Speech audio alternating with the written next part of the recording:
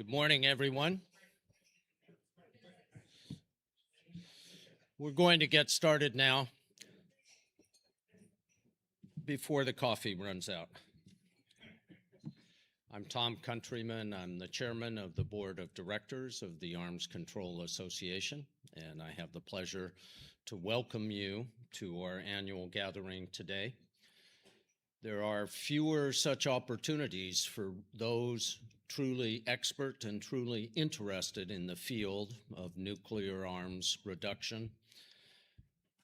Fewer opportunities for us to gather, and we look forward to this time every year when we can get together with partners who believe in reducing that nuclear danger.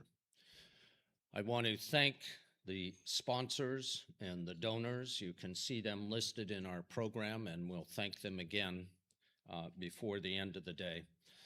I want to thank also the staff of the Arms Control Association under the passionate leadership of Daryl Kimball.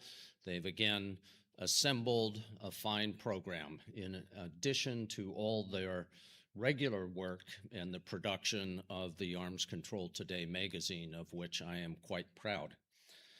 The hard part in putting together a program like this is not selecting prominent topics, it's making the hard choice to leave out some of the most important topics that we have at today.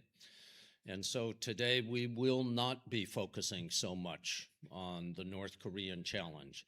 We won't be talking, except perhaps in passing, about the continued threat of biological and chemical weapons. We can't cover in too much depth the retreat by the U.S. from non-proliferation leadership in the nuclear cooperation agreements it is making with some partners of the United States. Leaving all of those out underlines that we meet today at a moment of continued peril for the United States and for the world. And so in the topics that we'll discuss today, we will underline both what that danger is and what some of the ideas for escaping the danger would be. We'll talk, starting in just a couple of minutes, about the just concluded review conference of the Nuclear Non-Proliferation Treaty.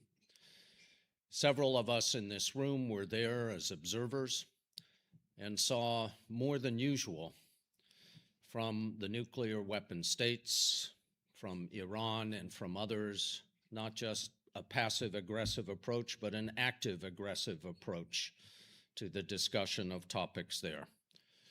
It was painful to watch states retreat from commitments they had previously made, including on the crucial issue of nuclear testing that we'll talk about today. And it was particularly painful for me as a former U.S. representative to these conferences to see the final United States statement virtually dismiss the importance of disarmament as a central goal of the treaty. We are at a time when ordinary dialogue among nuclear powers is at best stilted and virtually non-existent. Neither bilaterally, trilaterally, or quintilaterally are the states talking about how they will work together to implement the legal obligation to reduce nuclear weapons. We see a lot more boasting than we see dialogue. We see more threats than we see ideas.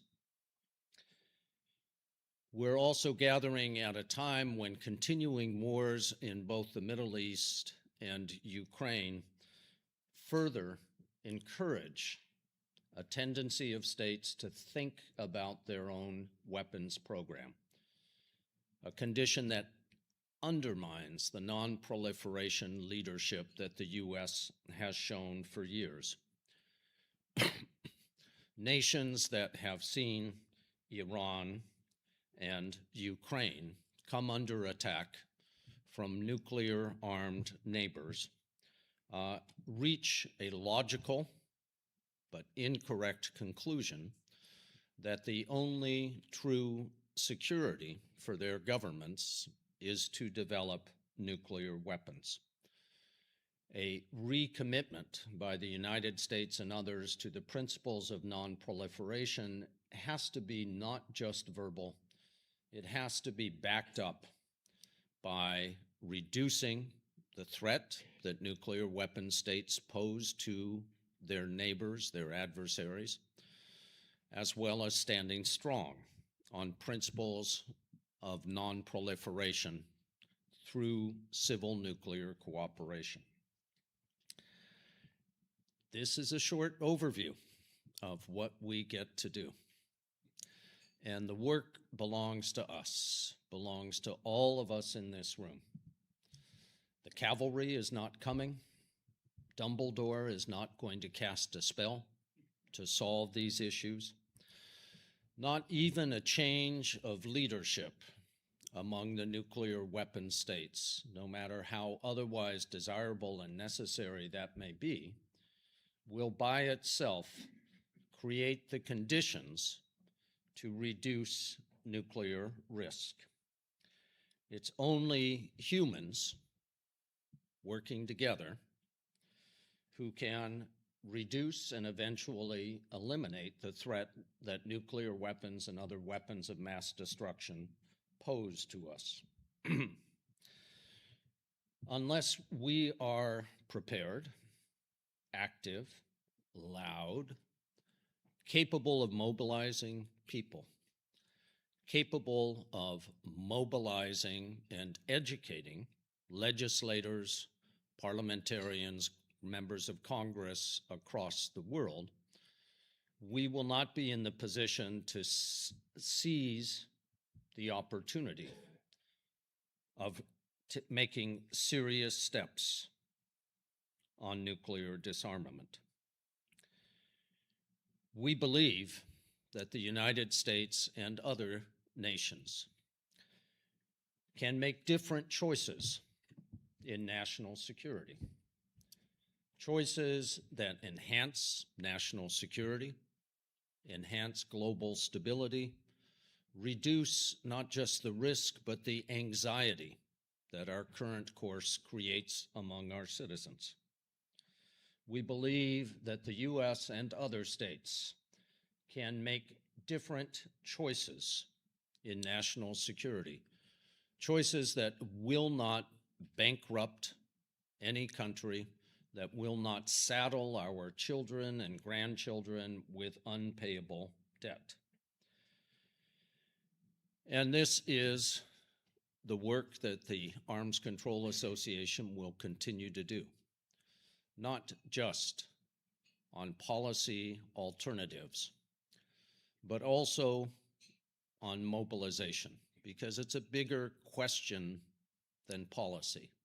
It is a question of consciousness, of being capable of making our peoples capable of asking the hard question, of demanding that our leaders reflect in their policy what a majority of the American people want, and a majority of the peoples in every country, and that is a reduction in nuclear spending, a reduction in nuclear arsenals.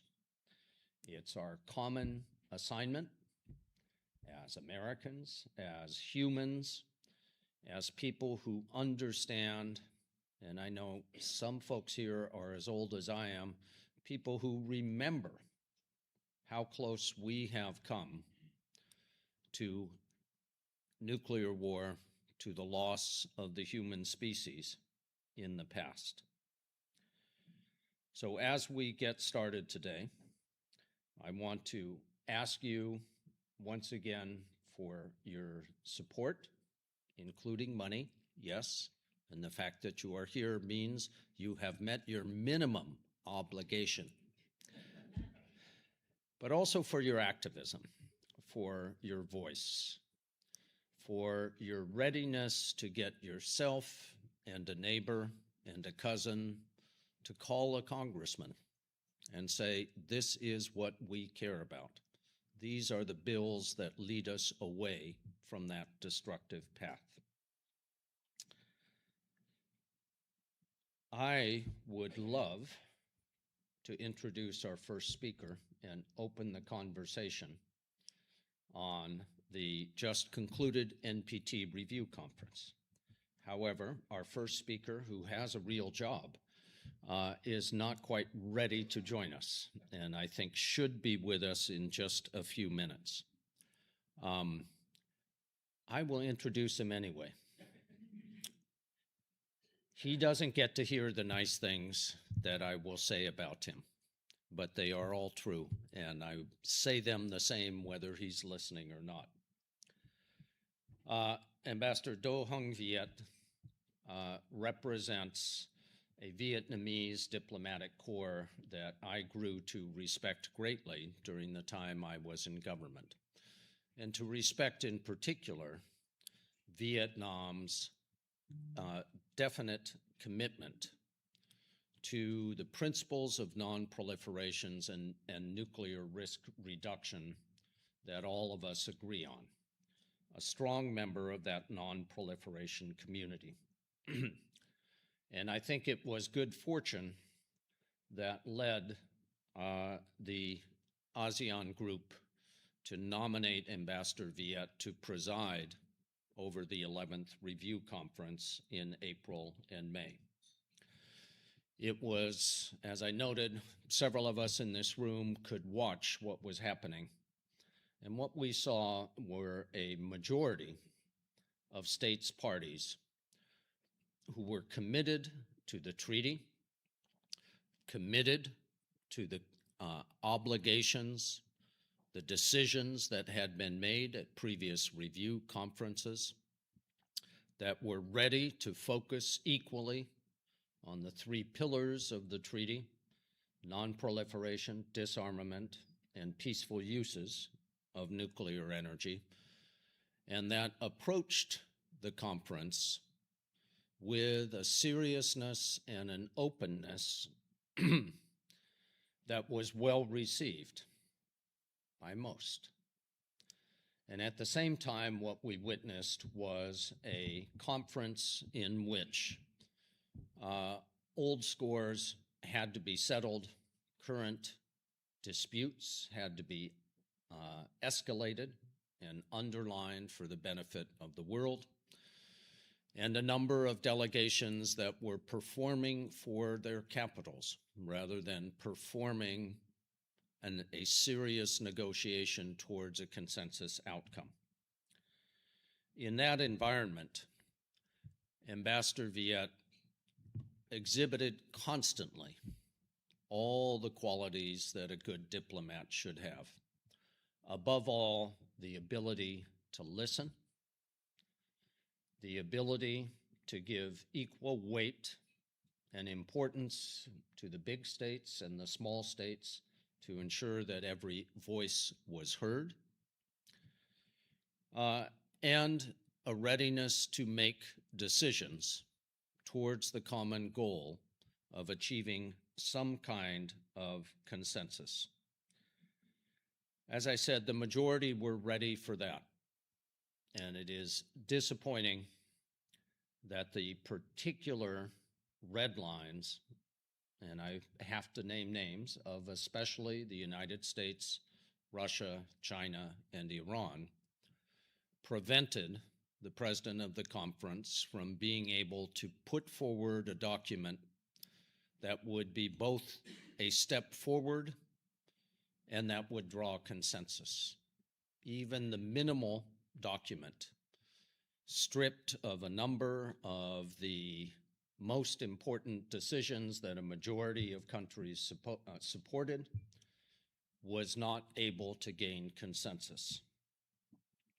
So when Ambassador Viet joins us, we've asked him to speak about his reflections from the conference. And this is not just about history, though all of us know that history awareness of history is important. It's about what we can learn at this moment to move us ahead, not just within the next review cycle of the NPT, but to move us ahead in the kind of discussion that we want to see among the nuclear powers. Ambassador Viet, after the conference, has already begun to speak clearly and publicly about what was almost achieved and why it should continue to motivate all of us, and in particular, why the 5 nuclear powers need to act on the commitments that they were almost ready to make 2 weeks ago. If you don't see his face, it means he's not quite ready. Daryl? Okay.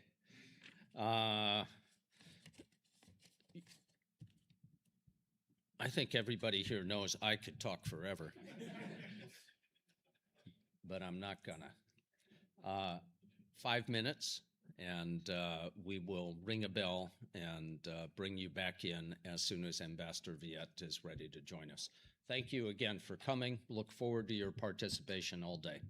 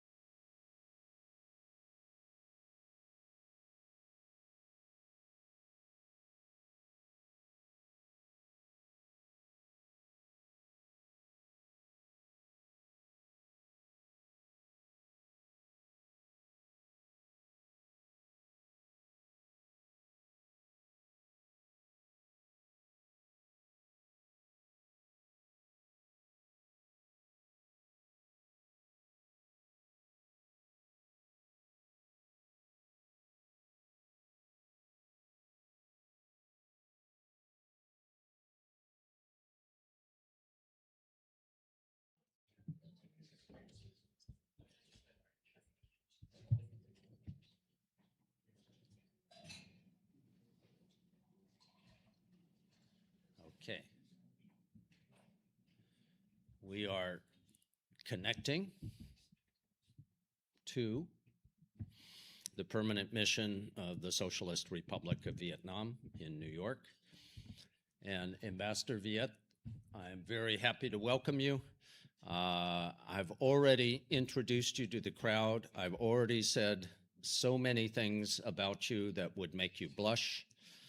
I want to just say one more time that those of us in attendance on the margins of the conference greatly admired your leadership, your patience, your commitment to multilateral diplomacy.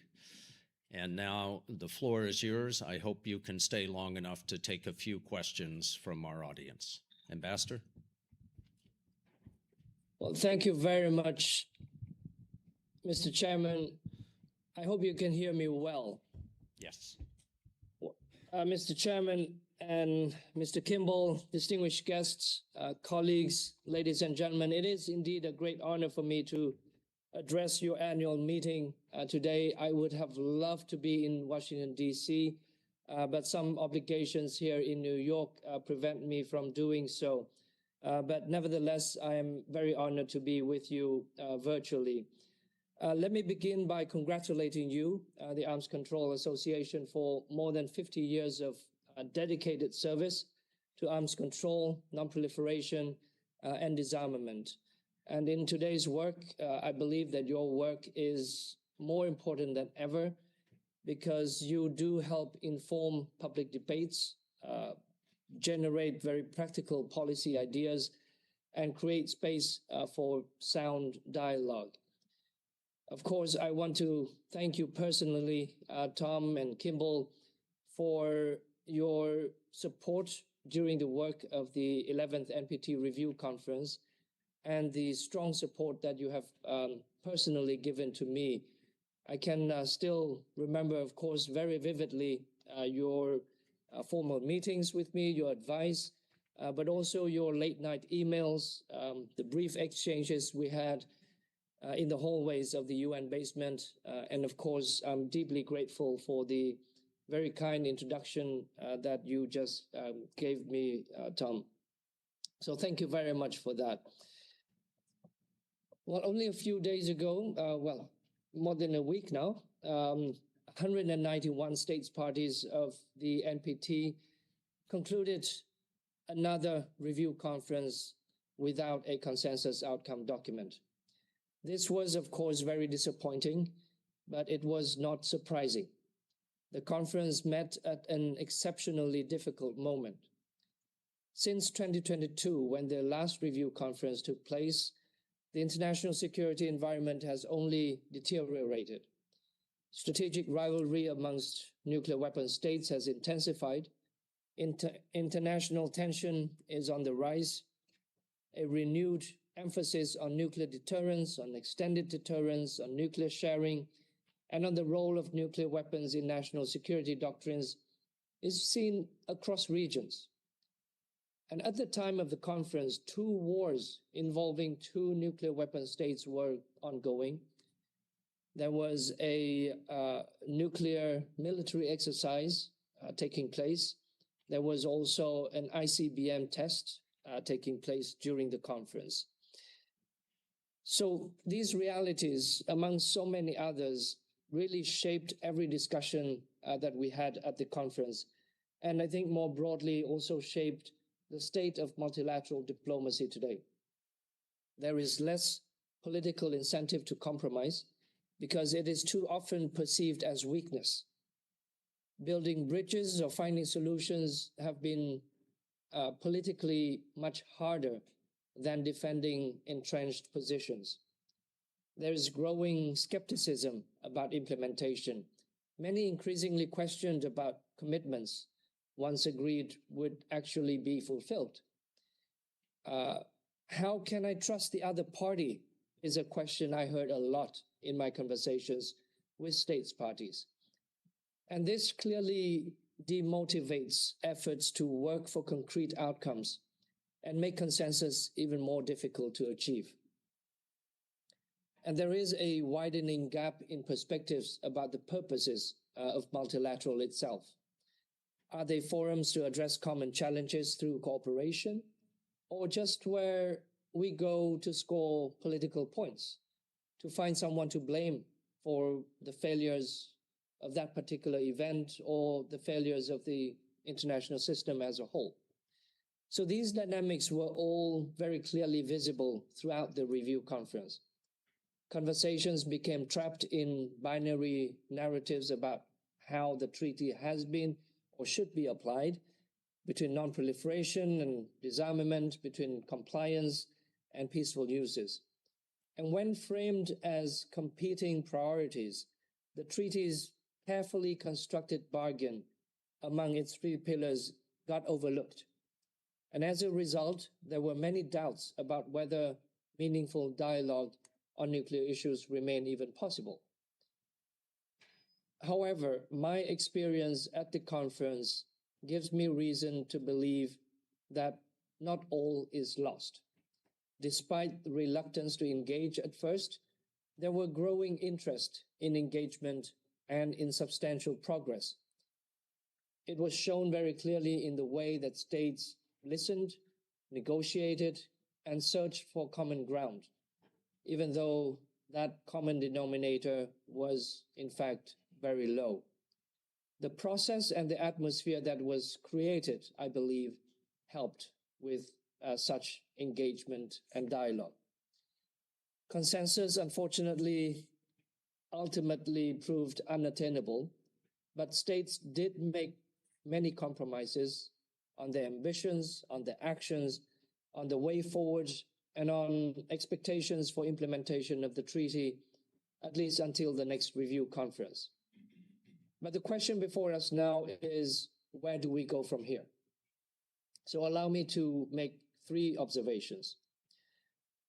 First, there is a need to broaden what we perceive as risks. When we talk about risk reduction, we often think of the immediate dangers of a nuclear confrontation, of escalation, miscalculation, misunderstanding, and, well, the use of nuclear weapons. But there is also another risk, a risk arising from the growing attractiveness of nuclear weapons, of nuclear deterrence in security policies. Deterrence is now being viewed as the foundation of security by many states. Extended deterrence is somehow seen as quote-unquote positive contribution to non-proliferation. And as a result, we are witnessing renewed debates about the role of nuclear weapons and nuclear sharing, and growing pressure on long-standing norms of the NPT itself. And this trend carries consequences far beyond any single crisis.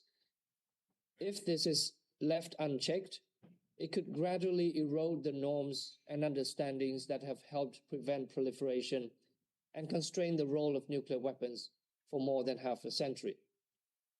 And if the review process becomes unable to respond to the changing security environment, we risk a gradual erosion of understanding.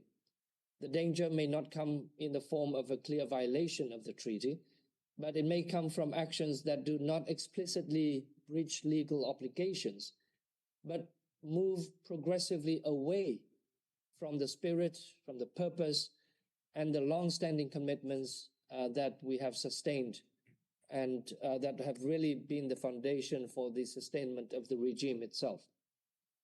So reducing risks, in my view, is not only about focusing on specific measures to prevent nuclear war. It is also about preserving the foundations of the international nuclear order. And from this perspective, risk reduction is married very closely to the progress that we can make in disarmament. Now, second, we must build on the common ground that still exists. One important lesson that I have learned from the review conference is that common ground has narrowed, but has remained. There was broad recognition of the value of the NPT as the cornerstone for peace, security, and development. States continue to see the need for balanced implementation across the three pillars. There was continued support for the central role of the IAEA safeguards for promoting the peaceful use of nuclear energy. The negotiations came remarkably close to reaffirming several core principles that has served the international community well for decades, including the commitments made in 1995, in 2000, and 2010.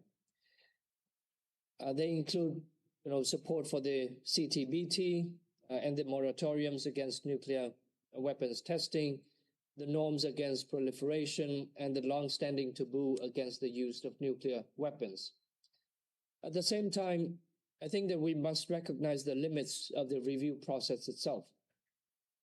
Cases of non-compliance undoubtedly damage the credibility of the treaty, but so too does stagnation in the review process. Our challenge is therefore to try and navigate this dilemma between strengthening compliance with the treaty while ensuring that the review process remains capable of addressing new realities and preserving the relevance of the NPT itself in this changing nuclear order. Meeting that challenge will require fresh thinking, especially on how we address regional issues that will involve 2, 3, 4, or many parties of the treaty that will and has ultimately prevented consensus from being achieved, at least in the 3 most recent review conferences. And also, it will require sustained engagement over the next 5 years. Now, the third and last point, we must sustain dialogue amongst the nuclear weapon states. Like it or not, the N5 dynamics have always shaped the NPT process. Throughout the review conference, we witnessed significant disagreements among the N5, but in many ways, they were also aligned. One was their shared reluctance to accept any proposals that, the vast majority of non-nuclear weapon states regarded as their priorities, including on the implementation of past commitments or on the humanitarian consequences of nuclear weapons. Of course, also on how to implement Article 6 commitments, the actions of 2000 and the action plan of 2010. Another more subtle area of convergence was the growing emphasis on nuclear risk reduction and a genuine interest in defining how the N5 might engage with one another moving forward. This presents both a challenge and an opportunity.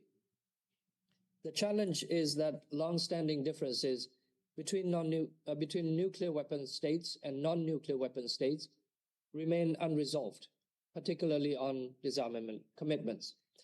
But the opportunity is that amid very heightened strategic competition, there are signs of a renewed rapprochement. At a time when the risk of nuclear confrontation is higher than at any point in the recent decades, this should not be overlooked. And understanding this reality is essential if we are to identify where progress remains politically possible in the few years ahead. We must tap into this dynamics that foster sustained communication, greater understanding of intentions, and practical mechanisms to reduce risks and prevent escalation during crises. At the same time, engagement amongst the N5 should be accompanied by greater transparency and dialogue with a broader international community on nuclear policies, doctrines, and their commitments within the NPT framework. I know that these are very, very modest, but at the same time, they are very important understandings that emerged from the review conference process this time. They should be nurtured with patience, with realism, and with care. Not because the international community should lower our expectations of the nuclear weapon states, but because sustained dialogue remains the indispensable foundations for any future progress. Colleagues, ladies and gentlemen, a safer future will not emerge automatically. I refer to the theme chosen by the Arms Control Association this year, that we must forge cooperation today to shape the security environment that we will face in the next review cycle or at the next review conference in 2031. The NPT remains one of the most important tools available to us. It is facing significant challenge, but it continues to provide the framework through which states can manage differences, can reinforce norms, and pursue common security.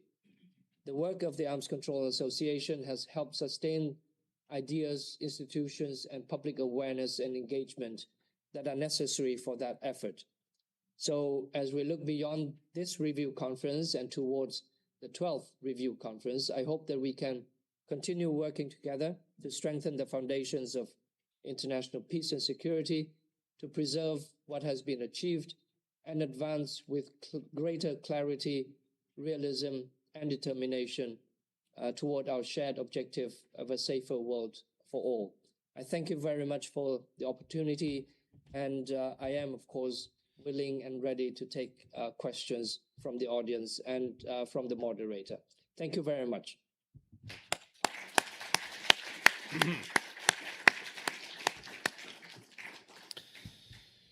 Thank you, Ambassador Viet. I'm going to take a question from Mark Goodman. Let me ask one question first, Mark. If you have a question, by the way, you can write it down on one of the pads and give it to our staff who will bring it up to me. Mr. Ambassador, at the conclusion of the previous conference in 2022, where it was Russia that ultimately blocked consensus, I still sensed in the room a great degree of optimism that a very good document had almost been adopted, and that there was at least a path forward. This year, you made, I think, the correct decision not to put any one country in the position of blocking consensus when no consensus was, in your judgment, impossible.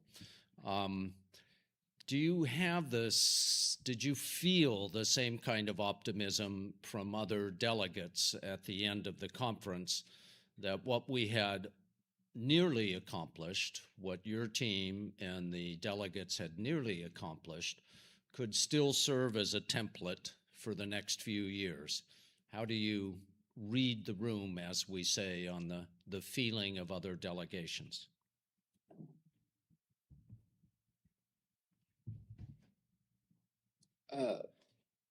Thank you, Tom. Thank you, Tom, for that question.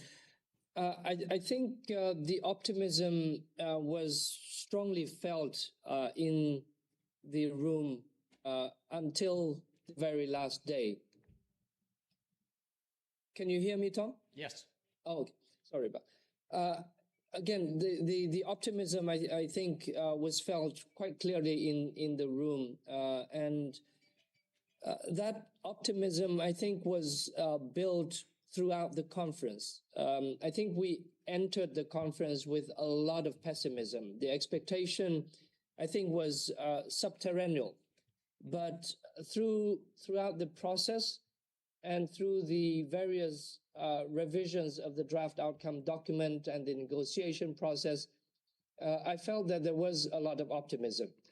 Now, I cannot say that there was a lot of happiness, in the sense that the document itself was seen to be diluted in terms of the commitments, especially when it comes to disarmament.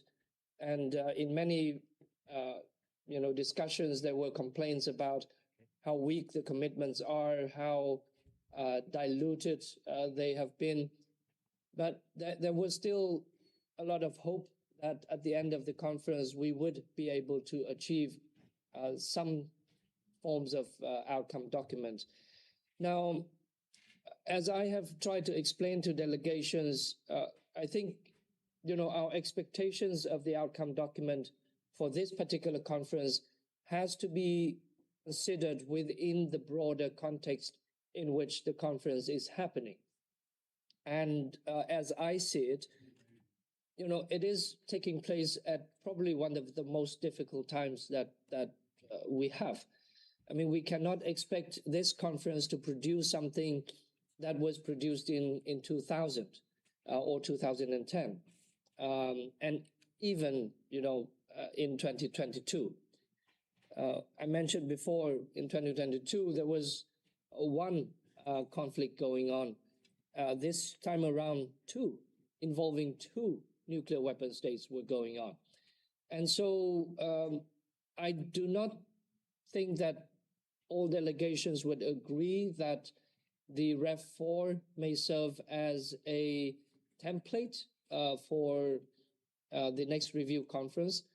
But I think that parts of it, especially where there was agreement that the P5, the N5, would engage in substantive or substantial discussions to ease tension, to build confidence, to discuss risk reduction measures, which would lead ultimately to arms control discussions, as well as their commitment to present reports and engage in interactive dialogues at the next review cycle, should be seen in this context as some good progress that we should build on, not at the next review conference, but I think starting from today, as we speak.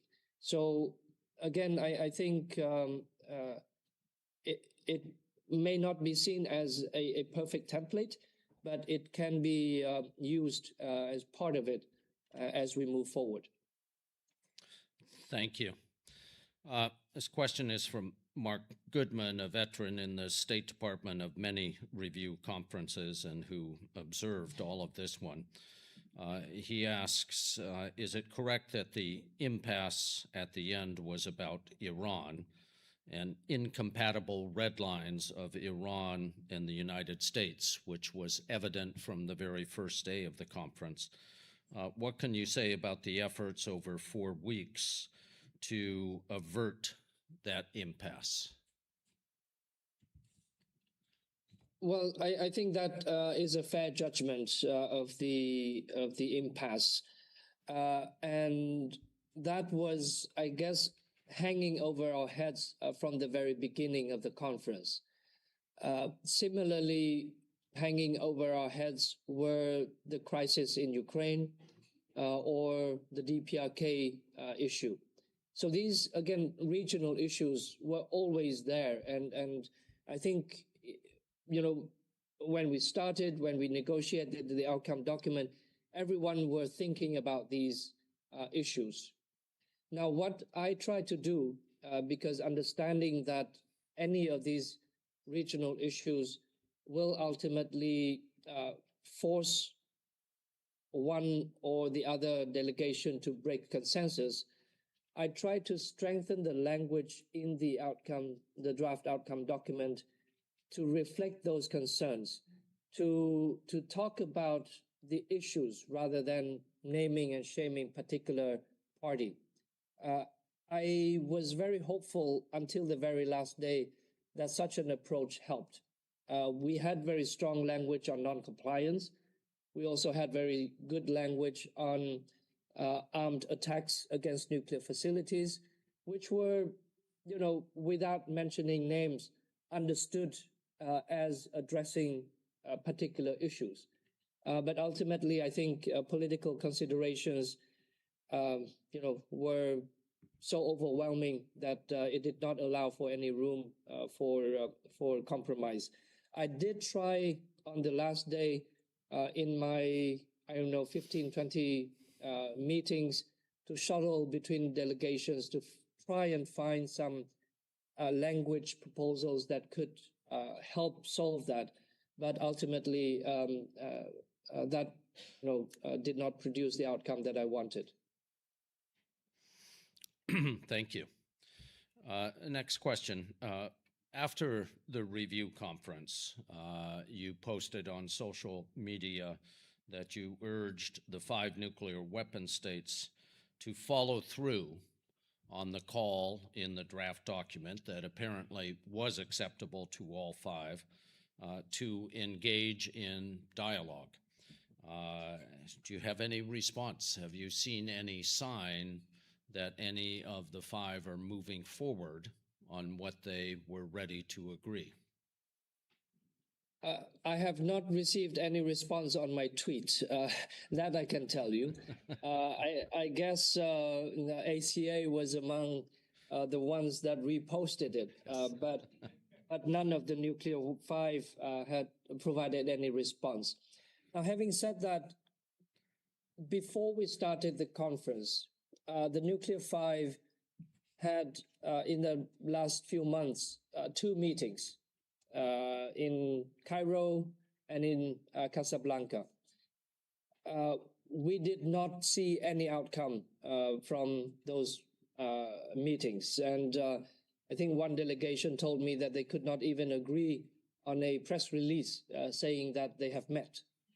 So that was the kind of divide that they were faced with. Now, at the review conference itself, they met at least 4 times and had hours and hours of discussions and engaged with the draft outcome document that I proposed.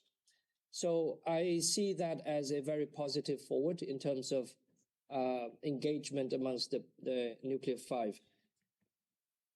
I understand from my conversations that the N5 will continue to have these discussions.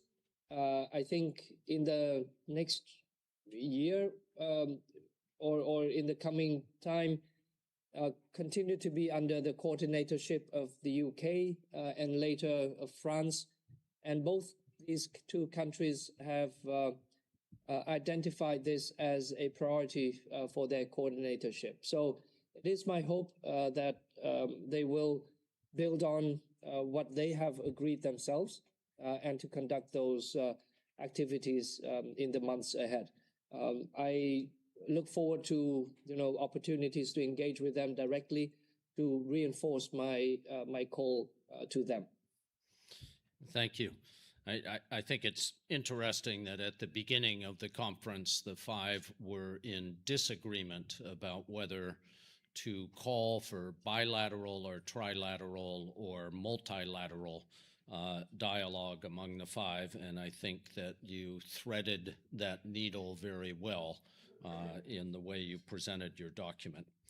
One more question, and then we will thank you and let you get back to your work.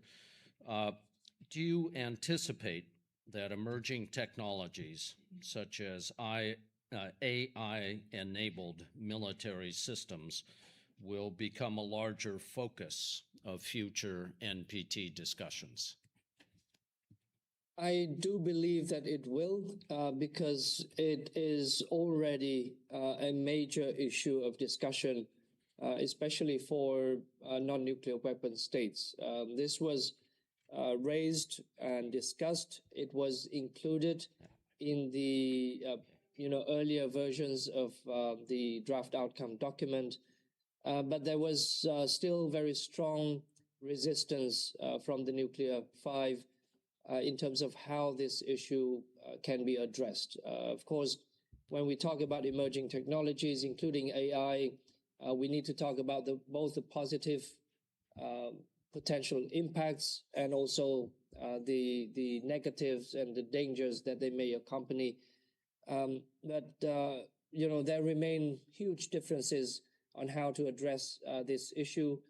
But I do believe that it has become and it will continue to be a major issue for discussion to make sure that there is substantive and essential human control over the process of maintenance of decision making when it involves nuclear weapons. Thank you. I know I said that was the last question, but I lied. I have one more that I've received from our audience that I think is worth a quick discussion. The Arms Control Association 2 years ago published a paper on how a summit process among nuclear weapon states could help to change the dynamic in negotiations. So I wanted to ask you, do you think a summit among the leaders of the 5 nuclear weapon states might contribute to the success of the next review conference and perhaps kickstart meaningful negotiations on disarmament? I think what the nuclear weapon states had been able to do at the recent review conference was quite positive, in the sense that they could come to agreement on very specific actions that they will take in the near future. A summit, in my view, would be useful for that purpose. Of course, as I sometimes, well, many times, jokingly say, when the elephants fight, the ants and the grass would be, stumbled upon. But when the elephants make love, the same may happen.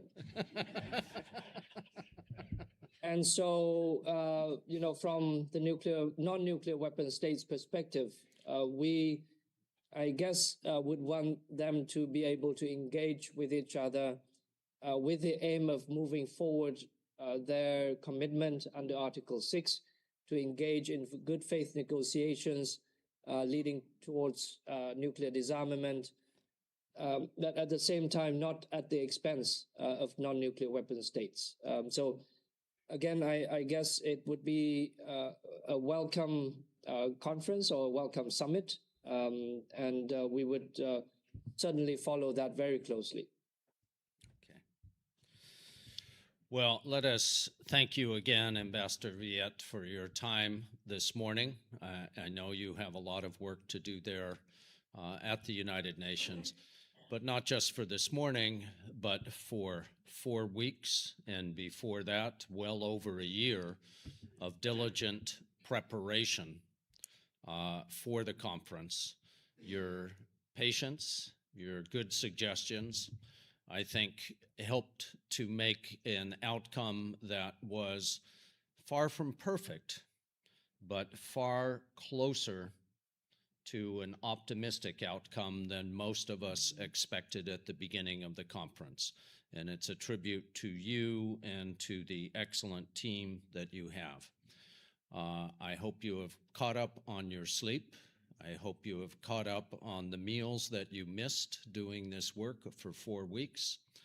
And I very much want to thank you for becoming a new, prominent, and vocal advocate for the hard work of nuclear arms reduction. Thank you. Thank you very much. Thank you, Tom, for the opportunity.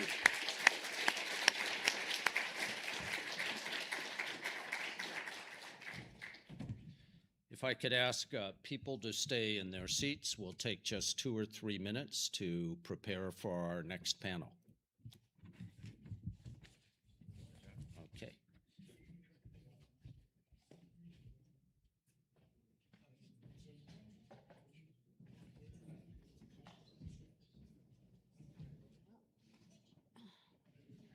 Yeah, it's bright. I can't see. Yeah, it's bright. Can't see a goddamn thing. All right. Recording stopped. Oh, that was really. Recording stopped.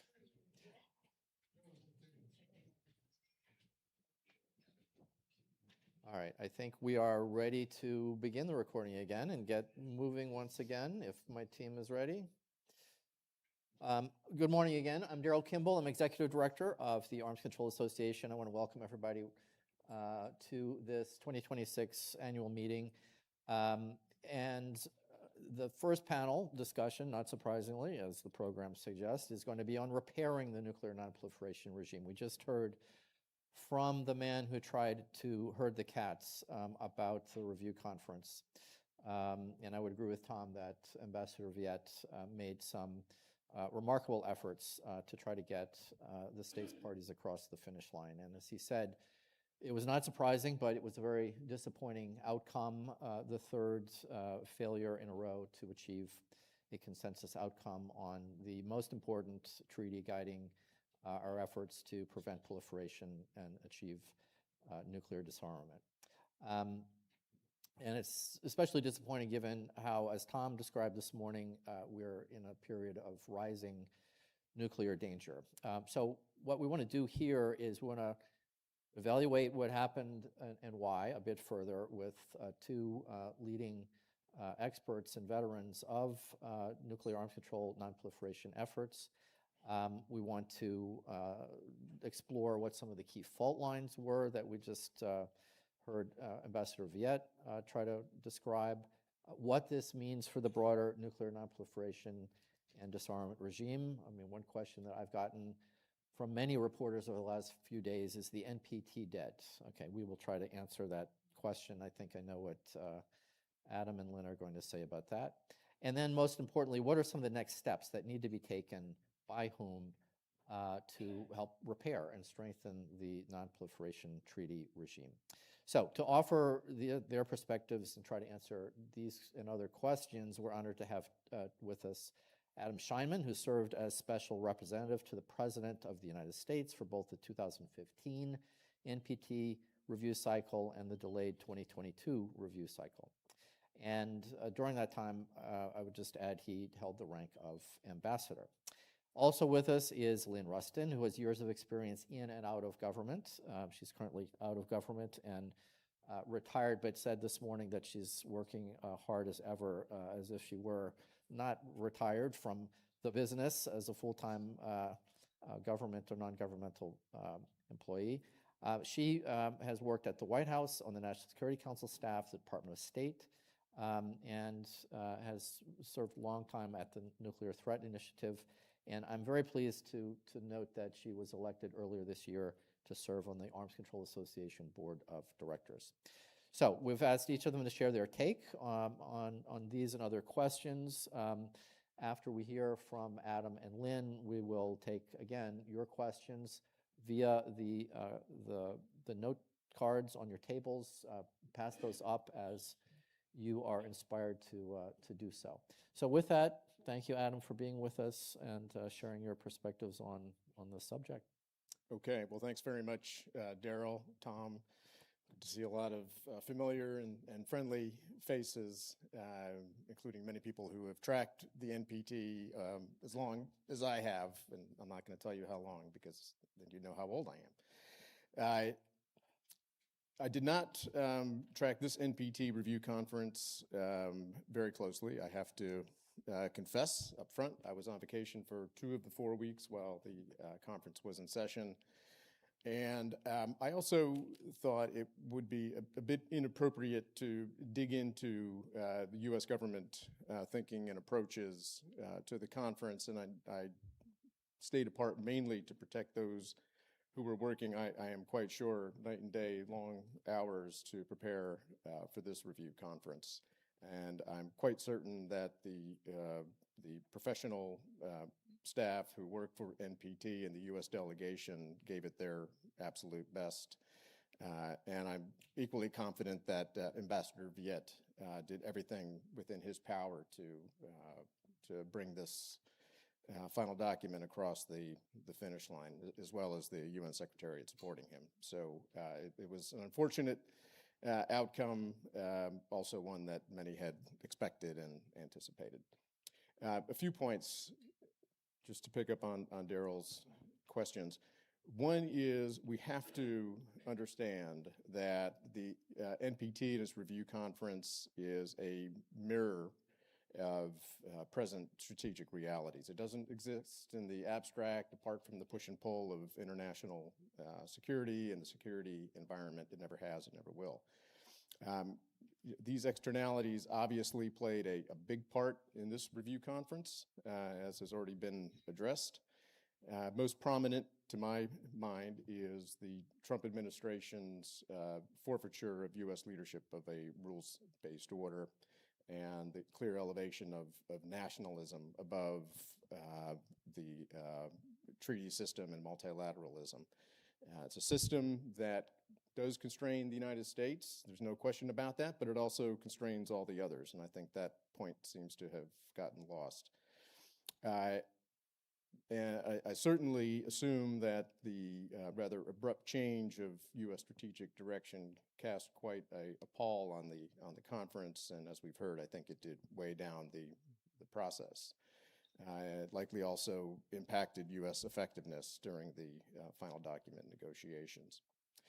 Uh, Not solely an issue of the U.S. Approach to the treaty and these issues, as we've heard. Obviously, the fact of two nuclear weapon states at war with two NPT non-nuclear weapon states at the time of this review conference. China's nuclear buildup for purposes that it still hasn't explained adequately. North Korea's continuing build out. All of these factors stress NPT goals. But I think maybe it's because we're parochial as former American officials. The United States has provided a source of stability within the NPT for its entire half century or more existence, with arms control and nonproliferation firmly rooted in U.S. strategic culture. And it's just not obvious to me that that remains today. And that is a major problem for the NPT and I think for the global system. Second general point, in terms of the treaty's internal dimension, I think we all understand that the process that we have is not ideal, but it's also not a reason for conferences to fail. There's much brinksmanship in NPT review conference negotiations. We had evidence of that in this case, and it's been part of the NPT process forever. I see Susan Burke sitting in the back. She is also a long veteran of this and knows exactly what I mean. The process itself can be very opaque. We don't negotiate the final document in plenary. That would be an impossibility in terms of producing an agreed outcome document. Many find it satisfactory, but it can produce agreed outcomes. And it's not, frankly, surprising to me that this review conference came pretty close to achieving an agreed final document, despite the obvious barriers. Review conferences are very formalistic. They're not built for engagement and understanding. And one of the unfortunate casualties of this review conference was the lost opportunity to reshape the agenda in a small way, but with a big impact. If we had been able to agree to a system of interactive dialogue and discussion on national reports, I think that would have gone far to help build greater understanding. I had written a couple of things in the run-up to the review conference,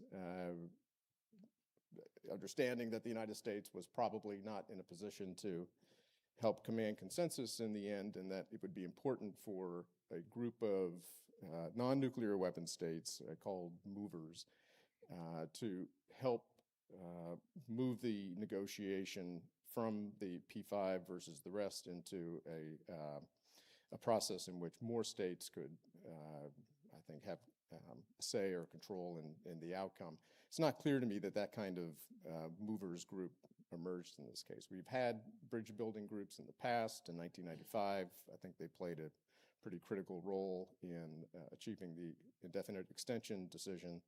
It would have been helpful to have a group like that present at this NPT. But those who were tracking the conference more closely than I could tell me whether there was an effort at that. Third point, where do we go from here?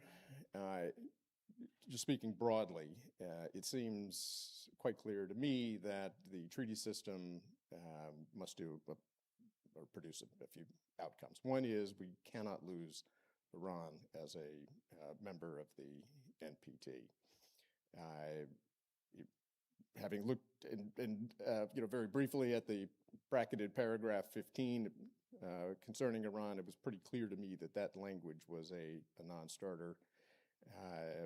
I suspect that the United States insisted on the final clause in that paragraph, which I think did help bring this review conference down.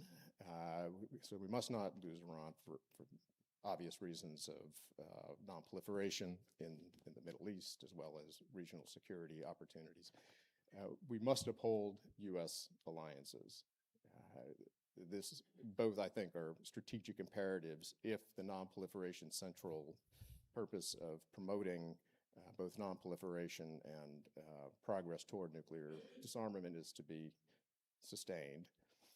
We must find a way to align arms control and geopolitics.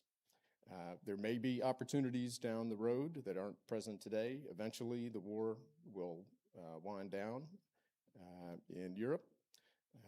I suspect there will have to be a look at new regional security arrangements, and those arrangements will necessarily include arms control objectives. So there is a thin reed of possibility down the road. In the Middle East, if a regional war is to be avoided, it's not clear that it will be, but it seems to be moving toward a negotiated outcome. That may also turn up opportunities for arms control and regional security arrangements in a critical region. So I think we ought to be thinking about how to bring arms control into international politics, and I hope the administration is at least thinking along those lines. Most important for the NPT, I think we have to recognize that nuclear deterrence and nuclear arms control are not in balance. Not for the United States, certainly not for Russia and China. I don't know that the U.S. created this problem, but here we are. We will have to work to correct that imbalance, even in a challenging security context. Now, I'm going to assume that Lynn has some very particular ideas with respect to where we go on arms control, so I won't spend much time in that, but I would highlight the following. One, as a guideline, I hope this administration avoids what I'll call Trumpifying the issue and looking for a grand slam kind of approach or a big deal that likely has little chance of success in over the next few years. We understand that China's buildup is continuing, probably will continue, and it might be another 4 or 5 years until China reaches some point, whatever it is, of strategic sufficiency where it can think more seriously about engaging in arms control. But I think there are opportunities to do more with less. And we might look back to the example of the 1970s where the United States and others, well, particularly the Soviet Union, thought in terms of prevention of nuclear war. There was a prevention of nuclear war agreement that might be the basis for an update and adding some actions along those lines, including those that were included in the final document, both in the draft 2022 final document as well as the 2026 document, looking at issues with respect to risk reduction, strategic risk reduction, confidence building, transparency, dialogues, and agreements that might help constrain actions that could trigger an unintended war. There is, I think, an opportunity if the N5 can get back to discussion for taking a closer look at interim limits. The SALT I agreement, for example, was a 5-year deal. It really just set the table for something else down the road. Maybe that's a model, at least for the United States and Russia as well as China. Ultimately, there has to be a mechanism to bring North Korea into discussions on limits, as well as India, Pakistan, and Israel, because this is not simply a challenge for the 5 acknowledged nuclear weapon states. So there are prospects, I think, for partial steps, assuming there's political will to move ahead. So I'll stop there and look forward to the questions and hearing from Lynn. All right. Thank you, Adam, very much. Lynn, on to you, please. Okay. Well, thank you. Thanks to you and Tom for including me on the panel and on the board as well. And it's great to see so many friends and colleagues out there, although I actually can't see you at the moment because the lights are really bright. And people who have a shared belief and understanding that arms control and diplomacy have important roles to play in our overall national security policy. I worked for a senator once who frequently would say about Senate debates, everything has been said, but not everyone has said it yet. And I fear that my comments might fall into that category between the really insightful and candid, I thought, assessment of Ambassador Viet on what his experience was, and Adam as well, and Tom's comments. I think a lot of the points I'm about to make have been made, but I will make them, and hopefully a couple of new ones. But in terms of, as everyone has said, why did the conference play out the way it did? And the answer is that it was an accurate reflection, unfortunately, of the geopolitical realities of this time in history. There is a real lack of political will among key states, and especially the P5, to recognize and unite around what I think still are shared interests, including the NPT regime, and to prioritize diplomacy to advance those shared interests. There is plenty to go around for a lot of countries, but I'm a U.S. citizen. I am a veteran of both Republican and Democratic administrations, and so I have to say that I'm particularly saddened to see that U.S. leadership is so lacking in promoting what I believe is in our clear national security interest in terms of strengthening the NPT, upholding the norm against nuclear testing and the CTBT, and working to reduce the salient of nuclear weapons in U.S. national security policy and global policy. In terms of, the procedural, reasons for the outcomes, I didn't follow it either quite as closely as Daryl certainly did. I was up there for a week and participated in some events and got a flavor. But I think by all accounts, Ambassador Viet really did a heroic job of trying to achieve consensus on what would have been, in the end, a modest, least common denominator outcome document, but it still would have been useful. It's notable that basically the document fell apart over the Iran language, and that he was able to find compromise on a number of other important areas, or they simply decided to drop certain topics out of the document completely.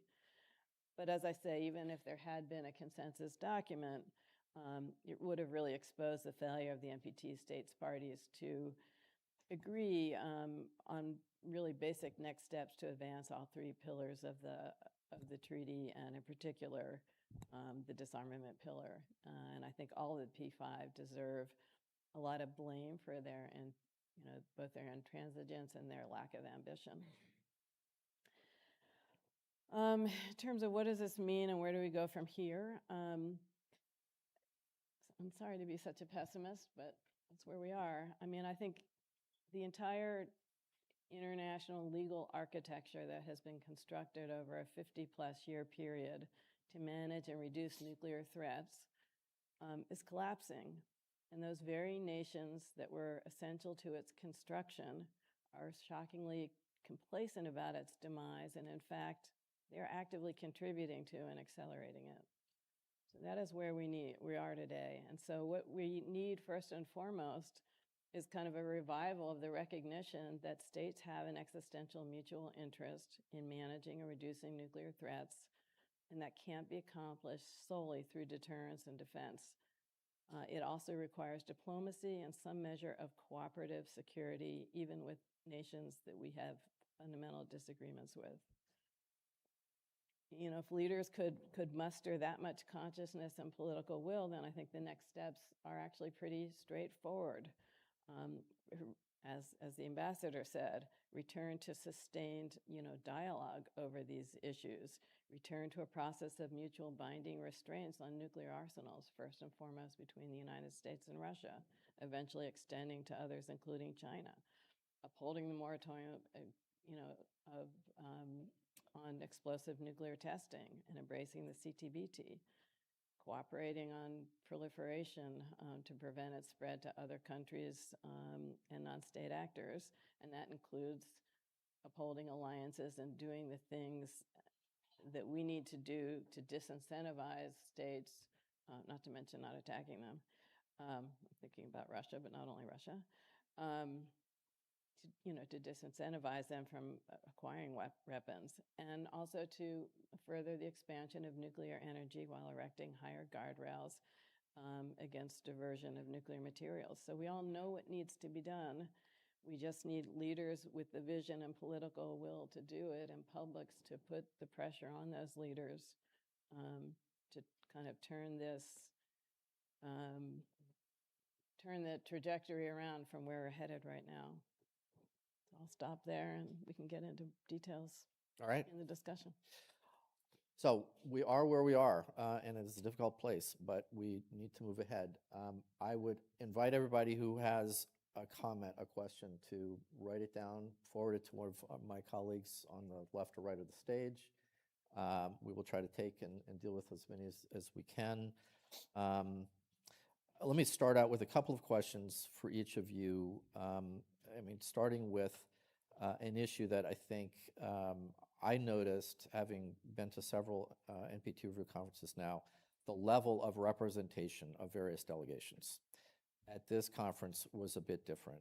I think there was but one nuclear five-state foreign minister. The French foreign minister spoke. In past years, especially those NPT review conferences when there has been breakthroughs, agreements, we have had U.S. representation from Secretary of State. I think in 2010 we had Secretary of State Clinton. We had Tony Blinken in 2022. John Kerry. Huh? John Kerry, 2015. John Kerry in 2015. Thank you for that. So, and the U.S. delegation, for instance, had a Senate-confirmed official leading the delegation. Now, there were very good people in the U.S. delegation, very capable professionals, as well as in other delegations. But so Adam and Lynn, what difference does this make in terms of how the government is focused on the subject, how it helps the delegation when there are issues that have to be resolved in the 11th hour? And what lessons can we learn for 2031 when the next review conference will happen? Yeah, well, thanks. It's a very good question, Daryl. I'd say the fact of engaging a Secretary of State or a foreign minister level individual to review conferences is somewhat unusual.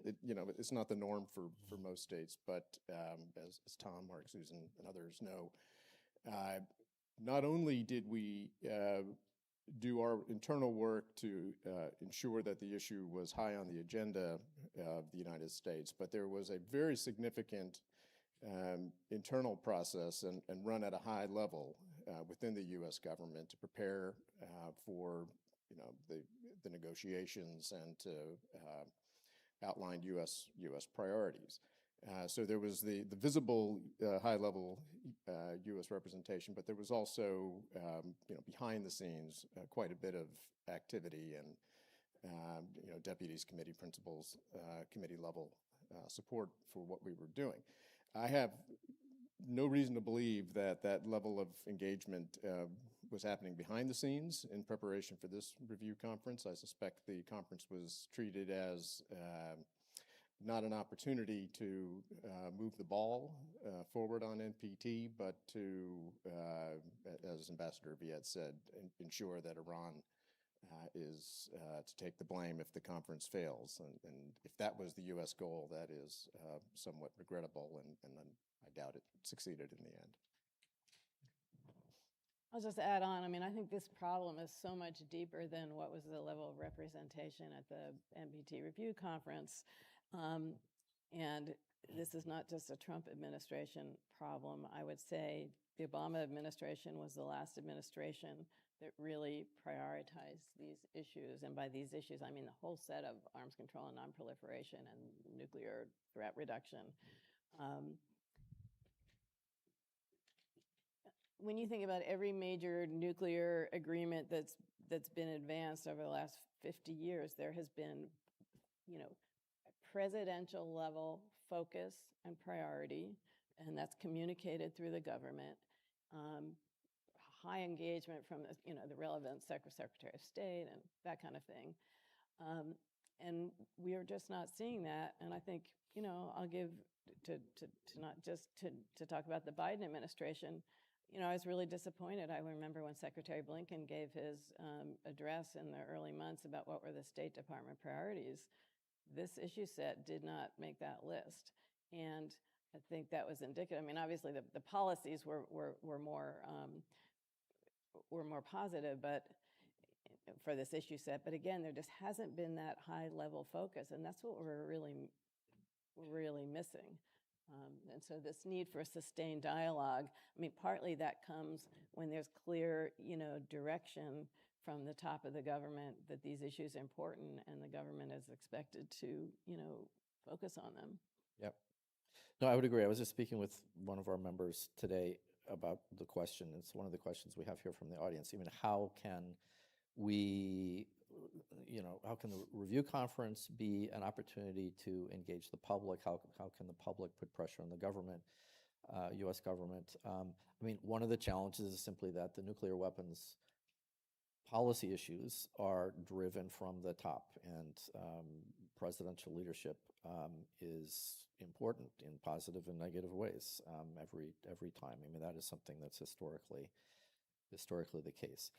Let me turn to a couple of questions we have from the audience. One is about how should NPT review conferences deal with regional issues. This was an issue that Ambassador Viet brought up as something that we need to kind of rethink with regard to future conferences. The last three have, arguably not reached a consensus outcome because of regional issues. The Middle East zone in 2015, Russia's war in Ukraine in 2022, the U.S.-Israel-Iran war this time around. So, I mean, the question for both of you as practitioners, I mean, can conflicts that, yes, touch upon NPT issues but are essentially bilateral be resolved in a multilateral context? I mean, how else can the review conference be engineered, or how can states behave a little differently so as to note the importance of compliance with treaty obligations, but to avoid that kind of name calling that has, brought down at least the last couple of conferences, I would argue. I mean, what techniques could be used? What procedural adjustments or what attitudinal adjustments do states parties need to make to avoid similar problems in the future? Well, it's a tough question, and it's tough because I can't think of a lot that an NPT review conference and the NPT review process can do to address regional security and proliferation problems. The issue in the Middle East is one that Israel and the Arab states and Iran will have to manage when they're ready to manage it. Protestations from an NPT review, hortatory language, frankly, will have no effect. I mean, I wish it were different, but that's the fact. And it's true in South Asia, it's true in Northeast Asia with respect to North Korea. And I think we've understood this for years and years. And it was for that reason that the United States, even back in the mid-1990s, pushed CTBT and Fissile Material Cutoff Treaty, and of course engaged in negotiations with North Korea a couple of times. It was out of recognition, but that the best way to bring a global approach to regional problems would be through those specific agreements. India, Pakistan, Israel, North Korea now out of the treaty. There's little responsibility they feel toward the NPT, and I think we have to look for solutions outside of the treaty. That was the case 30 years ago, and I think it remains the case today. Any thoughts? I have nothing to add. I mean, I would just note that I think Ambassador Viet's strategy at this meeting was admirable. Tom Countryman and I had some discussions with him ahead of time. He clearly executed this philosophy. He wanted to focus states on the principles and the obligations they have rather than adding paragraphs to the conference, final conference document that named countries, because that's a sure bet. So, but not all states parties were on board that strategy, obviously. So that's one observation.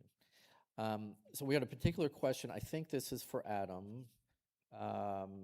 In 2022, you said, according to the person asking this question, that Russia had an enduring interest in not seeing any new nuclear weapon states.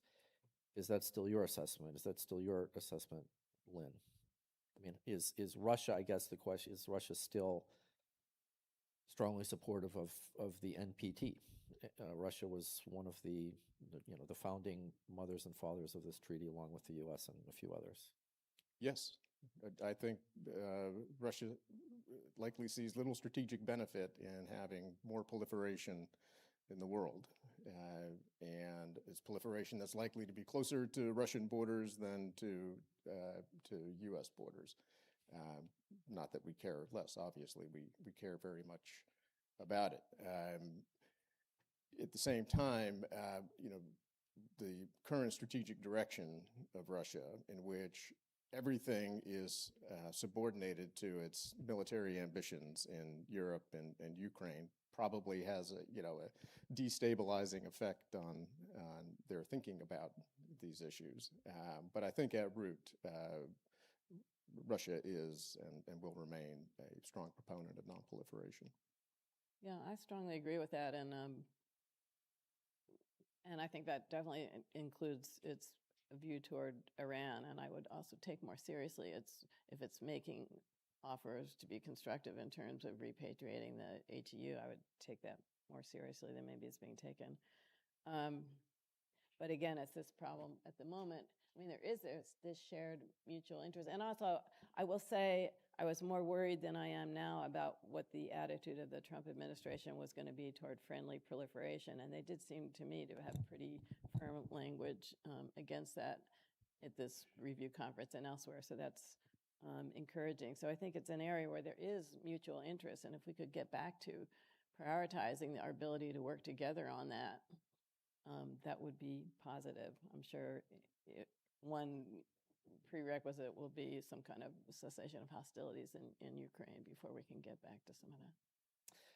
One of the other questions, or actually several of the questions we have, relate to Article 6 and what this conference tells us about the nuclear weapon states parties' commitment to the Article 6 obligations, which, for those of you who don't remember, in Article 6, it is to engage in good faith negotiations to end the arms race and on disarmament and on general and complete disarmament. So, I mean, we heard a question to Ambassador Viet about his urging of the Nuclear Five to follow through on the language in the paragraphs in the final conference document that called upon them to engage in dialogue on risk reduction. Before that was concluded, at the conference, we heard the United States state that it had proposed strategic stability talks with the Nuclear Five. We heard China and Russia call upon the United States to follow through or to meet President Putin's proposal to respect New START limits. It seemed to me that there were some different approaches on Article 6, though all recognize it exists. But what is your take on where the conference document landed and where the five might be able to move forward with dialogue or negotiations? And let me just note, we will have some more extensive discussion with this topic in our third and final panel today. But Adam, your thoughts, Lynn, your thoughts on how the P5 handled their the pressure to follow through on Article 6. Yeah,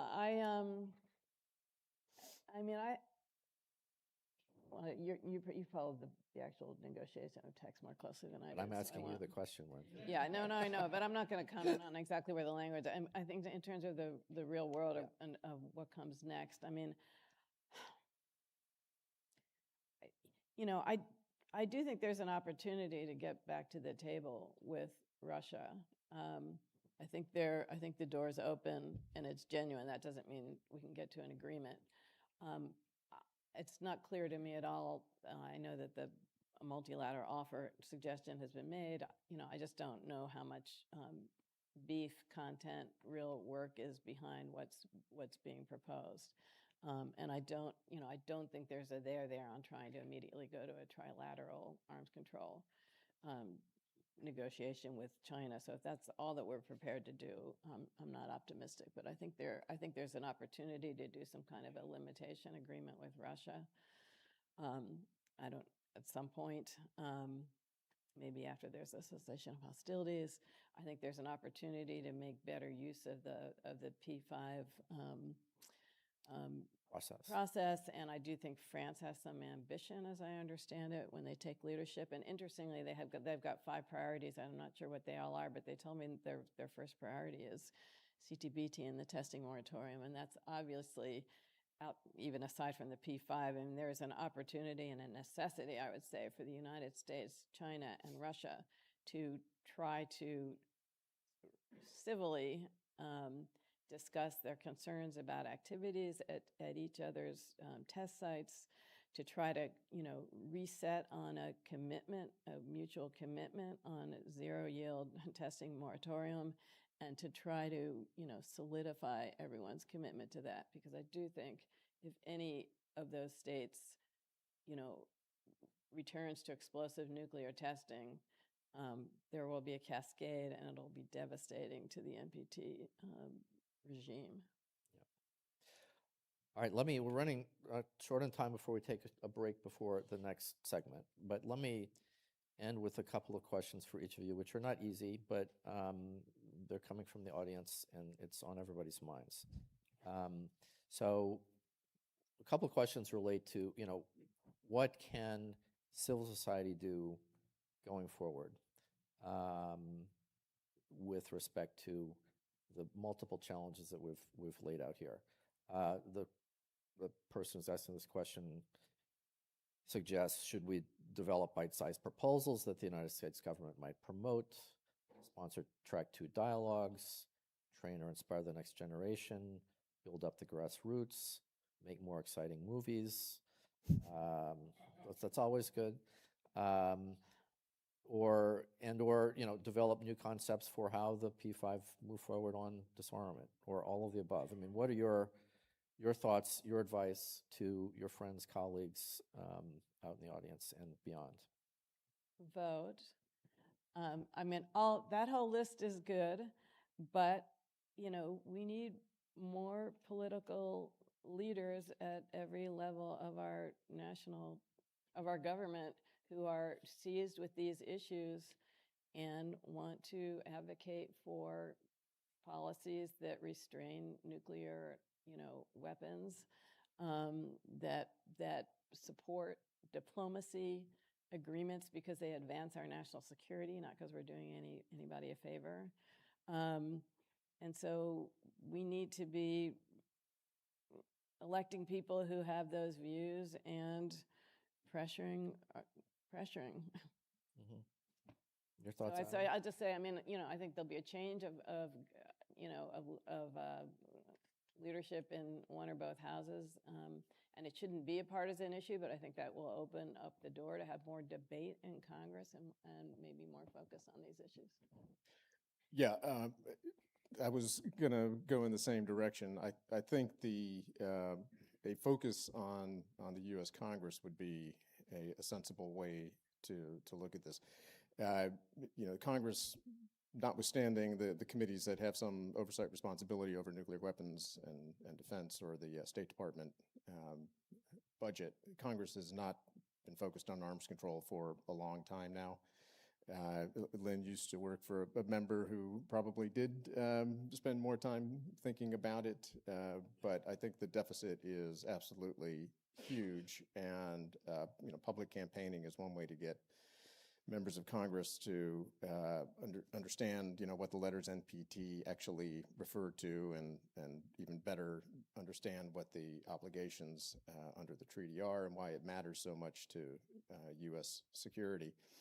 And then just to tie back, Daryl, to your previous question about advancing Article 6, there there's a tendency to treat Article 6 in terms, particularly when we're talking about public advocacy, thinking about Article 6 in terms of the final achievement of nuclear disarmament and less so about the stricture on avoiding and ending nuclear arms racing.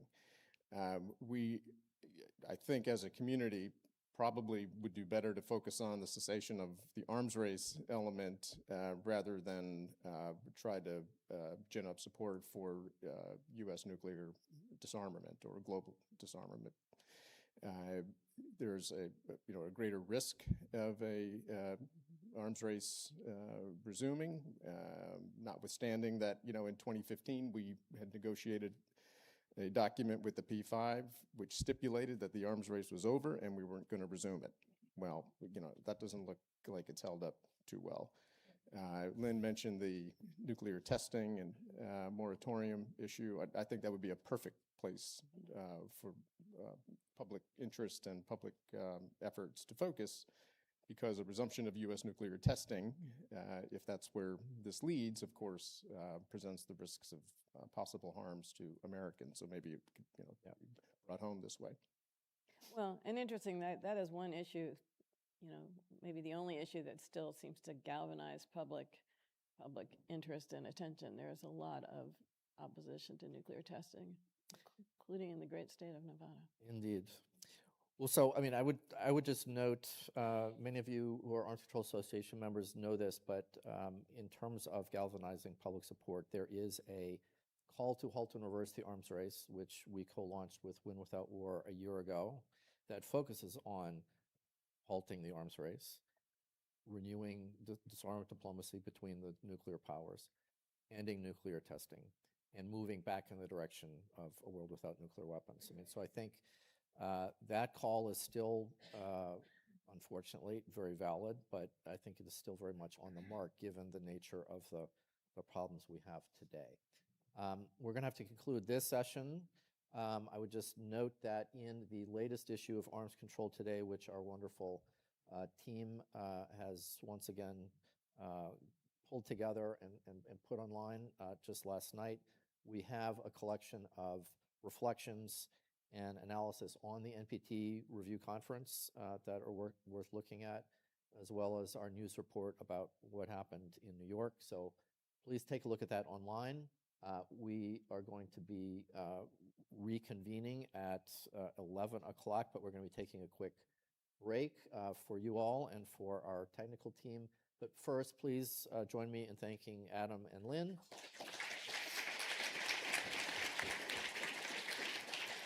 And we will be back at 11 o'clock. Thank you.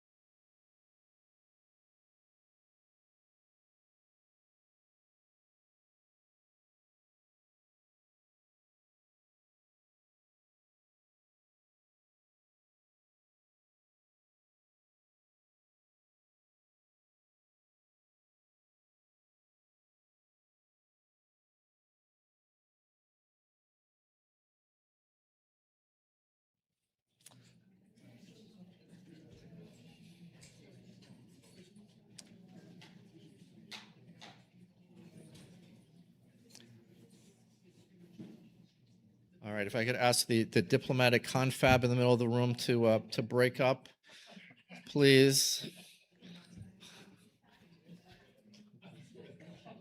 All right. They're not going to solve the NPT puzzle in the next few minutes, I'll tell you that much. Welcome back to the Arms Control Association 2026 annual meeting. We're going to resume in just a couple minutes with special remarks from the Executive Secretary of the Comprehensive Test Ban Treaty Organization in Vienna. But first, let me give a little introduction for Dr. Floyd and the CTBTO. As you heard earlier this morning, the 1996 Comprehensive Nuclear Test Ban Treaty and the global norm against nuclear test explosions it has helped establish was one of the central issues in play at the NPT Review Conference. And even though the CTBT and the International Monitoring System, the International Data Center in Vienna, are realities and have proven to be a major success, we can't take the CTBT or the de facto global nuclear test moratorium for granted. The treaty's entry into force remains stymied by the inaction of what I call the 9 holdout states, the states that must ratify to trigger formal entry into force. It's at risk due to the threat that President Trump made to renew nuclear testing on an equal basis in response to an alleged nuclear test explosion by China, the US government says took place 6 years ago. And the likelihood, as Lynn Rustin pointed out in the last panel, that any nuclear test explosions by any one of the 5 major nuclear states, particularly the United States, would trigger a chain reaction of nuclear testing by others. So for these and other reasons, we've invited Dr. Robert Floyd, the Executive Secretary of the CTBTO, to provide us with his perspectives on the occasion of the treaty's 30th anniversary, which will come up on September 24th of this year, the day the treaty was open for signature in New York, with President Bill Clinton being the first to sign.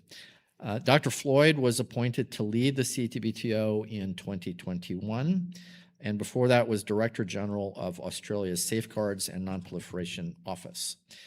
He originally planned to join us in person, as did Ambassador Viet, by the way, but was not able to do so because of scheduling conflicts. So we have a recording of his remarks to show you right now. And if I could ask my team to begin Dr. Floyd's comments, we will go with that. Dear friends, I'm pleased to be able to join you today, albeit by video, and you can guess how much Tom and Daryl really wanted me to be there in person.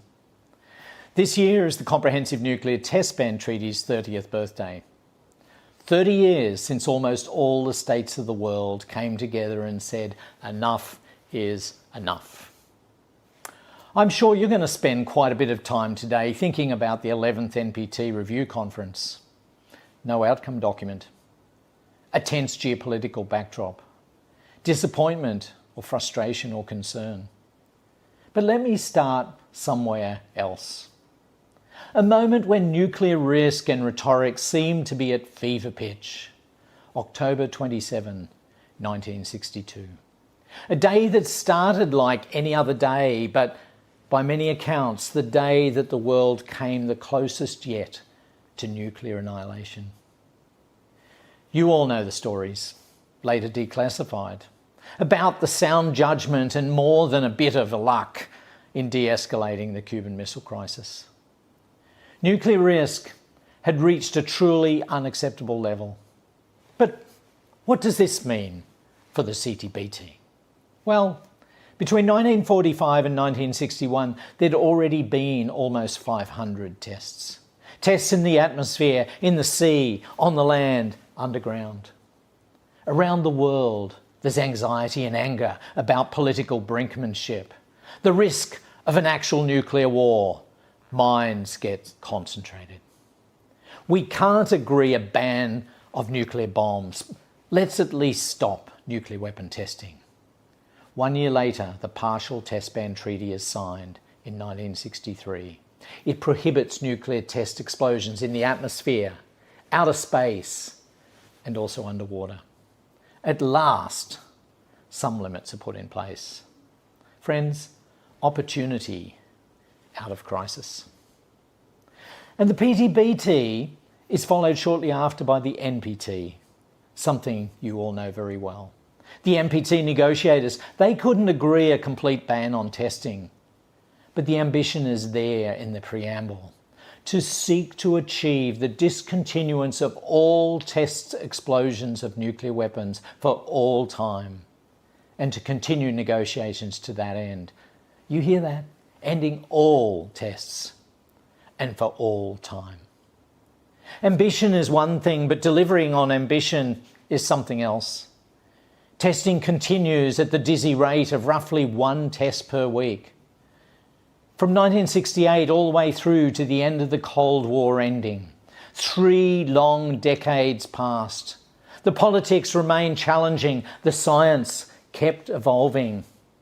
At last, in September of 1996, the international community agrees a comprehensive nuclear test ban treaty, the CTBT. An unprecedented example of science and technology helping to unlock political deadlock. So, why did it take so long to agree that comprehensive ban on testing? It comes down to something simple: trust. And the other side of trust, cheating. This tension has been there from the very start. How to tell the difference between a secret underground nuclear test in a remote part of the world and some sort of natural earth tremor? The answer eventually came from science. That's why at the heart of the CTBTO's work is the International Monitoring System and our International Data Centre with its impressive analytical capability. We all know quickly if and where a test has taken place.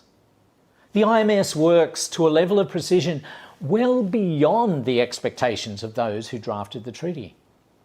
The original design goal, to detect a 1 kiloton explosion anywhere in the world. That's a blast just 1/15 the size of the Hiroshima bomb. Today, we can detect explosions down to as small as 0.5 kiloton anywhere on the face of the planet. AI, machine learning, will actually drive that threshold even lower. The great issue that we've grappled with since 1945 are as intractable as ever.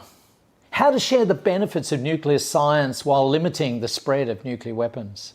How to move towards verifiable disarmament. How to build trust by squeezing out cheating. As the recent NPT review conference shows, there's no easy answers to these questions. But of course, that outcome doesn't diminish the important impact the NPT has on a daily basis. Access to nuclear applications and energy and security through safeguards. Now, I was at the review conference during the first week, and I was heartened to hear the strong messages of support for the CTBT, the CTBTO, by the states and non-government experts that were gathered. It was clear there is strong support for the CTBT's practical contribution to global peace and security. But it's also obvious that today, all this isn't enough. The world faces dangerous challenges on a scale not seen in decades. These are uncertain times. Recent events in Iran and neighbouring countries, expired arms control treaties, threats of a new arms race, uncertainty even about nuclear testing. You've heard the allegations. You've heard the robust denials, leading to questions about the CTBTO's international monitoring system. Did it detect anything? Can the CTBTO determine what happened? And if not, what's the value of this treaty? It started an important discussion about the future, and that is a good thing. And let me assure you, as I said in my last public statement, the IMS did detect seismic activity on the 22nd of June 2020 at 09:18 Universal Time. It did detect that. But this activity was so small that IMS seismological data alone cannot determine its cause or origin. Was it natural? Was it an explosion? Was it a nuclear explosion? So, where do we go from here? It'll be no surprise that first and foremost, I look to entry into force. The fact is, the IMS network was never designed to detect very low-yield explosions. The treaty envisaged 3 other verification mechanisms available only after entry into force: confidence-building measures, consultation and clarification, and importantly, on-site inspection. Effective tools to address a scenario when one state accuses and the other denies. And while entry into force seems distant, we can look at interim steps, and I have a few ideas in this regard. Some can be pursued within the CTBTO with political support. Others make sense to pursue in a bilateral or a trilateral or maybe a pentilateral basis. But the key is to reduce uncertainty and to build trust. When I look back at the history of the CTBT, starting with the partial test ban treaty in 1963, I celebrate what has been achieved. Not because it was easy, but actually because it was hard. Born out of crisis and unacceptable uncertainty. So what can we do? Use the many new technological tools at our disposal to create new ways to deliver trust and transparency. And if we not acknowledge the challenge of detecting low-yield tests in the range of 0 to 500 tonnes, why not look for new ways to address this? Look to science and technology again to resolve the diplomatic challenges. In the CTBT's 30th anniversary year, I turn to you, non-governmental experts, officials from governments, international organisations, the media. We all have a part to play. And let's recognise the strong support expressed in New York.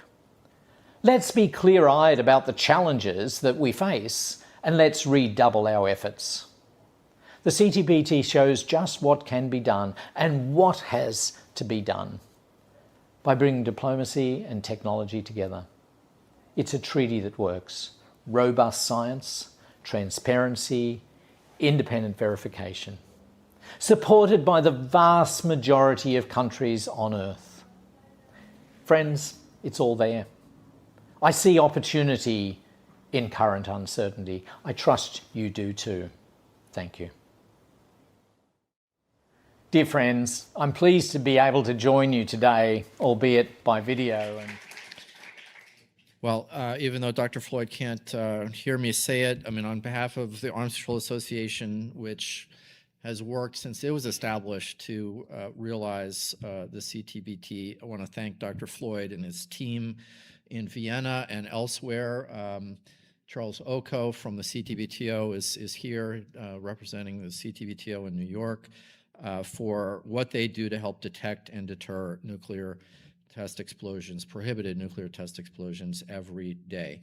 But as Rob Floyd said, we need to keep finding new ways to reinforce the CTBT, to build confidence in the regime. And one thing I would just note, following on to the discussion we had earlier this morning about the NPT Review Conference, we, the Arms Control Association, and other civil society representatives who spoke about the CTBT at the conference, look forward to helping advance an idea that was embraced by the United States, the UK, and France on technical discussions for voluntary confidence-building measures to ensure that ongoing activities at the former nuclear test sites in the United States, Russia, and China are indeed compliant with the Zero-Yield Comprehensive Test Ban Treaty.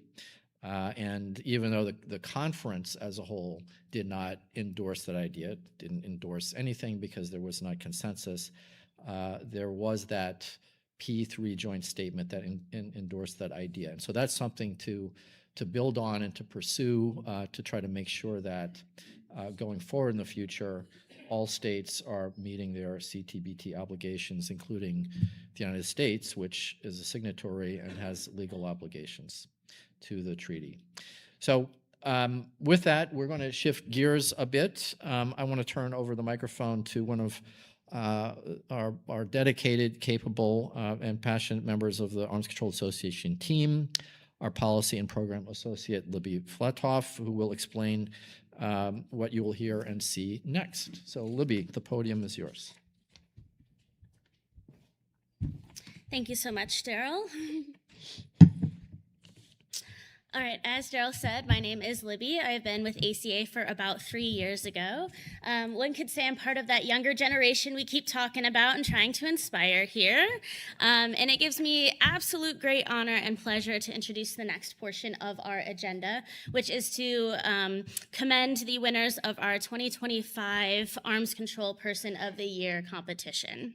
Since 2007, ACA has nominated individuals and institutions that have advanced effective arms control, nonproliferation, and disarmament solutions and raised awareness on the threats and human impacts posed by these weapons within that calendar year.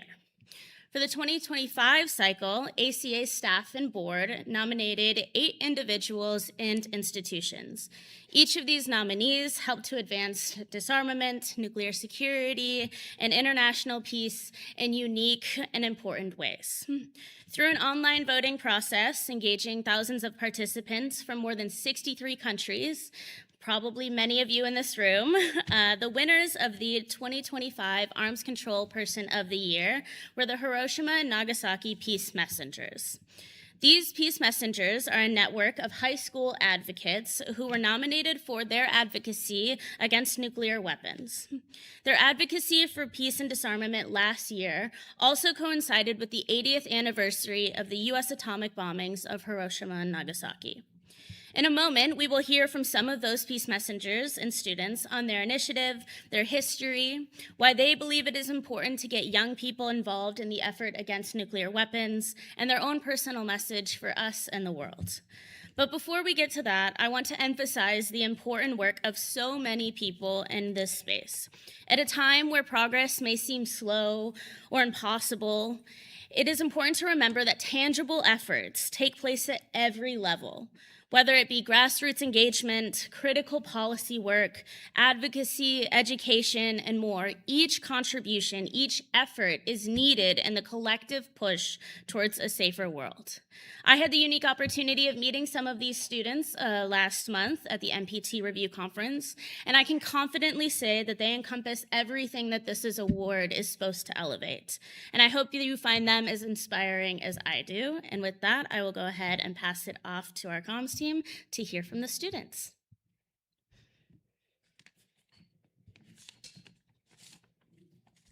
皆さんこんにちは。私たちは日本で活動している高校生平和大使および高校生1万人署名活動のメンバーです。この度はアームズコントロールパーソンオブザイヤーに私たち高校生平和大使を選んでいただいたこと、大変光栄に思っています。ありがとうございます。私たちはいろんな高校から集まり、毎月街頭や駅、学校、講演会などで核兵器の廃絶と平和な世界の実現を求める署名を一人一人集めています。ここ、広島では平和公園で活動しており、外国人観光客の方を含め多くの方々に署名をいただいております。私たちの活動の始まりは1998年、インドとパキスタンが核実験を行ったことにより、世界中に核使用の危機が広まったことでした。緊迫した世界情勢に危機感が高まる一方、日本では戦争を知る世代の高齢化により、次世代の原爆の記憶や活動の継承が課題になっていました。原爆がもたらした深い苦しみが忘れ去られ、核軍拡に向かうとしている今だからこそ、二度と悲劇を繰り返さないために、私たち若者が声を上げなければならない。そんな強い思いから、長崎で高校生平和大使が誕生しました。被爆者が生涯を捧げてきた運動を継続するために、私たちは継続することを胸に私たちは活動を続け、今では約19都道府県に拡大しています。これまで29年間で集めた署名は283万4213室に上ります。私たちは毎年夏に全国の高校生平和大使約20人でジュネーブにある国連欧州本部を訪れ、署名の目録を提出しています。昨年は全国で11万1071筆の署名が集まりました。私も派遣に参加し、署名をしてくださった方々の核兵器廃絶の思いを軍縮の最前線で働く方々に直接届けました。国連軍縮部の所長から、若者の皆さんの勇気ある行動が私たちに希望とエネルギーを与えてくれますという言葉をいただき、私たちが活動してきた意義を感じました。私たち高校生にはまだまだ長い未来が存在します。その未来に向かって私たちが願う平和な世界のために行動を続けることは世界を動かす大きなうねりになると信じています。私は広島で育ち、平和記念資料館や被爆者の講話を通して、核兵器の恐ろしさや平和の尊さについて考える機会に恵まれました。その中で、今私が命の危険にさらされることなく、文教や部活や好きなことに自由に取り組めているのは、これまでその日常を守れるよう声を上げてきてくださった方々がいるからだと気づきました。私もその活動を継承したいと思っていましたが、なかなか行動に踏み出せないでいるときに、この活動に参加している先輩に出会いました。自分にできることを見つけ、ひたむきに取り組む彼女に感銘を受け、私もこの活動に参加し始めました。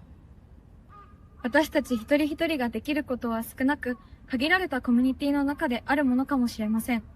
けれど私は、周りの人がポジティブな風に変わっていく様子を実感してきました。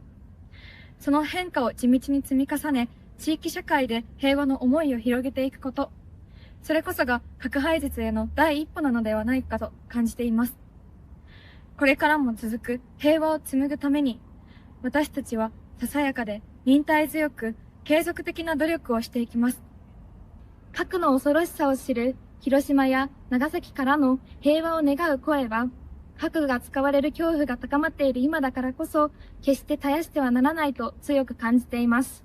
私は活動の中で署名してくださった方々の思いを無駄にしないために、私は大切な人と心から全力で笑い合える未来のために、私は家族や友人を失う恐怖のない、誰もが安心して暮らせる未来のために、私は誰もが自分のやりたいことを自由に取り組める世界のために、私は日々の生活を当たり前だと感じ続けられるために、活動を続けていきます。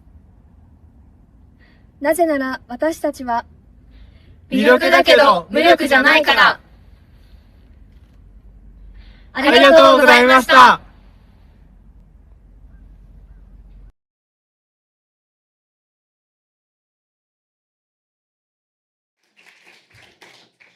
As you can see, these students are extremely deserving of this honor today, and we thank them for their contributions towards nuclear disarmament and a safer world. The Arms Control Association has been a large advocate for youth engagement for decades, whether it be through our internship program, our participation in the Scoville Fellowship Network, or our New Voices feature column. We have given dozens of professionals their start in this field. Many of you here today have also helped us elevate the younger generations through our Roundup to Raise Up program and ticket option that helps sponsor many of the students who are actually attending this conference today. Grassroots engagement and activism of young people elevates awareness of the catastrophic risks posed by nuclear weapons, encourages progress for peaceful solutions, and is critical for advancing global efforts for disarmament and international security. Thank you again, and congratulations to the winners of the 2025 Arms Control Person of the Year, the Hiroshima and Nagasaki Peace Messengers.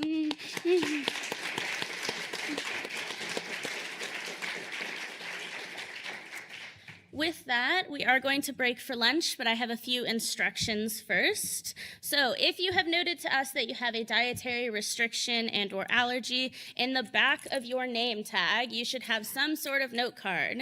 If you do not have a dietary restriction, you're gonna have nothing there. Please go ahead and put that note card with a dot and or other instruction up at your table so that our wait staff can go ahead and make sure that you get the correct meal that will not hinder your your well-being. If you have no restrictions, you guys are all set. We'll break and we'll be back here around noon. So you can use this time, get up, stretch your legs, use the restroom, and our wait staff will come in and start plating lunch. Thanks.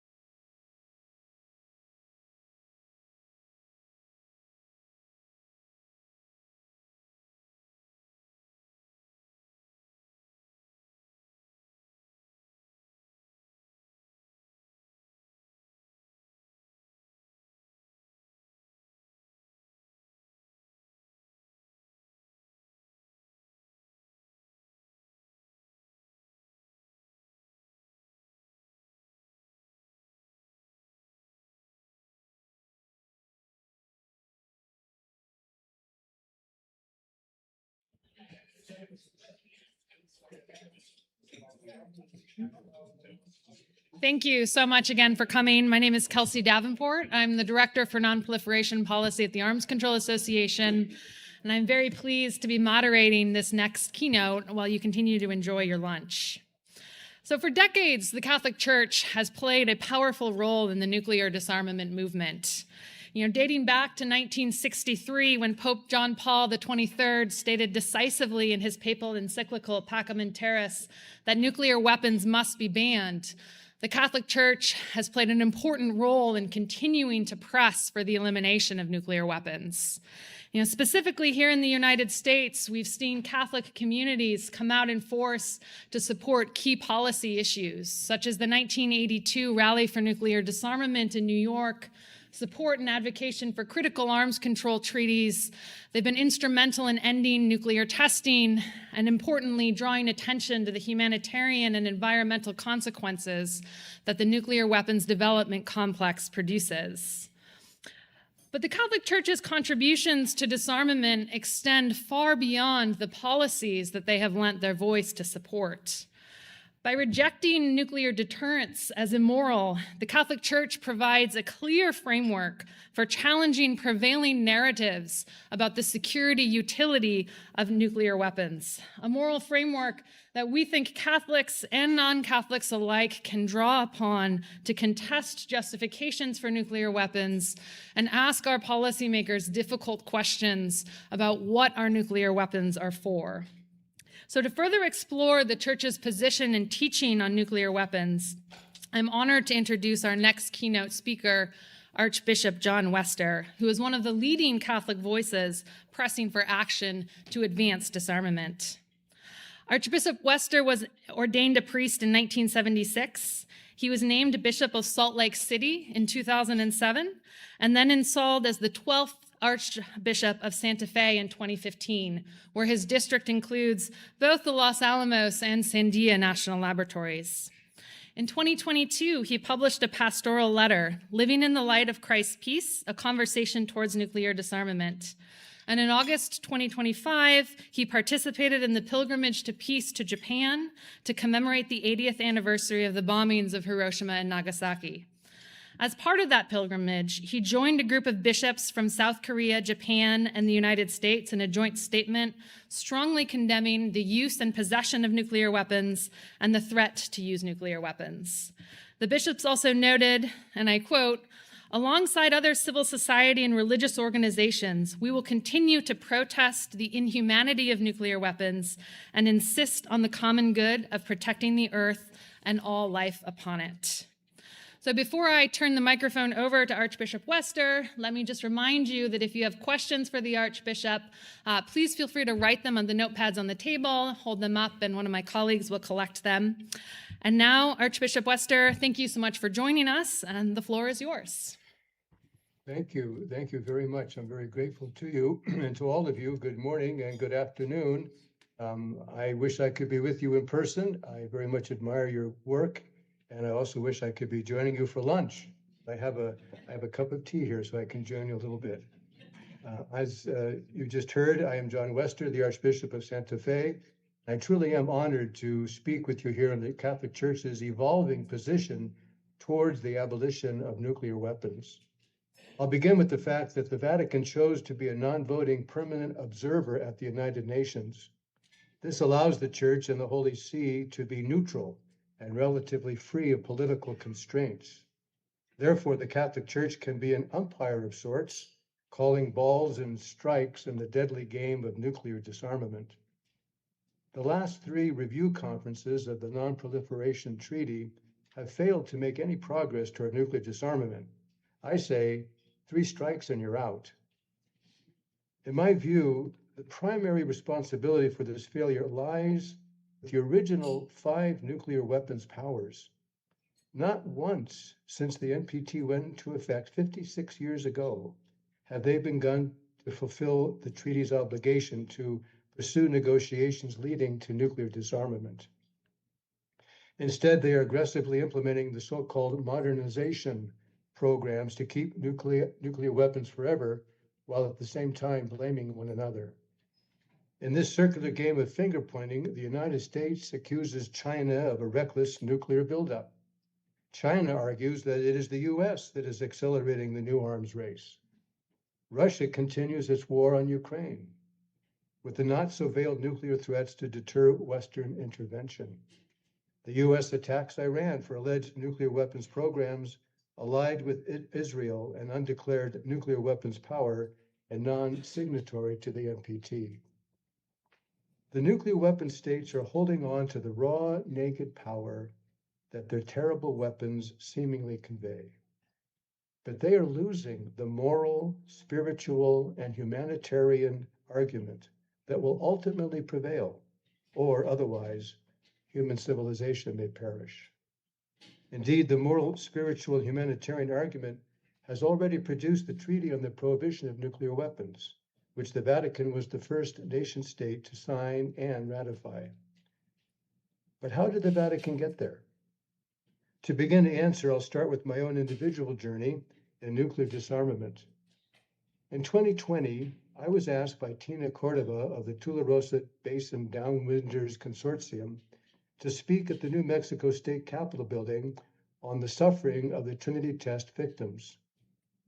Afterwards, I was cornered by my friend Jay Coghlan of Nuclear Watch New Mexico. He asked me if I was aware that more money was spent on nuclear weapons research and production in my archdiocese than any other diocese in the USA. In short, this subsequently led to 3 trips to Japan for the atomic bombing anniversaries, and very importantly, the creation of the Partnership for a World Without Nuclear Weapons to work on nuclear disarmament. That partnership is composed of the dioceses of Santa Fe, Seattle, Hiroshima, and Nagasaki, representing the birthplace of nuclear weapons, where the most deployed nuclear weapons are, and the only 2 dioceses to have suffered atomic attacks. I've been deeply honored that my fellow bishops have blessed me with their active collaboration. In January of 2022, as was noted, I published my pastoral letter, Living in the Light of Christ's Peace, Conversation Toward Nuclear Disarmament, which Father John Deere and Jay Coghlan helped to draft. I traced the evolution of the Catholic Church toward nuclear weapons abolition. It begins way back in 1955, when Pope Pius XII addressed the nuclear threat in his Christmas radio message, explaining that, quote, "There will be no cry of victory, but only the inconsolable weeping of humanity, which will desolately contemplate the catastrophe brought about by its own folly," end quote. In 1963, 1 year after the Cuban Missile Crisis, Pope St. John the 23rd issued his landmark encyclical Pacem in Terris, or Peace on Earth. He pointed out that it is hardly possible, and I'm quoting, to imagine that war could be used as an instrument of justice, end quote. He declared that nuclear weapons must be banned, and a true and lasting peace among nations cannot consist in the possession of an equal supply of armaments, but only in mutual trust. In 1964, the Second Vatican Council declared, quote, "The arms race is an utterly treacherous trap for humanity, and one which ensnares the poor to an intolerable degree," end quote. In 1983, the U.S. Conference of Catholic Bishops published a pastoral letter that famously offered a strictly conditioned moral acceptance of nuclear deterrence. In combination with the so-called just war theory, it has been often misused as justification for nuclear weapons. However, it deserves emphasis that it was conditioned as only a temporary step toward progressive disarmament, which the Church later recognized as a failure. On January 1st, 2006, in his World Day of Peace message, Pope Benedict XVI declared that the idea that nations need nuclear weapons to maintain peace is, quote, "not only baneful, but also completely fallacious. In a nuclear war, there would be no victors, only victims." In 2019, Pope Francis declared that the mere possession of nuclear weapons is immoral. In my mind, this moved the moral needle incredibly in the Catholic Church. In his 2020 encyclical Fratelli Tutti, he closed the door shut on the just war theory, calling war a, quote, shameful capitulation, end quote, and a failure of politics and humanity. He declared quite boldly, international peace and stability cannot be based on a false sense of security, on the threat of mutual destruction or total annihilation, or on simply maintaining a balance of power. In this context, the ultimate goal of the total elimination of nuclear weapons becomes both a challenge and a moral and humanitarian imperative, end quote. Today, driven by the inevitable humanitarian impacts of nuclear weapons and the failure of deterrence to lead to disarmament, Catholic teaching is shifting further away from the just war theory toward, quote, just peace, end quote. The Church increasingly views active nonviolence not as passive or naive, but instead as the most realistic means for conflict resolution. As Pope Francis wrote, we can no longer think of a war as a solution. It is very difficult nowadays to invoke the rational criteria elaborated in earlier centuries to speak of the possibility of a just war, end quote. This gradual shift in Catholic social teaching has been driven by two inescapable realities. Number one, the concept that a nuclear conflict can be limited is at best highly uncertain, at worst intentionally delusional. Number two, while once accepted as a conditional temporary measure to prevent nuclear war, so-called deterrence can now be viewed as a structural failure. In truth, neither Russia nor the United States have ever had only deterrence. Instead, they've always had a hybrid of deterrence and nuclear warfighting capabilities that can destroy human civilization overnight.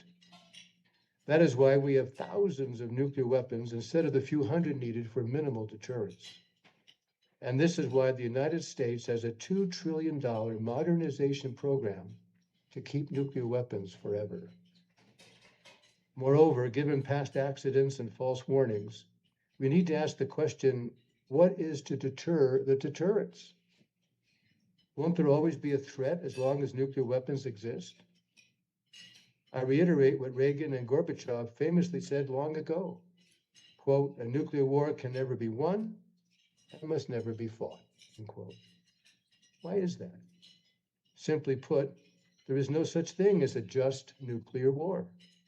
Therefore, the Church calls for the total abolition of nuclear weapons. Pope Leo XIV has continued along the path traced by his predecessors. On June 14, 2025, the day after the US and Israel started bombing Iran, he said, quote, the commitment to creating a safer world free from the nuclear threat should be pursued through respectful encounter and sincere dialogue to build a lasting peace based on justice, fraternity, and the common good. No one should ever threaten the existence of another, end quote. That was perhaps prophetic, given that Trump later threatened to wipe out an entire civilization overnight. For the 80th anniversaries of the atomic bombings of Hiroshima and Nagasaki, Pope Leo wrote this, true peace demands the courageous laying down of weapons, especially those with the power to cause an indescribable catastrophe. Nuclear arms offend our shared humanity and also betray the dignity of creation. In his 2026 New Year's message, Pope Leo declared, the idea of the deterrent power of military might, especially nuclear deterrence, is based on the irrationality of relations between nations, built not on law, justice, and trust, but on fear and domination by force. In March of 2026, Pope Leo wrote, quote, let us pray together that nations may move toward effective disarmament, particularly nuclear disarmament, end quote. Clearly, Pope Leo is in line with his predecessors. He has now published his first encyclical, Magnificat Humanitas, or Magnificent Humanity. He intentionally signed it on May 15th, the 135th anniversary of Pope Leo XIII's encyclical Rerum Novarum, or Of New Things, which addressed workers' rights and became the foundation of modern Catholic social thought. The current Pope Leo believes that artificial intelligence poses existential questions, just like the Industrial Revolution posed over a century ago. While Pope Leo's questioning of artificial intelligence is grabbing global headlines, he also very much addressed the nuclear threat as well. He starts with, quote, "It is not permissible to entrust irreversible, lethal decisions to AI systems," end quote, which especially applies to potential AI command and control of nuclear weapons. But he goes much further by declaring, in the past, recognition of the threat posed by weapons capable of destroying all of humanity had promoted paths toward détente and disarmament negotiations. Unfortunately, he writes, this approach has been left behind. In this context, the Treaty on the Prohibition of Nuclear Weapons, which came into force in 2021 with the support of over 70 countries, is an important step. However, it risks remaining largely symbolic since the major nuclear powers have not agreed to it. This has led to the widespread yet erroneous belief that nuclear deterrence is an indispensable prerequisite for security. This has also contributed to a new arms race, which is hard to control and accompanied by the gradual dismantling of nuclear reduction agreements, end quote. So where does this leave us? I can tell you that the Partnership for a World Without Nuclear Weapons will be at the United Nations for the first review conference of the Treaty on the Prohibition of Nuclear Weapons at the end of this November. My brother Japanese bishops will bring a replica of the famous Nagasaki Madonna burnt by the plutonium bomb on August 9th, 1945. We're planning a big interfaith service with the International Campaign to Abolish Nuclear Weapons, the 2017 Nobel Peace Prize winners. We look forward to working closely with the Holy See to make the TPNW more than just symbolic, to help transform it into a powerful ecumenical global movement to eradicate nuclear weapons. I'd like to close by quoting my childhood friend, who now happens to be the Cardinal Archbishop of Washington, D.C. Last year, on the 80th anniversary of the first atomic bombing, Cardinal McElroy eloquently spoke from the World Peace Cathedral in Hiroshima, Japan. He declared as follows: "We refuse to live in such a world of nuclear proliferation and risk-taking. We will resist. We will organize. We will pray. We will not cease until the world's nuclear arsenals have been destroyed." And so I pray, let us go forth and march toward nuclear disarmament. Let's do the noble work of ridding the world of the scourge of nuclear weapons. While doing so, we mirror our own divinity to each other and reflect the splendor of God's creation. The grim and gray alternative is the radioactive ashes of a destroyed world. And so I say, let's go forth and shine, and let's get rid of nuclear weapons once and for all. Thank you for your attention, and enjoy your lunch, and may God bless you all.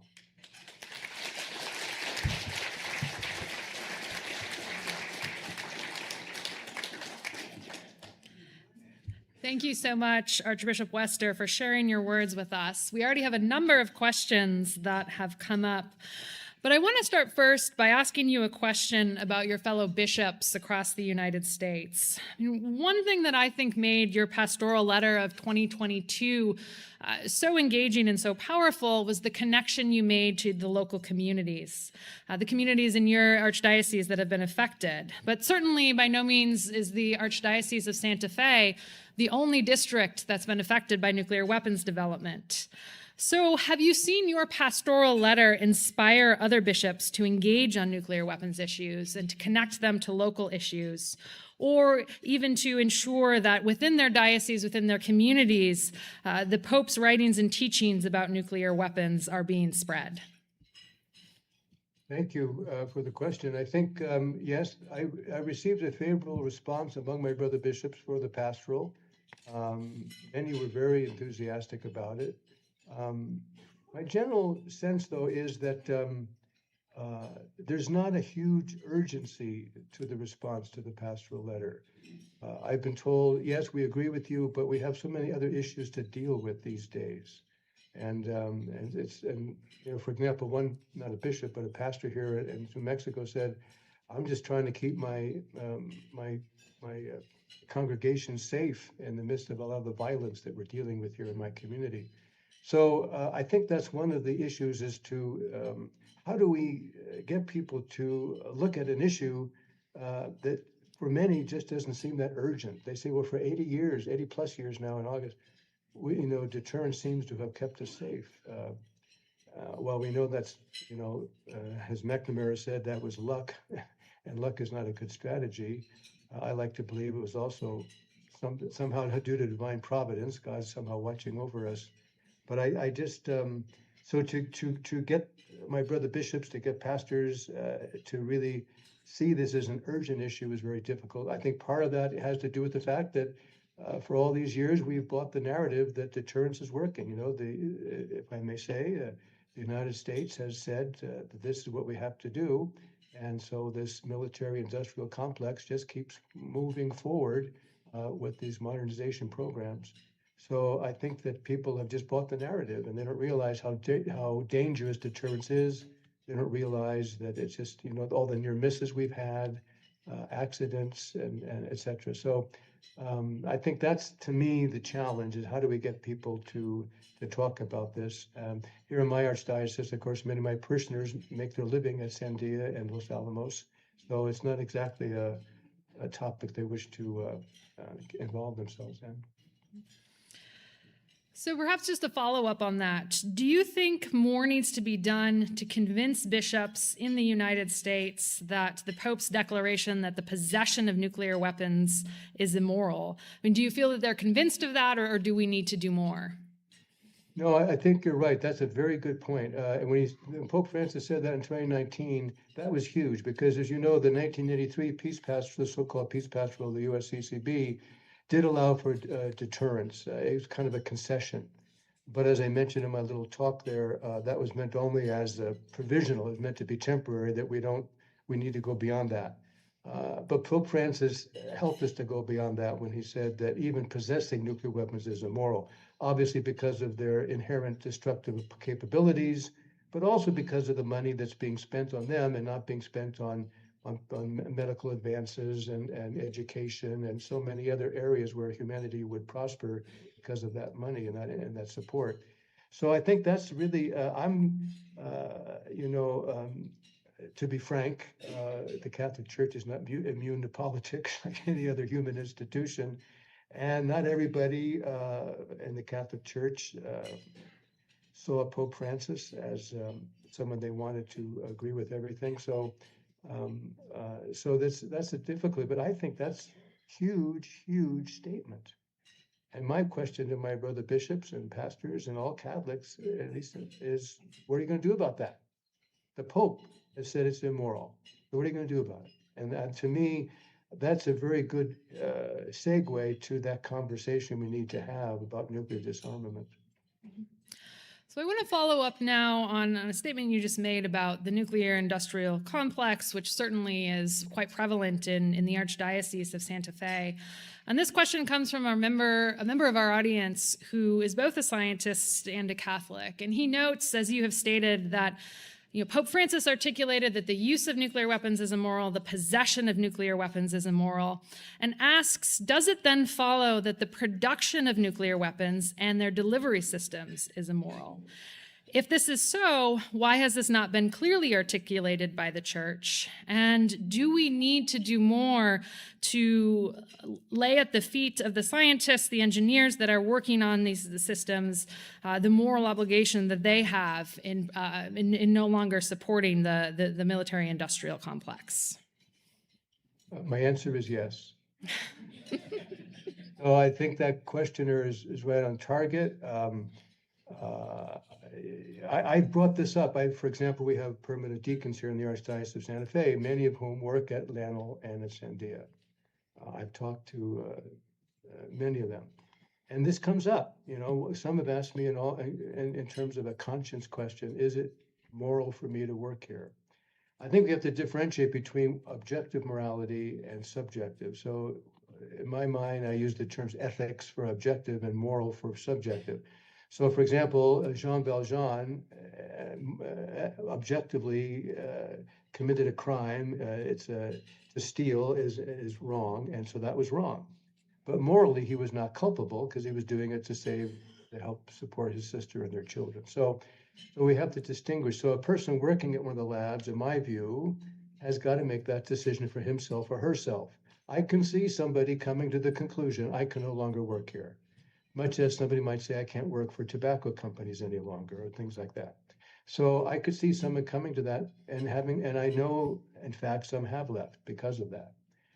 I can also see, I don't know that I would necessarily agree, but I can see somebody staying working there under the idea that, yes, we have to get rid of nuclear weapons. I agree they're immoral, but clearly we can't have unilateral disarmament. So we have to go from where we are. So how do we move forward? So someone say, I'm going to work hard for nuclear disarmament. I'm going to advocate for it. I'm going to join organizations like ICANN and Back from the Brink that, Arms Control Association that would promote nuclear disarmament. But I can see that for now, what I'm doing is morally acceptable, even though it's objectively wrong. So I hope I'm not trying to squeeze here between, squeeze out of this dilemma. But I think I'm trying to indicate it's a complicated question. And I can see somebody continuing to work in the labs, but I think they need to be working toward nuclear disarmament at the same time. Thank you so much. We've had a few questions come in about the Pope's recent new encyclical about the dangers of artificial intelligence, and the moral implications for humanity. So perhaps a few questions lumped together. First, why is there no comparable encyclical devoted solely to nuclear weapons? And this questioner specifically says that Pacem in Terris does not count. But another question asks if the encyclical and Pope Leo's explicit discussion that nuclear weapons decisions should be kept in the hands of people, not artificial intelligence, does this create opportunities to use the encyclical on artificial intelligence to advance nuclear disarmament efforts? I hope not. I don't think so. No, I don't. I think, to my mind anyway, if I understand the question, that would be a stretch. I think we have to say nuclear weapons have to be eradicated no matter what, including AI, including human involvement. I think that Leo specifically in the document, I haven't had a chance to read the whole thing yet, but I've read overviews of it, summaries, précis, and he does mention specifically AI and nuclear weapons and warfighting capabilities. And of course, as you know more than I, but my latest look into it, I think when AI was given a couple scenarios, I think like 85% of the time they resorted to tactical nuclear weapons. A less percentage also resorted to strategic nuclear weapons to be used in that scenario. So that's pretty scary, obviously. And so the idea that a computer could fight a nuclear war, it could wipe out human civilization overnight, is rather scary. So I think the Pope is referring to the fact that it's a tool, AI is a tool, and we have to use it wisely and prudently, and it can be very dangerous, especially when we're attaching it to nuclear weapons. And that, coupled with the hypersonic delivery systems we have today and all the other advancements that are being made and the much more powerful bombs are being made, creates a pretty much of a scary scenario. So no, I don't think that, I've heard, I think the Pope is trying to strike a middle ground there. He does lean toward taking a more negative view of AI, I believe, particularly because of the potential for eliminating the human element. Yeah, I think I'd like, and then the question, I would love to see the Church, the Pope, have an encyclical on specifically nuclear weapons. You're right, Pacem in Terris did not address them specifically, but I think that that would be a wonderful thing. I think Cardinal Czerny in the Vatican is in the catastrophe for integral human development. He certainly would be in line with that. So I think I'll be seeing the Pope in December. I'll bring that up with him and see if he would do that. I think that'd be a good idea. Right. Oh, by the way, I might mention to you, I'd like to see the USCCB make nuclear weapons part of their, in the United States, part of our, we have, a committee that sets up goals and objectives. And we have certain, every 5 years we redo it. So I'd love to see our bishops' conference work toward that end. And Archbishop Etchen and I are going to recommend that. So hopefully we can get the USCCB to be more specific in their condemnation of nuclear weapons. Well, I know that ACA and many other organizations represented in this room have worked with the USCCB in the past on things like New START ratification, support for the negotiations with Iran. So certainly we would hope to see that happen, and certainly appreciate your pushing that forward with the USCCB. And I think I speak for more than just ACA in saying that if you need support from our community, we'd be happy to provide it. Going back to your remarks, though, there's a question about your statement that nuclear weapon states have failed at their disarmament obligations. And the questioner asks if this statement downplays the importance and successes of reductions under the New START treaties. So if it the statement downplays the reduction efforts? Well, so you said that states have failed in their disarmament obligations. And does this assessment downplay the years of success that we did see in successive arms control agreements? That's a good point. I mean, obviously when Kennedy gave his so-called peace speech and Khrushchev was in the Kremlin and Pope John the 23rd in the Vatican, they went from over 80,000 nuclear weapons down to 13,000 plus, more or less today. So, I mean, we certainly, there has been progress, and that's true. I think the statement, in my mind, is mainly to a sober assessment of the situation we're in today. That whatever momentum we have is completely gone, and as a matter of fact, has turned 180 degrees back in the other direction. And so we're now in a nuclear arms race that's even more dangerous than the first. And yeah, I think I try to bring that out. I think the questioner brings up a good point. We should affirm, good work when we see it, and we should say, hey, look, we've done this in the past, and we can do it again. And so I think that's a lot of people. To be honest, I'll tell you, people look at me here at home, and they say, well, Archbishop, you're awfully naive, and why don't you get with the reality? And I say, well, who's more naive? But anyway, living with nuclear weapons, living without them, but. So yeah, I think we should acknowledge what we've done, but the sad reality is that was yesterday. And that's certainly not the case. You've got authoritarianism raising its ugly head throughout the world. You've got Putin in Russia and Xi Jinping in China, and I dare say our country is tending toward that, so authoritarianism. So I think we've got to take a sober look at what's going on today and see, can we capture that momentum of the past and harness it and move it forward for nuclear abolition. Thank you. Another question specifically to your remarks. At the beginning of your speech, you commented on the failure of the last 3 NPT review conferences to make progress towards nuclear disarmament and made the statement, 3 strikes and you're out. The question is, presumably you don't mean this literally, or do you? And if not, what is the metaphorical meaning behind the 3 strikes? Well, no, I don't. As a matter of fact, in principle, I'm against 3 strike, whether it be when I was in California, those kinds of laws and such. I don't believe in 3 strikes and you're out. In principle, I say that more for dramatic effect. We're getting sick and tired of coming together and nothing happening and seeing and things going in the opposite direction. And basically, I aim that dramatic effect at the nuclear states that refuse to do anything.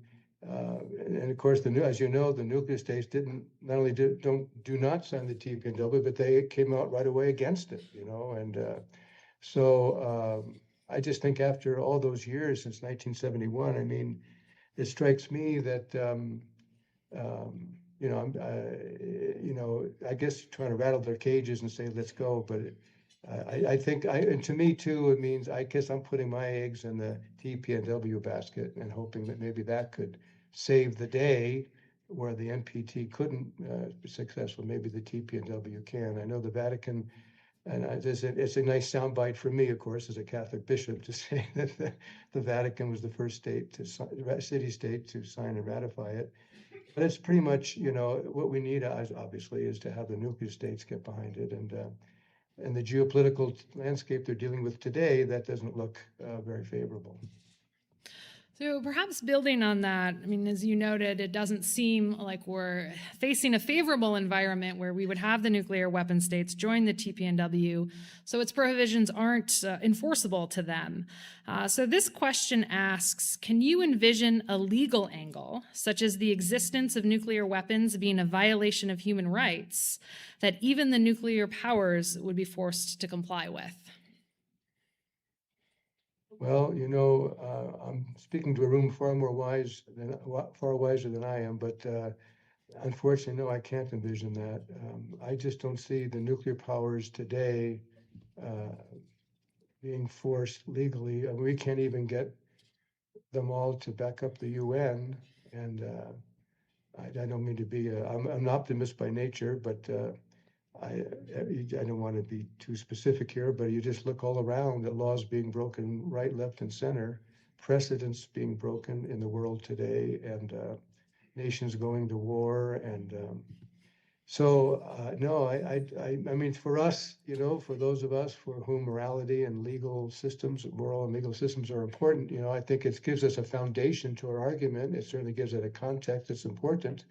And I think that's very important. But to me personally, I don't see that a legal argument would force nations to look. I think it's important to try it, and it should be part of our argument, part of our thrust, part of our movement. But in and of itself, I don't think it's going to get us very far. Sadly, that's my view. And as I say, I tend to be optimistic, but that's my view. Thank you so much. So we focused a lot on the Catholic Church's teaching and thinking about nuclear weapons, but I'd be curious if you're aware of any sort of interreligious efforts that look at that examine questions around nuclear weapons related to perhaps the Orthodox faith, other branches of Christianity, Hindus, the Jewish faith. Do you see any indication that these religious efforts, that these religious communities would join in Pope Leo's efforts, or any similarities between their teachings on nuclear weapons and the Church's position? Yes, I do. I think that on the local level, I've certainly seen support. Again, not a specific support. To me, this is kind of like, and I blame myself. I include myself. Blame myself. I didn't worry about nuclear weapons until I met Jay Coghlan, So it's like, I just didn't worry about it. I figured, well, things are going fine, why worry about it? So that's my impression of most the interfaith and ecumenical leaders I've talked to. On a local level, again, I mentioned earlier that some of the local pastors here have said, yes, they're all ready to. They all backed my pastoral letter. They're all there. They're all for it. But specifically, it's just not an issue, at least from that I see, that really is a compelling issue for many other religious groups. They agree with it when you bring it up. Oh, yes, I agree. I was involved in an 8-year Buddhist Zen Catholic dialogue, and I could say that clearly my Buddhist friends would very much be against nuclear weapons, obviously, and for peace. But as far as taking this on as a specific, I get criticized a lot. If I speak up for immigrants in the United States, if I speak up for the sanctity of life, and if I speak up for different issues, people tell me, well, why don't you just stay on the public square? You go back to your sacristy and let the politicians deal with these issues. with all due respect to my political friends, that's a kind of a scary proposition. We give that only to them. Each of us has to have, this is a democracy, and each of us has to, and to speak up of what we think is important. And in our church, in our Catholic Church, you may know that Pope Francis started synodality, which means that we listen to everybody, how the Holy Spirit's working in everybody. So I think we all have an obligation to speak up, but I think a lot of pastors and different religions feel that it's a controversial subject, and they're afraid to bring it up. And it's strategically you have to look. You know, if I started preaching in the cathedral at Santa Fe every Sunday against nuclear weapons, you know, I have to say how effective would that be? You know, so you have to do things that are going to bring people along. That's why I call my pastoral letter conversation. So for me, I'm trying to get other religious leaders, ecumenical interfaith leaders, my own pastors here, and the Catholic bishops in the United States, to engage a conversation. So not to begin with, you know, we got to get rid of nuclear weapons. That's my end game. But to begin with, what do you think about nuclear weapons? Or do you think that deterrence is going to work? Or do you think that we could move beyond that? Or so to start a conversation, because my inherent belief is that if people were to listen to the Arms Control Association and ICANN and Back from the Brink and Pax Christi and so many other organizations, that would logically lead to, yeah, we got to get rid of them. So my hope is to just begin the conversation with people and get them talking and thinking. And then that will lead to, you know, having other faiths be more specific and aggressive about nuclear disarmament. Staying on sort of the broader world stage, this question asks, do you have any thoughts on all of the P5 besides China voting against the UN study on the humanitarian effects of nuclear war? Is this about not wanting to strengthen moral arguments against deterrence? For those nations, you mean, doing that?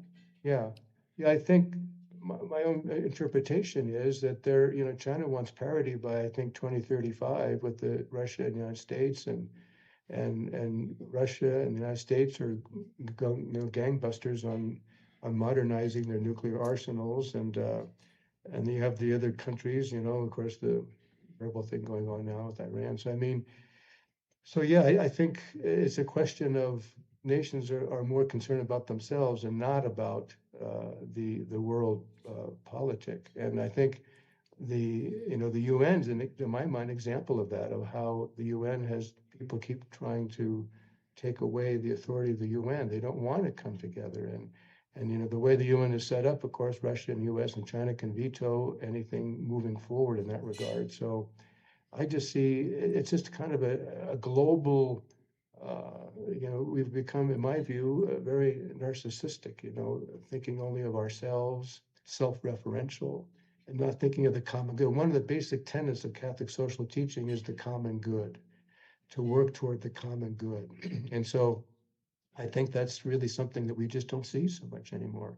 You know, I don't want to get political here, but, you know, talking about make my country the best in the world, you know, and make my country this, you know, and the heck with everybody else, you know. So that's just, you know, the United States used to be a leader in that regard, in my opinion, for many years, you know, in the world stage, trying to move toward humanitarian relief, for example. And it seems to me that we seem to be moving away from that. But so I again, not too optimistic about what those countries are doing. Thank you. Archbishop, you've been very generous with your time, so I'm going to close with one last question. Earlier in our program today, we saw a video from Japanese high school students who won our Arms Control Person of the Year award, recognizing their efforts to draw attention to the risks of nuclear war, to call for nuclear disarmament, and to promote peace. I also had the honor a few months ago of going to the University of Notre Dame and meeting with some students that have been organizing seminars to educate students not only in the United States but across the globe about nuclear weapons issues. Given that the next generation are likely still going to be fighting the fight for nuclear disarmament, given the challenges that lie ahead, What would you tell young people about sustaining interest and momentum in the pursuit of nuclear disarmament? Well, I'm so glad you brought that up because, and I should have mentioned that earlier, the participation of young people, young adults in our movement is very, very important. We had quite a few university students join us in Japan in Hiroshima and Nagasaki last August from various universities, and we're still in touch with them. We had a professor, Hiro Miyashiki, who's teaches at professor at Northwestern, and he's very much in touch with those students still, and the professors who led them. And that's a critical, important element. That I would say to them, we need you to be involved in this, and we need you to have an interest in this, because I'm 75. I'm retiring pretty soon. On the bright side, I'll have more time to devote to my nuclear disarmament work, but we have to pass the baton on to the young people. They're the ones that have to take this charge, and so we need to get them involved. And I think that's a good way to do it at the university level, to do that, to get them involved. Again, it's a challenge because they don't have a memory like I remember in 1962. I was 12 years old, and I can distinctly remember being afraid. I lived near the Pacific Ocean, San Francisco, and I remember all those things. And my parents, of course, would remember 1945. But the youth of today don't have those memories, but they do get the narratives that they get fed, by our government, et cetera. So I think that we need to really reach out to them. I'm very encouraged by their participation, and so thus far in my own limited experience with that. So thank you for bringing that up. I think we should focus our energies clearly on young people today and get them to see, the importance of this. Archbishop Wester, thank you so much. You've been so generous with your time. We are deeply appreciative of the work that you're doing. So thank you again for joining us. You're most welcome, and I thank you all.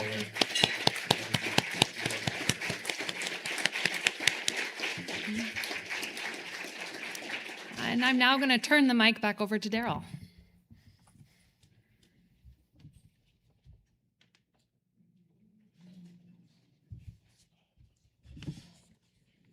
Archbishop Wester, thank you. You're welcome, Daryl. Thanks again. Bye, everybody. Bye-bye.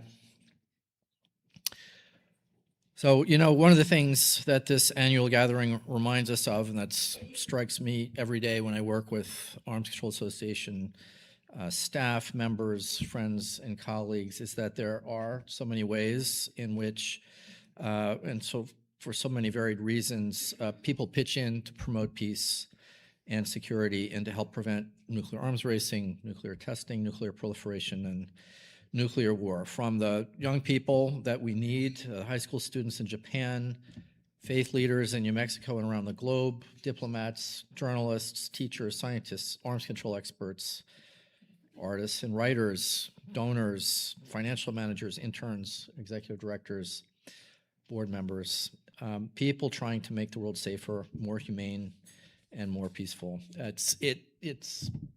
That's one thing that's great about this annual meeting for me. As I see you all here today, it reminds me of how we all need to and can pitch in. It's not easy addressing these issues. It takes moral strength to keep going, but it's our sense of values, the inspiration, energy we draw from one another is what helps drive us forward and to do our part, and we have much more to do. So I have that feeling today. I hope you do too. But today it's bittersweet, and I think for a few others here, many others here, the feeling is bittersweet because one of the people who so wonderfully exemplified that spirit and the practice of doing what one can to make the world a better place for others and for all of us is not here with us. You'll note in your program that it's with much grief and sadness that Stephen Warnke, an ACA board member and our friend, unexpectedly passed away on May 13 while traveling to England with his wife Susan and Paul, well, with Susan, and Paul is here too in the audience. He was just 65. just retired from a quarter century run with the New York law firm Ropes and Gray. And in all my conversations with him, looking forward to enjoying life, his family, and pursuing things that he could not as a high-powered lawyer in New York. And as Stephen's son Paul wrote in a message to us, informing us about what happened, he said, quote, Stephen was passionate about ACA and its mission and was excited to serve on ACA's board. With vigor and dedication, he approached so many endeavors in his life. Supporting ACA was his way of carrying forward his father's legacy, their shared dedication to a principled U.S. foreign policy and making the world a safer place. And as many of you will remember, Paul Warnke, the elder, Stephen's father, was a major figure in the field of nuclear arms control and disarmament, a mentor to many younger experts and professionals in the field. I was lucky enough to talk with him and have the opportunity to work with him for just a little bit in the late 90s. And he was also a member of ACA's board of directors, and we actually held a major conference back in our annual meeting in 2004. It was dedicated to Paul Warnke, Senior at Georgetown University, where his papers are, and where I had the honor of meeting Stephen for the first time. The son of a lawyer, Stephen built an amazing career as a well-respected and in-demand healthcare attorney. He led also an active pro bono practice that was designed to improve healthcare quality, expand access for underserved groups, fighting for greater transparency to healthcare costs. You all can relate to that, right? And insurance information. And one of the things that really struck me, I didn't know about this, was his work during the early days of the COVID-19 crisis in New York to make sure that there was a better standard of care for those affected. So on behalf of the entire ACA family, our staff, our board, we're grateful for his contributions and his amazing life work. And our hearts go out to Susan and Paul and the entire Warnke clan, his many friends and colleagues at Ropes and Gray. So in lieu of a moment of silence, I'd like to ask everybody to stand up after your lunch, use some of that energy that you have inside of you from the delicious lunch, and join me in a round of applause in appreciation, honor, and celebration of Stephen Warnke for a life well lived and for his work on causes worth fighting for.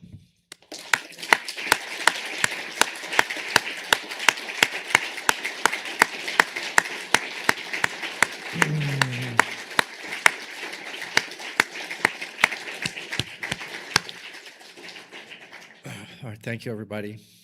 We're now going to take a short break of about 10 minutes or so while we prepare for our second expert panel, which is going to begin at approximately 1:15.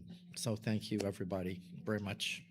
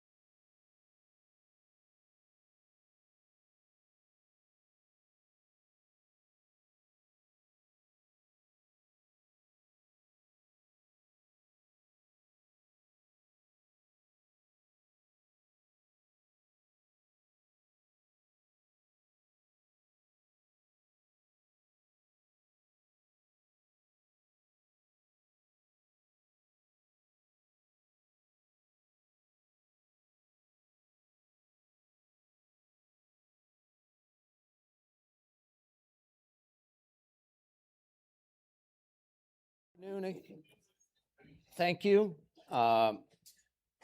If it were just me speaking, I'd ask you to get another cup of coffee to stay awake. Before we go further, we just paid tribute to the contributions that Stephen Warnke made as a member of the board. We have an amazing staff at ACA. They don't need motivation. They know what they're doing. They don't need much guidance, but they do need support.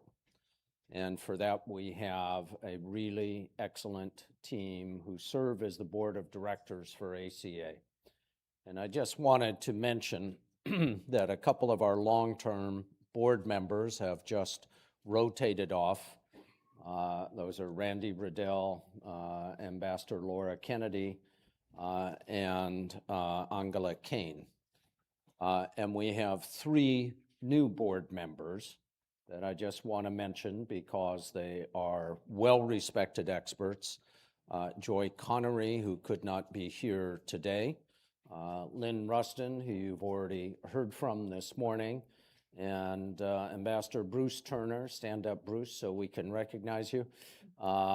And until last year, our representative to the Conference on Disarmament in Geneva.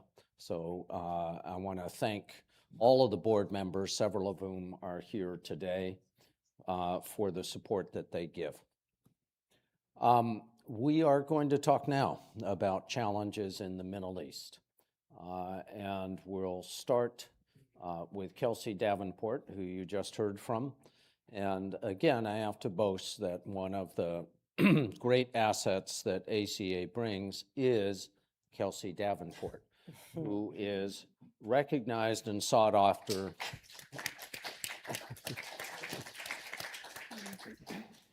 her opinion, her expertise on the connection between Iran's nuclear program, Iran's politics, and what it all means is really unmatched in this world.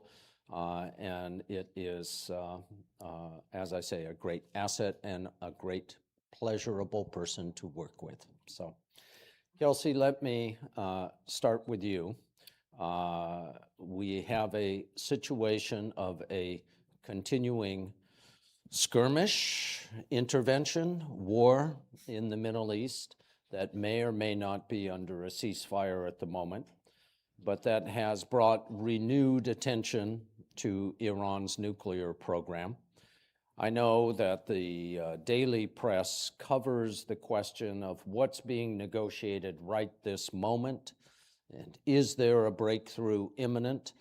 I hope that you can take us a little bit broader, not just on what is happening in the moment, in the dueling press statements from Tehran and Washington, and help us understand what we should be worried about with Iran today.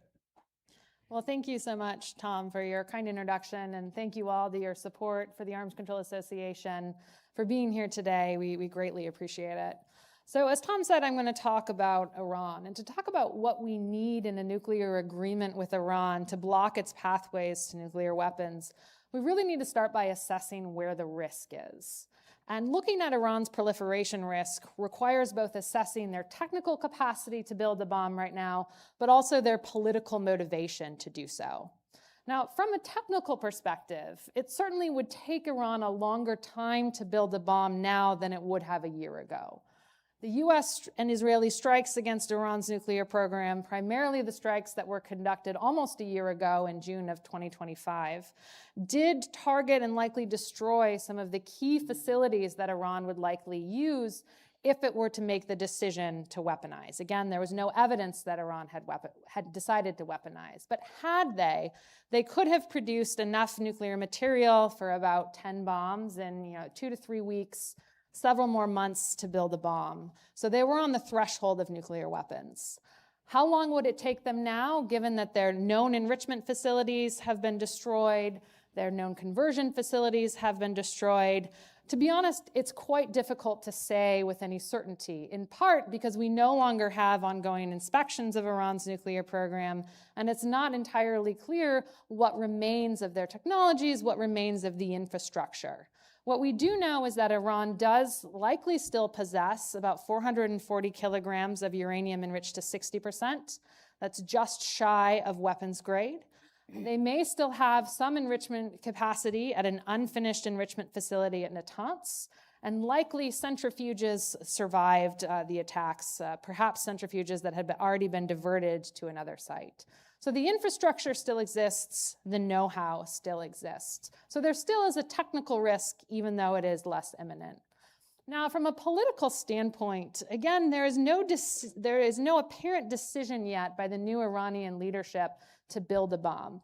But what we have seen is that the successive attacks from June of last year, from February 28th, attacks that were conducted while diplomacy was ongoing, while there was no indication that Iran had weaponized, has empowered factions within the Iranian government that have long pushed for Iran to rethink its membership within the Nuclear Non-Proliferation Treaty and to rethink its decision, not to weaponize. And these factions, I think, are gaining, some power. They're gaining some voice share, in this new government. However, I think we need to be careful not to think about the political decision as binary, to build a bomb or not to build a bomb. There's a lot of gray area in between. And that's where I think when the dust settles on this conflict, we're likely to see the new supreme leader, the new Iranian government emerge, somewhere in that space of perhaps trying to restore, the threshold capacity to rebuild some of those capabilities that would enable weaponization, but could also be equally utilized for a civilian program. So again, in summary, technical risk lower, but still there. Political risk probably higher than it was a year ago, but no indication of weaponization. So what does that mean going forward? What do we need for a deal? Now, as we've seen throughout the last week in particular, there's been a flurry of social media messages from President Trump, some from the Iranian side, that we might be close to a memorandum of understanding.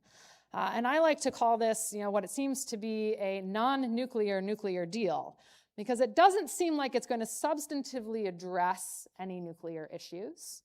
It seems most of the focus is going to be on reopening the Straits of Hormuz, solidifying the ceasefire, but there may be some language in there that suggests that the disposition of Iran's nuclear material will be conducted as a first stage of the subsequent negotiations, and that Iran will recommit yet again to never pursuing a nuclear weapon.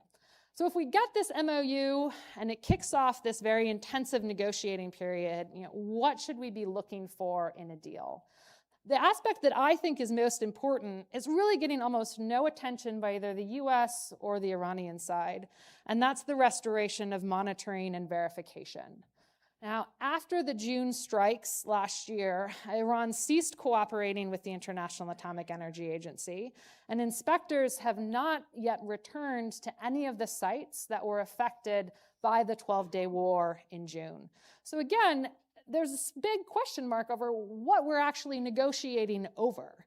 So without a clear picture of what's left, without greater assurance that we know how much material is left, where it is, I think it's going to be all the more challenging to design an effective agreement, to determine what the limitations are, to determine what additional measures should be included in an inspections regime.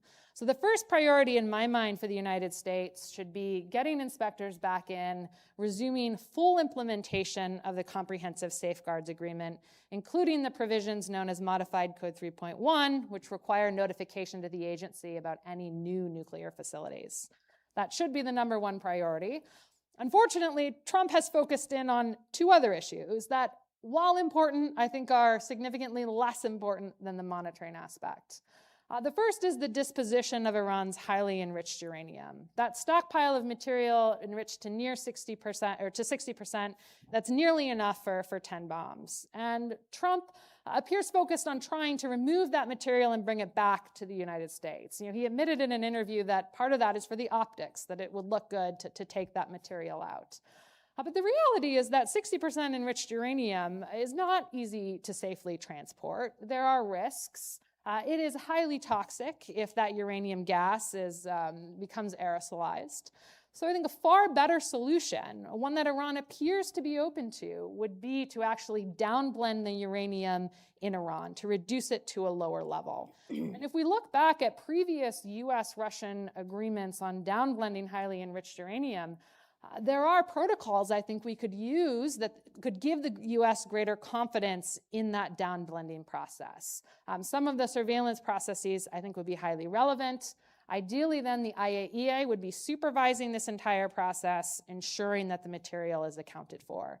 So this idea of downblending in country, I think, addresses the US concerns about the risks posed by this material, but it would also address Iranian concerns about keeping it in country. And as I said, dealing with it there, I think, much safer. The other issue that the US has been very focused on is the length of time for which Iran will need to suspend certain nuclear activities. Now, the fact that we've gotten to suspension, I think, is a move in the right direction.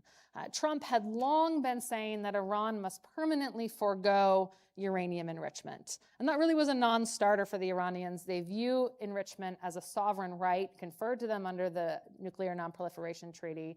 They were never going to give it up completely. But recent statements from Trump suggest he might be open, the US might now be open to a 20-year suspension. I doubt the Iranians are going to go for 20 years. They've suggested 5. There probably is space to come to some sort of compromise in the middle. But my concern here is that President Trump is so focused on simply being able to say that Iran will not enrich for X period of years, that this is better than what Obama got in the 2015 deal, which had no suspension, that he won't put enough emphasis or thinking on the restrictions that need to surround that suspension if, again, we are to be assured that Iran is not going to have a pathway to nuclear weapons in the future. So I think the length of suspension, what would be sufficient? That's a question I get asked a lot. A lot of that really depends on the entire package of measures. What is the monitoring and verification? Are there going to be restrictions on Iran's ability to build centrifuges during that time period? Restrictions on their imports? All of that, I think, is critical when we think about what this suspension package looks like, what the future uranium enrichment program looks like. In terms of the future uranium enrichment program, I think the US is going to have to keep the door open to that in the future. Otherwise, they're not going to get a deal. But there are some things Washington could think about trying to insert into a deal to reduce risk. One, I would say they should really push for Iran to ratify the additional protocol to its safeguards agreement as a condition for enrichment. The additional protocol, I would say now has become, the recognized, global standard for safeguards. Harder for Iran to say that it's been singled out when we've seen, 140 some countries or 160 some countries that have ratified additional protocols. And I think any enrichment should closely be tied to Iran meeting specific milestones in reactor development.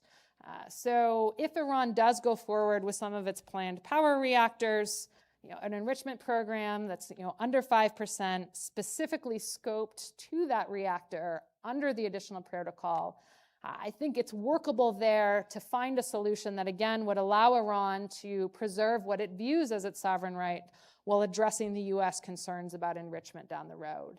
So certainly, a lot still to be negotiated if we get to this memorandum of understanding. To be honest, I'm not particularly optimistic that even if we get the MOU, we'll get to the deal. I think it's far likely we may end up in a situation where we have to kind of muddle through for some time. But I think the bottom line is we now have a clear body of evidence demonstrating that military strikes have limited utility in pushing back Iran from the nuclear threshold, that military strikes are not a solution, and that at the end of the day, to durably prevent Iran from obtaining nuclear weapons, we need an effective agreement. Okay. Thank you very much, Kelsey. Let me introduce Dr. Sharon Squassoni, a colleague of longstanding with experience in Arms Control and Disarmament Agency, the State Department, and now a professor at George Washington University. And Sharon, I would like you to talk to us about United States cooperation in civil nuclear field with Saudi Arabia, the recent developments and what they might mean for proliferation in the Middle East? Thanks, Tom, and thanks to the Arms Control Association. I'm going to first start by saying, and yes, I think we should get the same deal that you're proposing with Iran with Saudi Arabia. Ratify that additional protocol, tie enrichment to nuclear power plants because Saudi Arabia doesn't have any yet.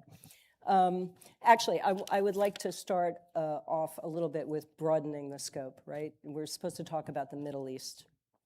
The one country we never talk about is Israel. But I no longer work for the US government, so I can't talk about Israel. But most of our proliferation concerns are about Iran and Saudi Arabia. But the key thing where we are right now is Iran and Saudi Arabia and Israel are intersecting. Because when President Trump says, oh, if only more states join the Abraham Accords, we could stop this war on Iran. What does this mean? This is not the first time that a US administration, I'm not solely blaming this on the Trump administration, that they have tied US nuclear cooperation with Saudi Arabia to Israel. The Biden administration did this also, right? There was supposed to be an Israeli rapprochement with Saudi Arabia, and in exchange, they would get the fabulous door prize that the United States bestows, right? Nuclear cooperation. An agreement doesn't always translate into reactors. Why do I say that? Because after the very successful Camp David Accords, we finally signed a nuclear cooperation agreement with Egypt. That was Egypt's door prize. The thing about the Egypt agreement was that it told Egypt they couldn't reprocess. They couldn't have reprocessing on their territory. The problem with this supposed agreement, and I haven't seen it, maybe someone here in the audience has, with Saudi Arabia, is that it looks like we may somehow aid Saudi Arabia in getting enrichment, not just enrichment, but enrichment and reprocessing, right? This is a sea change in US policy, because I know a lot of, I must have said this last year when I was here, we talk about the gold standard for nuclear cooperation, right? We love the fact that the UAE Nuclear Cooperation Agreement says thou shalt not enrich and reprocess, right? But our policy goes way back, and it goes specifically to the Middle East, that we do not want to spread enrichment and reprocessing, particularly in the Middle East. And we were so serious about that, that we had clauses in the agreements, and it's in the UAE agreement, which says no undercutting. If you give a better deal to one of our allies, we reserve the right to renegotiate. That is in our UAE deal. So one of the potential problems with a US nuclear cooperation agreement with Saudi Arabia, if it includes enrichment and reprocessing, is that we are obligated, I went back and checked the language, to at least discuss this with the UAE. The last time I was in the UAE, they were looking at the Ukraine war and saying, we really need fuel fab because we're having some supply chain issues. And oh, by the way, what do you think about enrichment? They asked the wrong person. Anyway, back to the Saudi agreement. This intersection with Israel and Iran and Saudi Arabia is important because as you look at the broader landscape, right? Sometimes counter-proliferation wars are about something bigger. And generally when you're in the Middle East, that's probably a given. Okay, the 1991 war on Iraq, that started as a traditional don't invade your neighbor. It's not a good idea. And then it morphed into counter-proliferation as we uncovered all kinds of WMD activities that Iraq was involved in. But the 2003 war in Iraq, when we went back, that was about regime change, masquerading as counterproliferation. And to me, from where I sit, that is what this Iran war also looks like. Just let me mention a few things about the agreement that I haven't seen. Okay. We know we can guess, make educated guesses about a few things. One is that Saudi Arabia, even though it has publicly said it would sign an additional protocol, apparently, well, it hasn't so far, but it may not intend to do so because in November of 2025, the administration sent a report to Congress, which Kelsey wrote an excellent article about, that never actually said that Saudi Arabia didn't have an additional protocol. It just said, well, they have some issues related to this. So it looks like, and the reason why that report was important is because the 2020 National Defense Authorization or Appropriations required a report to Congress if we were going to engage in nuclear cooperation with a country that did not have an additional protocol. What's the problem? That requirement, the additional protocol, is not in our Atomic Energy Act. So we have this other piece of legislation.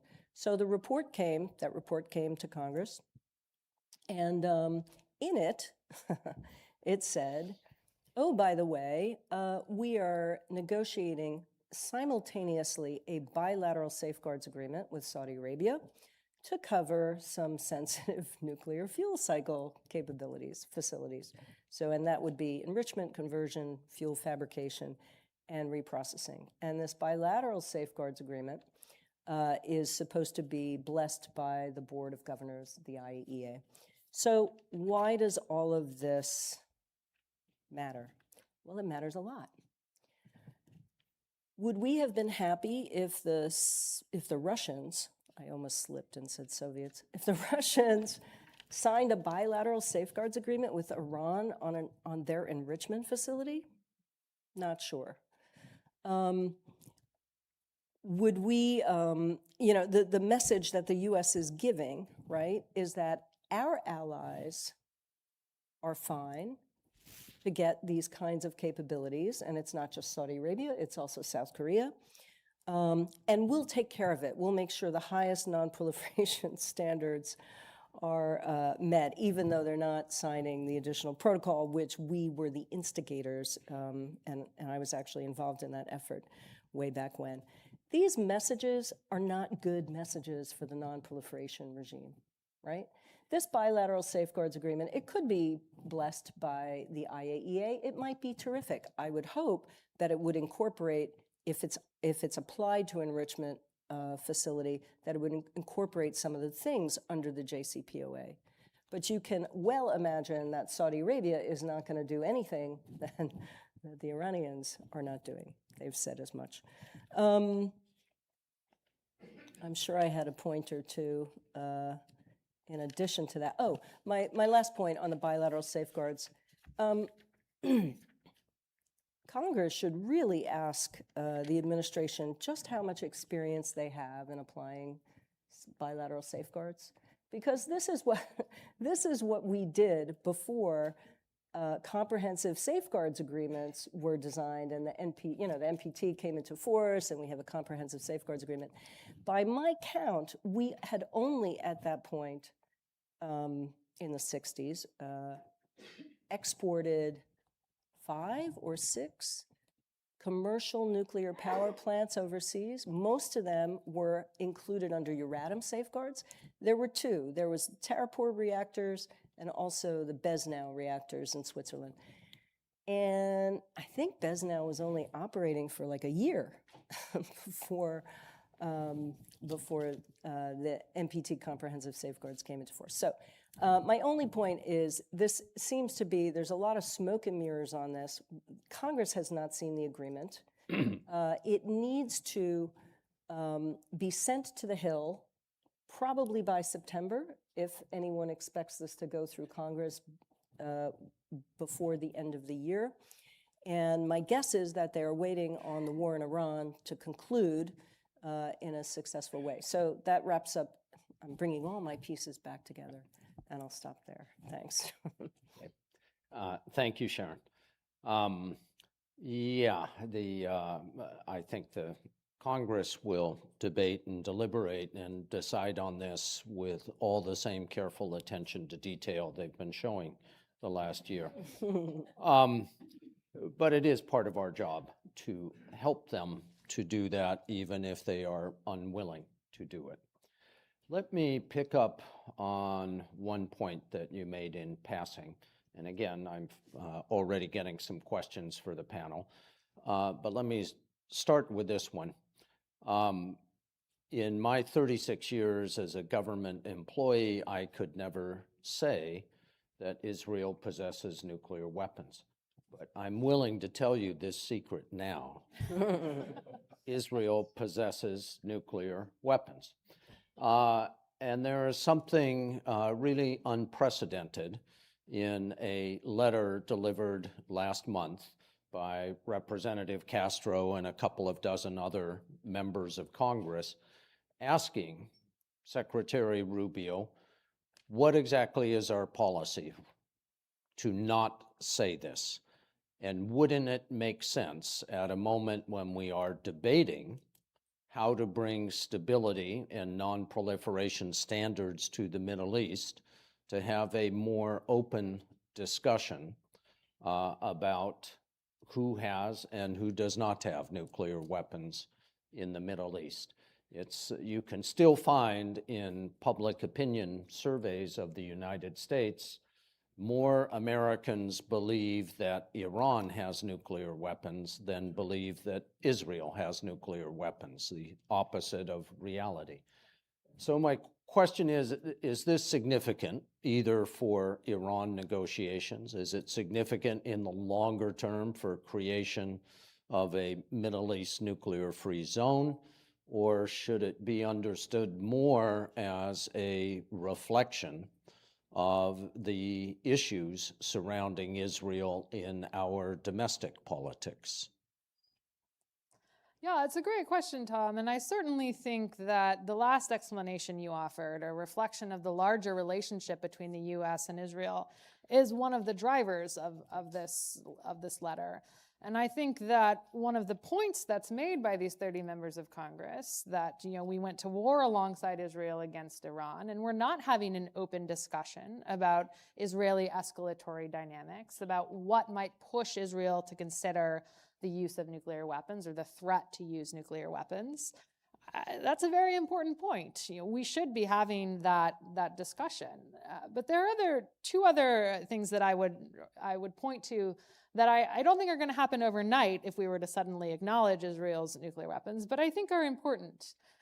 First, if we want to talk about sustainably ensuring that Iran does not pursue nuclear weapons, sustainably ensuring that Saudi Arabia doesn't pursue nuclear weapons, I think we have to have an honest conversation about the drivers that are pushing states in the region to keep their options open when it comes to nuclear weapons. And so long as we try to negotiate, solely, transactional deals that trade, nuclear restrictions for sanctions relief, for economic incentives, but are not supported by or do not include a more robust acknowledgement, discussion, examination of some of those underlying drivers, I think that non-proliferation agreements are going to, remain weak. They're going to be less stable and less sustainable. So I think beginning to have a more open conversation about Israel's nuclear weapons program can help us more honestly examine and discuss some of the drivers that push states to consider proliferation. But also, I would just say, I think there is an element here, given that we've been talking about the Nuclear Non-Proliferation Treaty today, and there is a continuing and growing undercurrents pointing again to the hypocrisy of the NPT, to inequities within the NPT. And again, even though Israel is outside of the NPT, the failure to even call out Israel as a nuclear weapons state continues to drive that dissatisfaction, that sense of inequity, within the treaty and the broader efforts to prevent, non-proliferation. So I don't think that it's going to, magically solve any of our problems. I don't think it puts us on the path to a Middle East WMD free zone, but I think it does create spaces for more open and honest conversations about the risks in the region. Thanks. Sharon, any comment? I don't like to disagree with you, Kelsey, on this. Maybe. I don't think that letter helps. I don't think it's going to help negotiations with Iran. While I rue the kinds of discriminatory or the discrimination that has seeped into our policies, I would hope that Congress would focus more on, let's not give away enrichment and reprocessing to Saudi Arabia. Let's make sure that we get some real limits on Iran. But I would also like to get rid of the, discrimination as a whole in our policy, which is, yeah, it's okay for us to, elevate Saudi Arabia against Iran in the future. That's a very dangerous geopolitical game they're playing. Okay. There's a couple of questions, partly historical, that are more in your field, Sharon. One is, were there U.S. efforts to apply something like bilateral safeguards in Israel, specifically at Dimona? I think the answer is no, but I'll turn to you in a moment. Second, was the Biden administration negotiating a nuclear agreement with Saudi Arabia that would have allowed enrichment and reprocessing? And I've got an answer on that, but I'm going to let you go first on either or both of those. You might know, you know better than I do on the Biden. You can look up in the National Security Archives, which is a fabulous resource at GWU, a lot of declassified cables, and there are some about Dimona. We wanted to inspect it, but it was not a reactor that we supplied, right? So we didn't have any obligation to do bilateral. I think it was a French, right? Wasn't it? That supplied it. There's probably, was that a question from Mark Goodman? You might know. No, the other than Mark. And then I'll let you answer the question about the Biden administration and ENR with the Saudis. I think there was reference to this earlier, that I believe the Biden administration was negotiating with Saudi Arabia on a package that would include enrichment under very strict controls. Whether those controls were more or less strict than what the Trump administration has now concluded, I can't tell you. But in that case, in the Biden administration, it got tied up not only with recognition of Israel, but with important questions like Saudi Arabia opening the oil taps a little bit wider. Let me ask Kelsey, both of you could answer if you like. How is Pakistan influencing Saudi Arabia's nuclear decisions? What would change in the Middle East if Pakistan made less vague the nuclear umbrella that it hints would be provided to Saudi Arabia? Sure. So maybe a bit of background for that question. Saudi Arabia and Pakistan recently announced sort of a new defense pact. And although it does not explicitly say if Pakistan was extended nuclear deterrence to Saudi Arabia, officials in both Pakistan and Saudi Arabia have suggested as much, and in some cases quite explicitly said that, were Saudi Arabia to be subject to attack, Pakistan would offer its extended nuclear deterrence, to protect Saudi sovereignty. To be honest, I am not sure that a more explicit discussion or recognition of that extended deterrence, or even the commitment in the agreement itself, really is going to make that much of a difference, or really is going to have that much of an impact on Saudi decision-making when it comes to nuclear weapons down the road. In part because of the international environment we're seeing now, where there's a broader questioning of extended deterrence commitments, where there's a broader questioning of alliance commitments, where I think particularly in the Gulf, we're seeing states like Saudi Arabia, like the UAE, question what they actually get in terms of defense from their relationship, from the United States. And so I think the Saudis are going to be reluctant sort of put all of their eggs in one basket when it comes to relying on Pakistan. And if we just go back to what Saudi officials themselves have said, they have been very clear that if Iran pursues nuclear weapons, they will match that capability. And I do not see any type of security guarantee, whether it's from Pakistan, even whether it was from the United States, that would convince Saudi leadership that its security interests were protected by a third party at that point. Okay. I think one relevant data point that matters to the issues you've both brought up is the budget of the International Atomic Energy Agency, which is one of the bargains in world diplomacy. I think its annual budget is less than Nike spends on advertising every year. And yet its technical capability is essential either for monitoring nuclear programs in Iran, which has to be, I agree, part of any deal, for monitoring any new reactors, and in particular, if it includes enrichment facilities in Saudi Arabia, and in monitoring what the nuclear industry has promised for the 36th year in a row is the beginning of the nuclear renaissance in civil nuclear energy around the world. And yet we face an administration that is openly hostile to all international organizations, even those that are essential to national security. Let me ask one more for Kelsey. If the IAEA returns to Iran with an additional protocol in place, they will be at the locations where Iran possesses either uranium at whatever stage of enrichment or centrifuges. And if the IAEA knows where those are, then Israel and the United States will know where they are.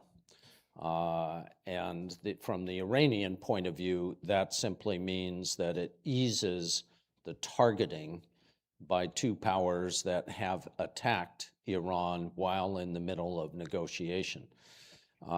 Can we overcome that and get to an agreement that would allow the IAEA to return its full capability? No, it's an interesting question. And one dynamic that we saw in Iran after the 12-day war in June was the scapegoating of the IAEA by several prominent Iranian policymakers, basically saying that the IAEA had deliberately provided information to the US and the Israelis that was used in the targeting campaign during the 12-day war. I think that's problematic for several reasons. I mean, certainly for the legacy and mandate for the IAEA, but also just from a realistic perspective, given what we have seen from the US and Israeli intelligence capabilities, Israel's deep penetration of Iran from an intelligence perspective, the IAEA is not finding anything that the Israelis don't already know is there. So this idea that the return of inspections would somehow enable or provide information, to Israel, to the United States that could be used in further bombing, I don't think that holds up. Unfortunately, though, I think that is a deeply rooted perception in Iran that any negotiated agreement is going to have to address. And I think it's unsurprising that we have seen Iran put so much onus on trying to extract guarantees regarding the ceasefire, in questioning if and whether President Trump can restrain Israel from acting again against Iran, going forward. So I don't think there are any easy answers there. But I think it has to start with Iran and the IAEA having a conversation about what the resumption of inspections would look like, what type of accountancy reports are going to be required, how to follow up on that process.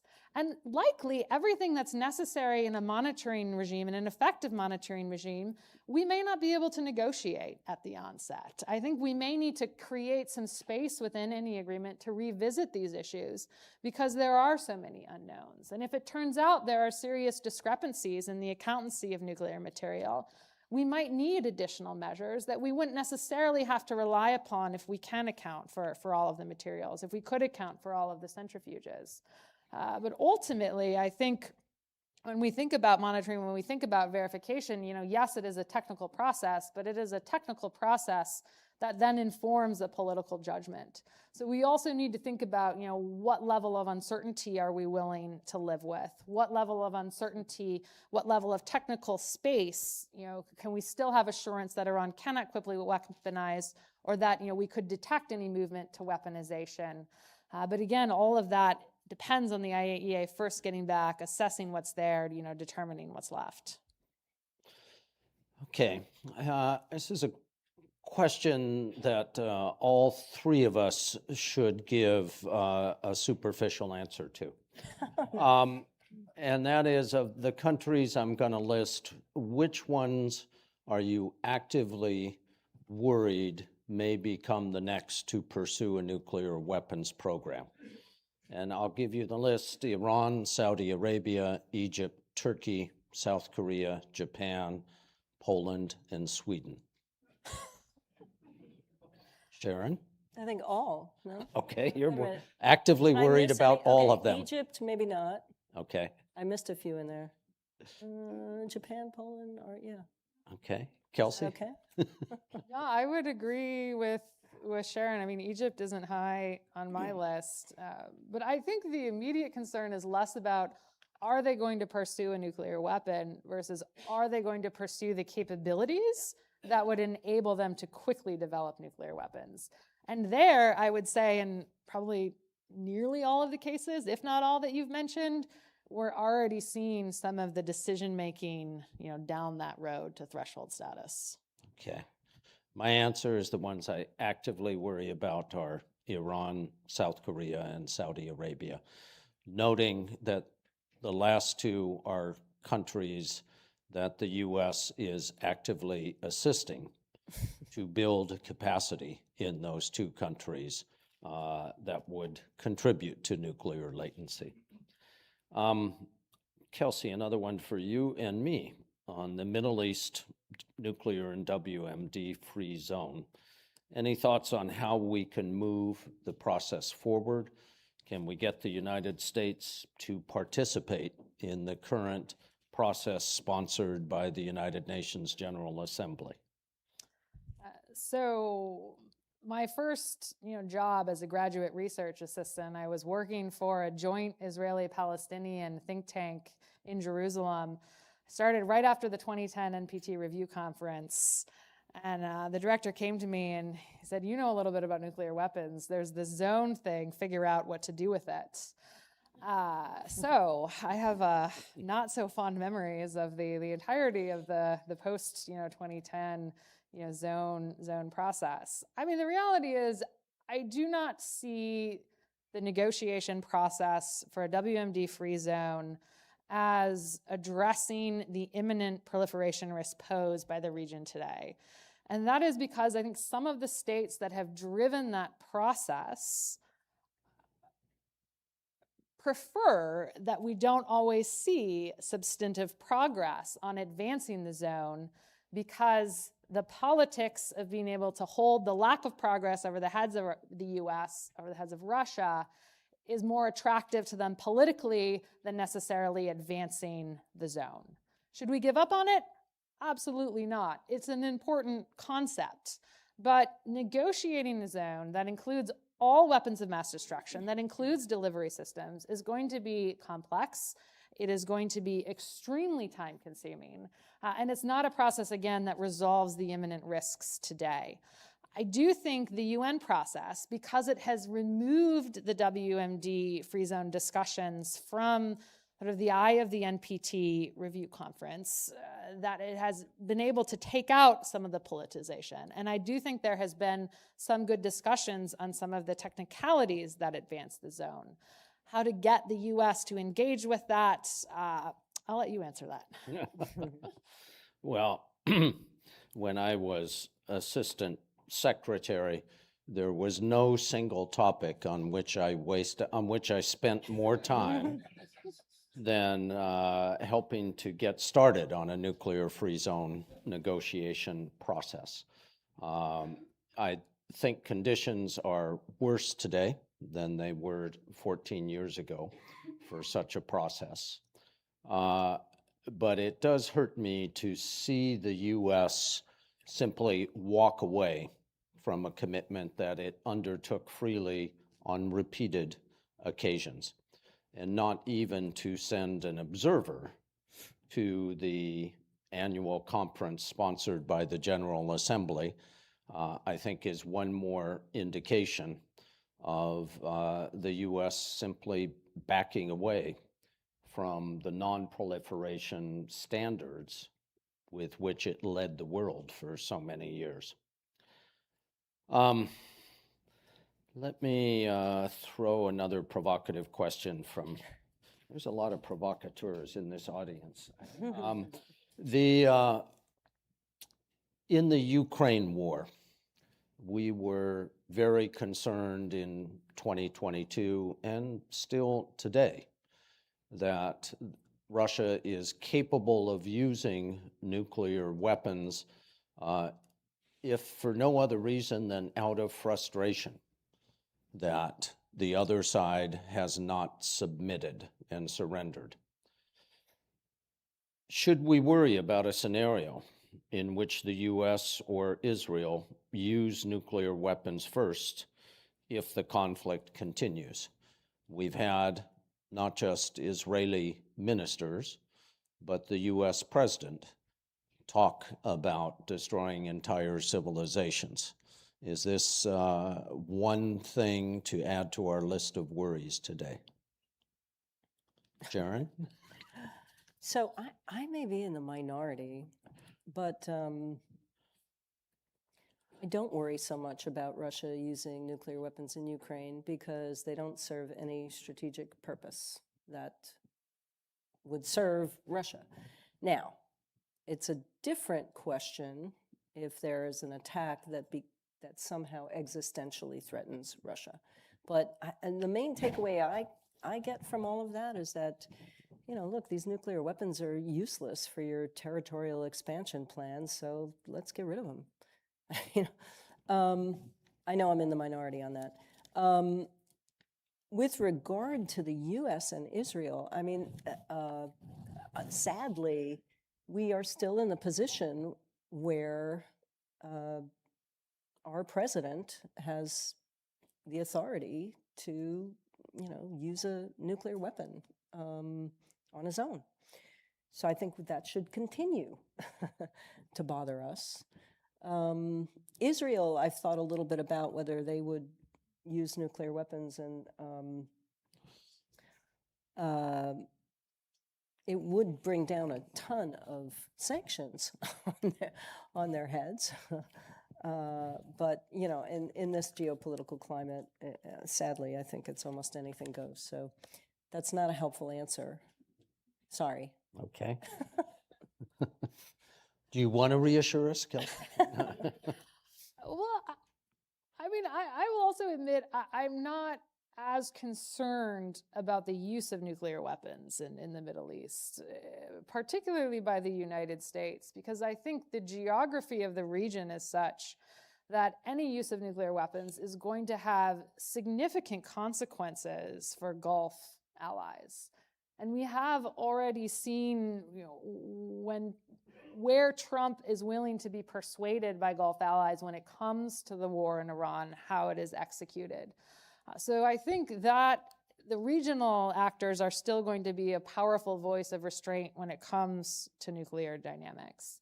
I also think, you know, when President Trump made his threat to destroy the Iranian civilization, I mean, it was terrible. It was uncalled for. Of course, that would be a war crime. But we did see successive U.S. officials come out and say consistently that we did not mean the use of nuclear weapons. So I do wonder if there is some kernel or some thread of truth to President Trump's own assertion that he has always been against nuclear weapons and nuclear weapons use. Perhaps that is me being trying to look for a silver lining because I don't want to contemplate the use of nuclear weapons and nuclear weapons in the region. And certainly I agree with Sharon that it should drive us to think more about the implications of one person having sole authority over our nuclear use and what we should do about that. But I am less concerned about the escalation to nuclear in the current context. Okay. I'll give you my short answer and we'll wrap up. In the case of Russia and Ukraine, as Mr. Putin sinks deeper into a pit of frustration, there are 10 other stupid things he could do before resorting to the ultimate stupidity. But I can't entirely rule it out. I note that there are more bureaucratic procedural constraints on the ability of Prime Minister Netanyahu to make this decision unilaterally than there are constraints on Mr. Trump. It would be an insane thing to do, and we trust our president not to do or say insane things. And that's all the reassurance I can offer. Let me thank Sharon and Kelsey for their expertise and their time today. Thank you.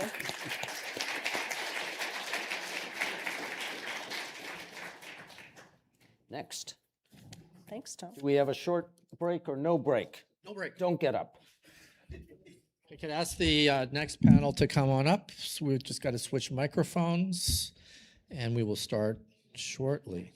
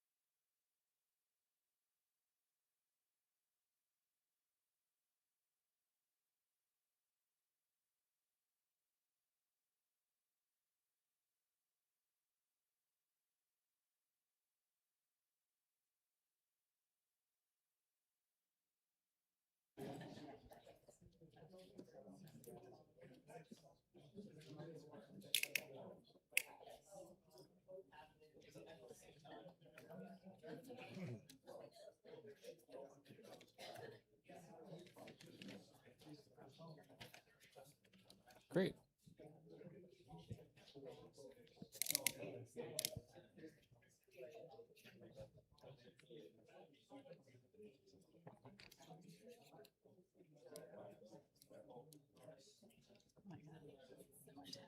I know, the lights are impressive. Yeah.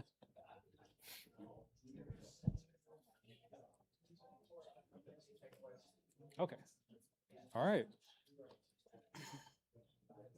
Welcome, everybody, to the last final panel of the day. We're going to get started. Thanks, everyone. So this is the last panel of the day. It's on pathways towards multilateral diplomacy. I'm Shadon Liang, Senior Policy Analyst at the Arms Control Association for Nuclear Weapons Policy and Disarmament. I'm looking forward to our conversation. Three folks I'm always happy to hear from and to learn from. Before I turn it over to them, though, I'm going to lay the groundwork a little bit to bring everybody back up to speed with why we're talking about multilateral diplomacy and what's happened since New START expired on February 5th, 2026, earlier this year. Last year, the Trump administration was a bit quiet about its arms control policy and its priorities. We had the occasional comment from the president about denuclearization that he was interested in. When Russia proposed on September 22nd to respect the New START limits after the treaty's expiry, he said casually it was a good idea, but nothing came of that. On the expiration of New START, the US made several key announcements about what its policy would be and what it would seek to do. Quote from Undersecretary for Arms Control and International Security, Thomas DiNanno, speaking at the Conference on Disarmament, he said, taking into account all Russian nuclear weapons, both novel and existing strategic systems, addressing the breakout growth of Chinese nuclear weapon stockpiles. These were the goals of the administration's policies, nothing particularly surprising there. So Christopher Yao, the Assistant Secretary for Arms Control and Non-Proliferation, on February 17th said, following the expiration of New START, the United States proposed multilateral strategic stability talks as a means to achieving future nuclear arms control. And then he followed up April 29th at the RevCon, saying that the United States had provided detailed proposals to Russia and China, and among the P5 on possible initial steps, including on transparency, risk reduction, and nuclear testing. So this is why we are here to talk about the multilateral formats and the options, the potential and the pitfalls. A few other notes about what has transpired since New START expired. One is, of course, that Trump visited Beijing a couple weeks ago and said he discussed nuclear denuclearization with his counterpart Xi Jinping. But there's no confirmation from the Chinese side, and even Trump's account, which he gave to the press, doesn't suggest a substantial conversation. Trump's team has also accused China of conducting a nuclear test on June 22nd, 2020. So the president announced last year, of course, the intention to resume testing on an equal basis. And that's not going to be the focus of today's conversation, but it's important context for where we are. So to examine this set of where the administration has brought us, where we go from here, I'm happy to introduce Amy Nelson, Director of the Future Security Scenarios Lab and Senior Fellow with the Future Security Program at the New America Foundation, author of the forthcoming Arms Control Paradox from Stanford University Press. To my left, in the middle, Matthew Sharp, Senior Nuclear Fellow at the Center for Nuclear Security Policy with MIT's Security Studies Program, previously at the State Department for 17 years, and last, the Acting Deputy Assistant Secretary for Nuclear Affairs at the Bureau of Arms Control, Deterrence, and Stability. And Tong Zhao, leading scholar of China's nuclear program and a senior fellow with the nuclear policy program at the Carnegie Endowment for International Peace, and a non-resident researcher with Princeton's Science and Global Security Program. Just to start off, Amy, can I ask you, what makes the post-New START era of arms control different? Right? What are some of the risks of continued failure to engage among the nuclear five? Aside from what the administration wants to do multilaterally, what should the US and Russia also be looking at in the near term? How should the US be thinking about the Russian offer to stay within New START limits? And potentially, is there, beyond quantitative arms control, is there some space for the P5 process to look at other issues like, for example, artificial intelligence, nuclear weapons, or the militarization of space, for example? Yeah. Great, thank you so much, and thank you for having me. I just so happen to have a few thoughts on those questions. Works out rather well. So there is a paradox at the heart of arms control that I've spent the last several years trying to deeply understand, which is that the conditions that make arms control most urgent are precisely the conditions that make it hardest to achieve. Today, we see it in deepening mistrust, collapsing communication channels, accelerating technology, and fracturing multilateral institutions. They don't just raise the stakes for diplomacy, but they actively undermine the tools diplomacy depends on. The paradox isn't new, but this post-New START moment, of course, is. Previous eras of arms control failure still had a load-bearing structure.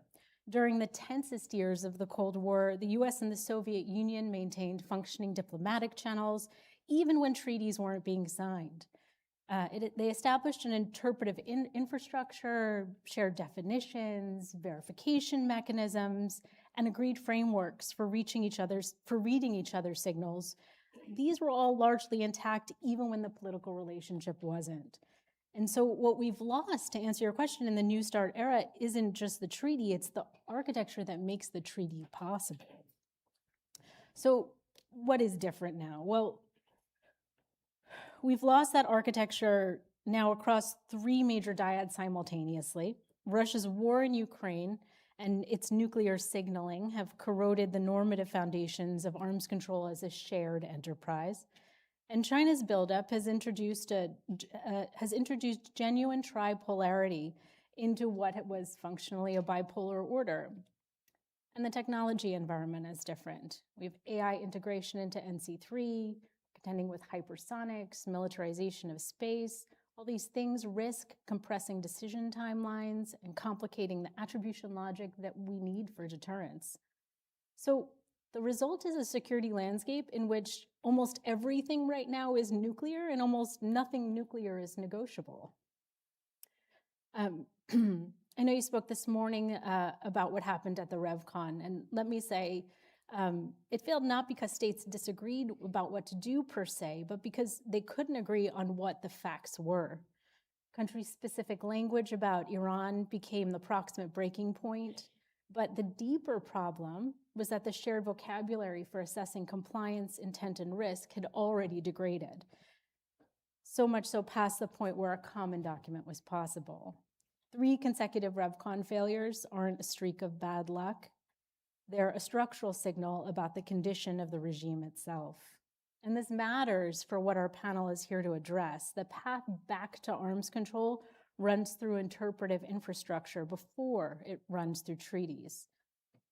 So the near-term US-Russia question, and to your question about Russia, and the N5 discussions on AI and NC3 and space, these aren't separate problems at different scales. They actually both require a shared understanding of what the other side is doing to make communication credible. And that's actually a lower threshold than arms control, if there's good news here. It doesn't require trust, and it just requires a common vocabulary, functioning channels, and the political will to use them. On US-Russia, Russia's conditional and unverifiable offer to stay informally within New START limits is a starting point, obviously, but not a solution. The near-term agenda worth pursuing isn't a treaty. It's rebuilding the consultative infrastructure, the data exchanges, the transparency on force posture, and the functioning channels for clarifying ambiguous signals that make a future treaty even conceivable. On AI and space, these aren't disarmament problems. These are risk reduction problems. That distinction matters because risk reduction is achievable even when disarmament isn't. The official P5 process has actually never formally taken up AI and NC3 as an agenda item, despite, and I'll say multiple track 1.5 processes doing this conceptual groundwork for years.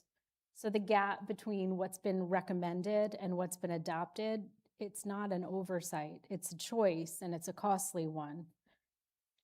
Agenda items could include common definitions of AI-assisted versus AI-directed decision-making in nuclear command systems, incident reporting for NC3 anomalies, basic commitments not to target nuclear mission-critical space assets.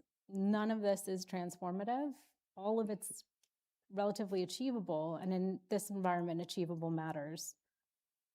These measures are tractable. The obstacles aren't technical, but the way uncertainty that characterizes our security environment right now drives negotiators away from exactly this kind of engagement, the kind of engagement these measures require is what is impeding. So the book I recently finished, out this September, argues that the arms control paradox isn't actually a problem to be solved. It's a condition to be managed. Arms control is often approached as a calculation problem or a calculo problem. Identify the threat, estimate the probability, limit the exposure. But the historical record actually shows that negotiations unfold under genuine uncertainty where the probabilities are unknown. And when negotiators face that kind of uncertainty, the pull towards heuristics is powerful and understandable. These include in the arms control space, narrow quantitative limits, worst case scenario planning, agreements scoped to what can be counted rather than what needs to be managed. And actually the eras when we best managed the arms control paradox weren't the eras of the most ambitious treaties. They were the eras when negotiators actively sought to reduce uncertainty about capabilities, intentions, and the negotiation process itself, rather than defaulting to numbers they could count. So that's what the historical record teaches, and it's the standard I'd apply to what comes next. Not did we get a treaty, can we get a treaty, but are we rebuilding the specific conditions that make negotiation possible? The shared vocabulary, the functioning channels, the interpretive capacity to read one another's signals without defaulting to worst case assumptions. These are not utopian prerequisites. I think they're pretty operational ones. History suggests it may take a crisis to create the political will to pursue them, but the measures themselves, I think, are within reach now. So I'll stop there and look forward to hearing from the rest of the panel. Thank you, Amy. So Matthew, I was going to start by asking you, the U.S. proposals on nuclear risk reduction, transparency, nuclear testing, what should these be now that we're approaching from this perspective? Why hasn't the U.S. pursued something multilateral before? Why hasn't that been the default approach to these problems? Is it realistic to think that all the five can make progress along these lines? Thank you. Thanks, Sharon. Thanks also to ACA for the invitation and for this great conversation today. I'm really happy to be here. Maybe I'll start towards those questions with an assertion that I think is out there. There's a narrative that the world has somehow changed in new, novel ways, and that the tools of arms control just don't exist, or at best make it very, very difficult to grapple with a new two-peer trilateral nuclear environment. I think that's wrong. I think it's wrong for two reasons.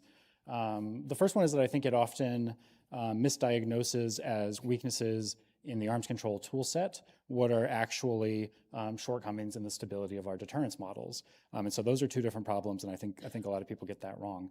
But the second reason I think it's incorrect is because I think we've done this before. I think there's a long history of multilateral arms control, and I think those fall in my mind into roughly 5 categories that I'd like to just walk through real quickly. The first is one that is based on what I would call uneven limits. Here, I think the Washington Naval Treaty is a great example, where you can have not 3, but 5 major powers placing limits on their capabilities, and those limits are not the same. And I think there's a lot of nuance and history that goes into explaining why that was possible in that instance. But it's an example that it can happen when you want to. A second category I would submit are limits that I would characterize as being collective limits. And here I'm thinking of something like the CFE, where you can have not 3 in this case, but 22 parties negotiating, and then 30 by the time the thing actually comes into force, with limits that are placed not on the individual members, but in some collective groups with some flexibility to redistribute among them. I think that's also relevant to the current situation and a little bit of a different model. The third is what I think of as requirements that are unlike among the participants. And my example here is START 1. So START 1, obviously, we primarily think of it as a treaty that limits the US and Russia, but when it enters into force, there are 5 participants, and each of them has nuclear weapons. And so I think the requirements there on those 5 participants look very different. The ones on Russia and the United States are what we all know. But for those other 3, for Belarus and Kazakhstan and Ukraine, the requirements are engineered to move them from the status of a state with nuclear weapons on their territories to the status of a non-nuclear weapon state party to the NPT. And so I think those unlike requirements are another way that we've grappled with multilateral arms control in the past. INF, I think, actually is also an interesting example of that category that we can talk about more. A fourth category are requirements that are normative. Here, I think the NPT's Article 6 is a great example, and I think when you look back at the NPT at the very beginning, there aren't just 2 states with nuclear weapons that have special responsibilities. There's a third one there, and I think it's clear at the time that the UK understood that it had obligations under Article 6. It did not understand that obligation was to join some sort of trilateral arms control negotiation for arms limitations, but more in the direction of things like addressing nuclear tests and other things that I would characterize as normative limits. And then the fifth category, I think, is things that involve exchanges of information, transparency measures, things that sit in those two elements obviously fit into all of these other agreements as well, but they can exist by themselves as well. And I think that examples there are things like the HCOC, for instance, or the Vienna document. And so I'm very conscious that there are people in this room that know more about the history and the specifics of all of those agreements than I do. But I named them not to pretend otherwise, but to suggest that we've done this a number of times before. There are a lot of different ways that we can do it. And I would submit that our current situation with a sort of two-peer nuclear competition involving China, Russia, and the United States could draw on any one of those baskets and find solutions that are relevant. And Amy just named some examples of that. So we can come back to that, and I hope we will during the discussion about how it applies in the future. But to make sure to touch on your question, which is it that the Trump administration seeks? And here I think it's a little unclear, or rather, it's very clear, but it depends on who you're talking to. So President Trump, obviously a relevant stakeholder here, in the series of comments, Sharon, that you started with, there's one from last February says, let's cut our military budget in half. There's no reason for us to be building brand new nuclear weapons. We already have so many. There are others in that list of statements that make me think he's clearly thinking of that first category. He's talking about limiting nuclear arsenals. He has in mind something that would actually be an arms limitation treaty that includes the three parties that he references. That seems pretty clear-cut to me. But by the time we get to the statements this past February, which you also quoted from, Assistant Secretary Yaw's statement at the Hudson Institute included the line that you just read. President Trump's objective is to get to a better arms control agreement, and use multilateral strategic stability talks to get there. That's our marching orders, he said. Here, it seems like it's something very different. Like, yes, we will get to that Category 1 limits on nuclear arsenals, but there's something else that's going to happen first, and that looks a whole lot more like dialogue. That's what I think you saw come through the U.S. statements at the NPT. You read this quote as well. The United States, this is from the Main Committee 1 statement by Assistant Secretary Yaw. He said, quote, the United States is demonstrating leadership by proposing new multilateral strategic stability and arms control talks. This is a natural evolution of arms control to take account of the arsenals and threats we face today, end quote. And he ties that to the concrete proposals that sound like risk reduction measures that you mentioned just now. And so I think in these statements from February, we're looking at a very different scenario where we're looking maybe more in the fourth or fifth category that I named of things that we can do to try to pursue multilateral arms control. And so all those things are available to us. It seems like there's a little bit of an uncertainty on the US side about what exactly it is that we seek. But if you take the points I'm trying to lay out there, one is that this is possible. There are solutions for this. We know that because we've done it before, and those solutions come in a couple of different flavors. There's a little bit of uncertainty on the US side. Yes, we want to pursue multilateral nuclear arms control, but what that is left a little bit up in the air. I think there's an opportunity there, and it's an opportunity for the non-weapon states of the NPT to say, look, we heard you, we want to support you, we want to hear what you mean, we want to encourage China to take up the offer, as Assistant Secretary Yaw said in some of those statements. But we also want to know what it is that you're proposing. And if there aren't good answers to those questions, either from the Chinese side in terms of taking up the baton, or from the US side about what it is specifically that's going to be put forward, then there's an opportunity to fill that gap with some ideas.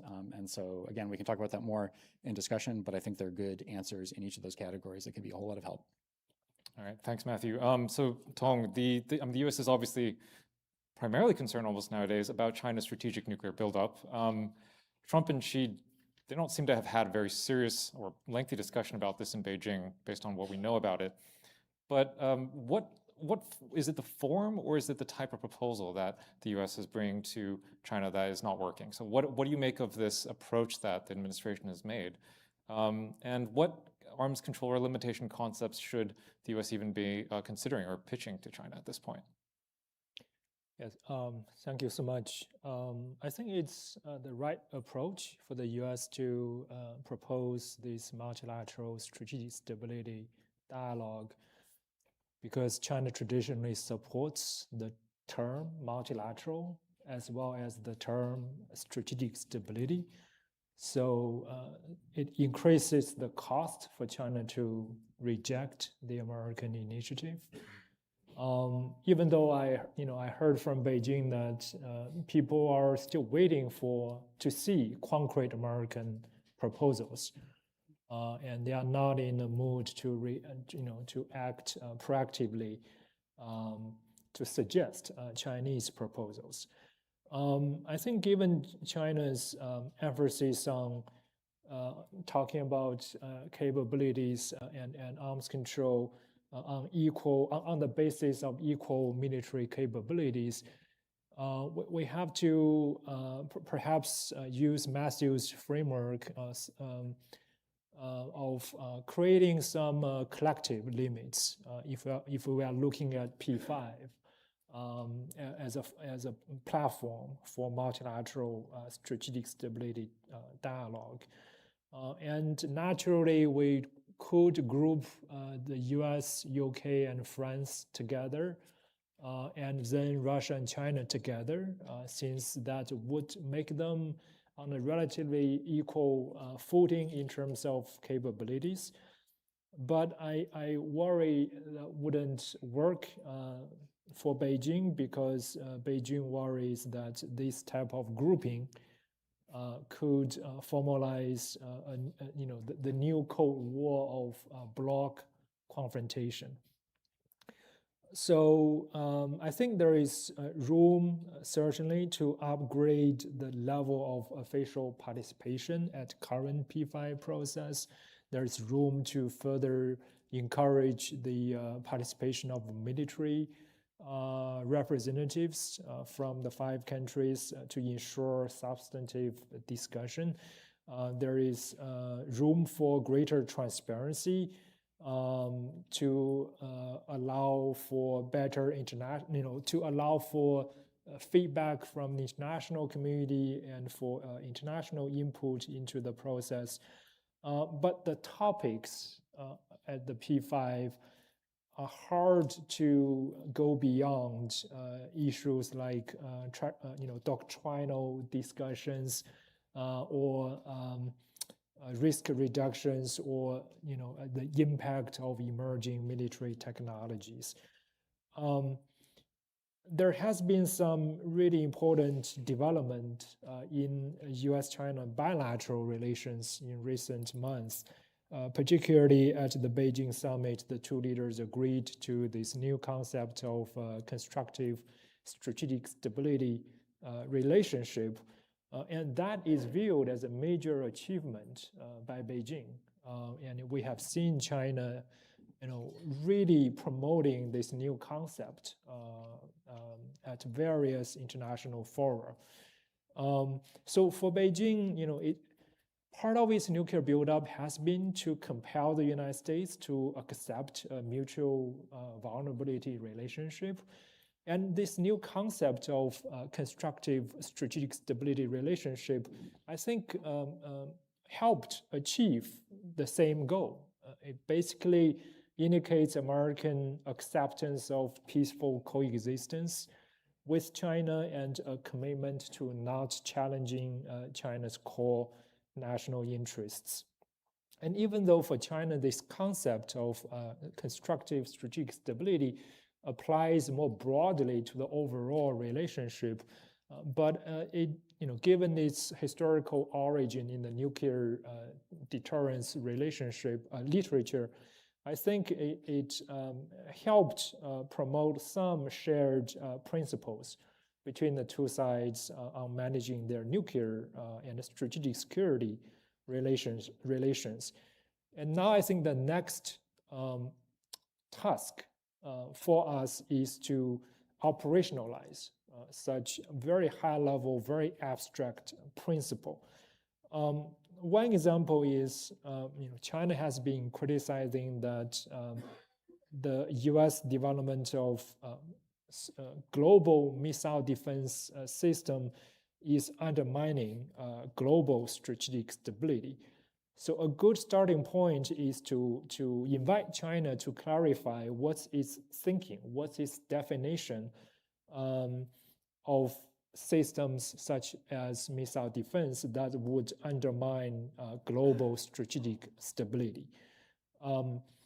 China itself has been developing all types of missile defense technologies, including interceptors that could shoot down intercontinental ballistic missiles. So I think the US can show a willingness to talk about missile defense issues by inviting China to explain its standards for, what type of missile defense it thinks undermines global strategic stability.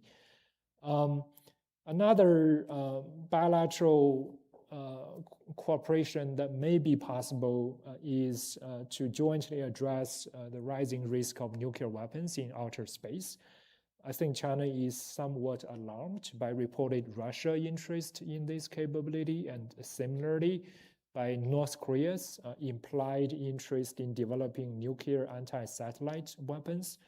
I think, given China's interest in maintaining access to outer space for both civilian and military purposes, this is in China's interest to keep outer space nuclear weapons free. Of course, China is reportedly developing its own fractional orbital bombardment system, but it looks like those are basically, special reentry vehicles potentially deployed on the DF-5C missiles in central China, so that China could strike US homeland by flying over the South Pole rather than from the north. So it's still qualitatively different from wanting to place a nuclear weapon in outer space. So maybe I think there is space for US and China to jointly strengthen outer space treaty and strengthen the norm against deployment of nuclear weapons in space. Let me end with a final point, which I think one really hopeful area of potential mutual restraint is about theater nuclear systems. This is because there is increasing mutual concern about each other's capabilities and deployment regarding theater nuclear capabilities.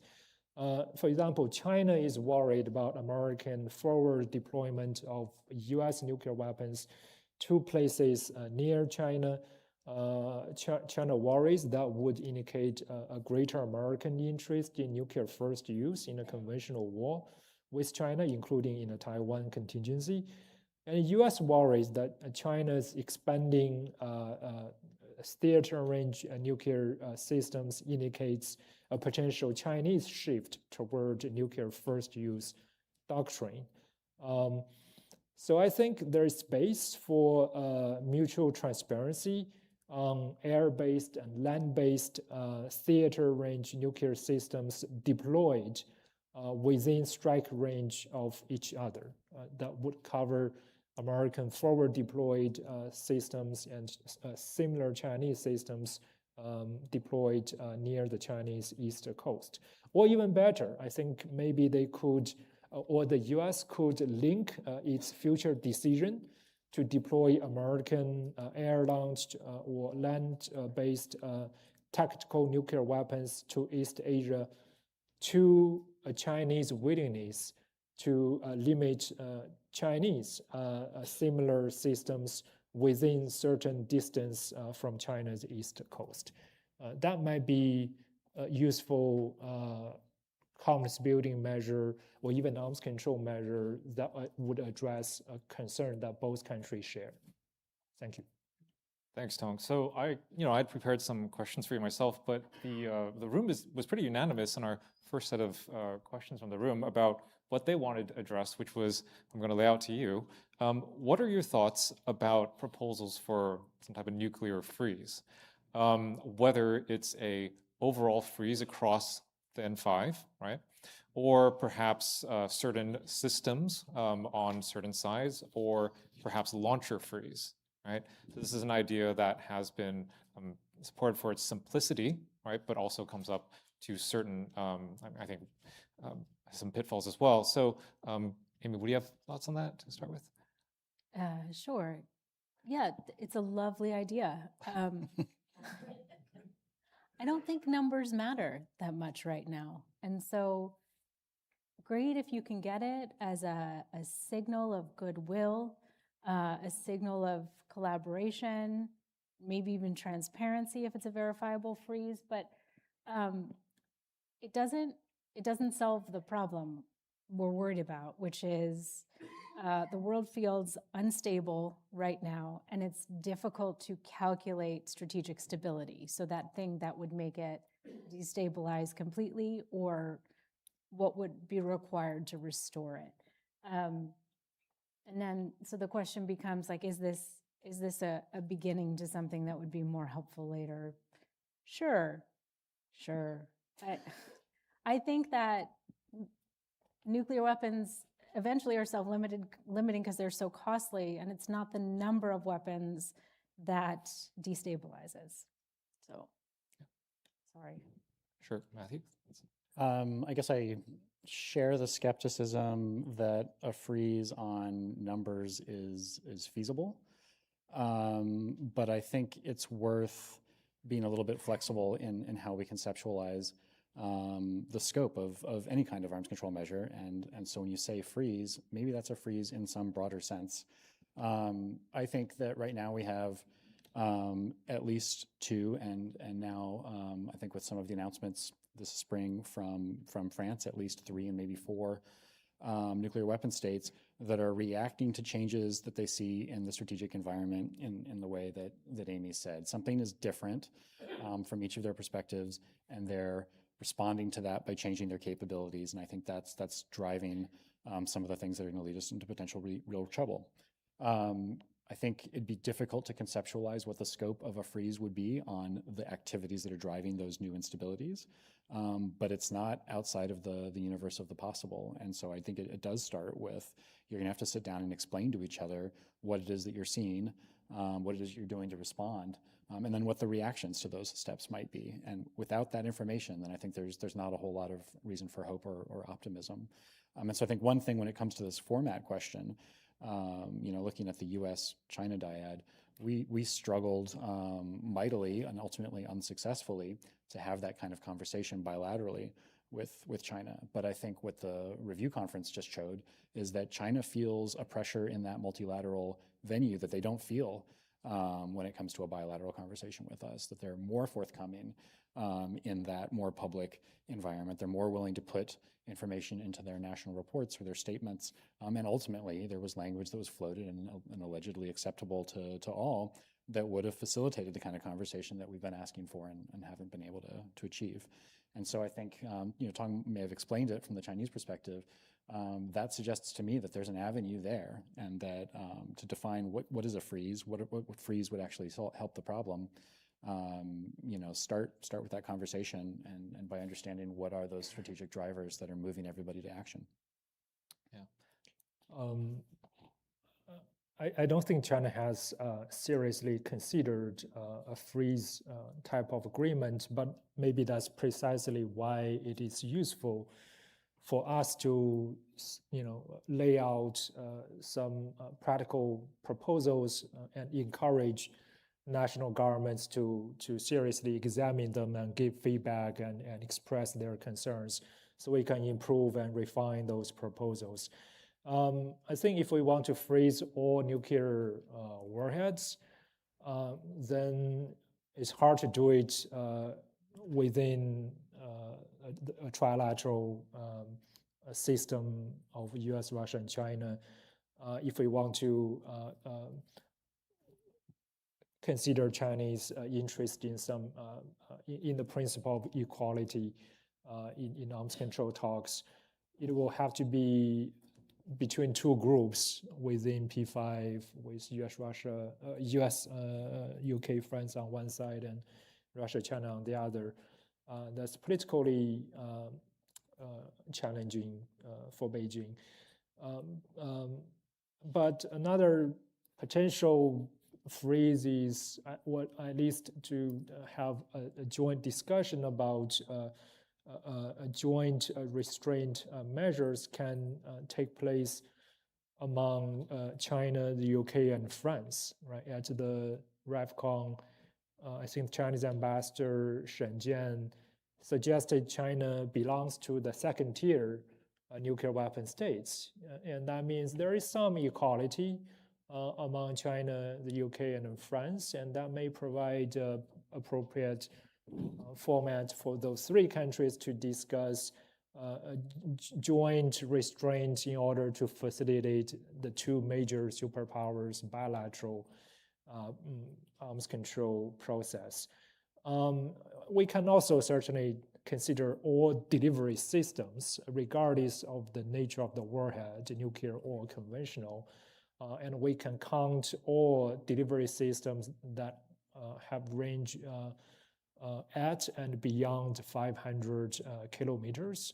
That might create some equality among US, Russia, and China, given China's huge arsenal of theater range conventional missile systems. Or we can broaden this all delivery upper limit type of arrangement within P5. So I think in theory, there are always ways that we can innovatively create equality and make it harder for national countries to say no. All right, so Amy, this question I'm going to put it to you is, while the US pursues this multilateral format, are there things that the US and Russia could be talking about on the side? Setting aside for now, the Russian seems to be a resumption of the position that they don't want to talk about any arms control while the war continues.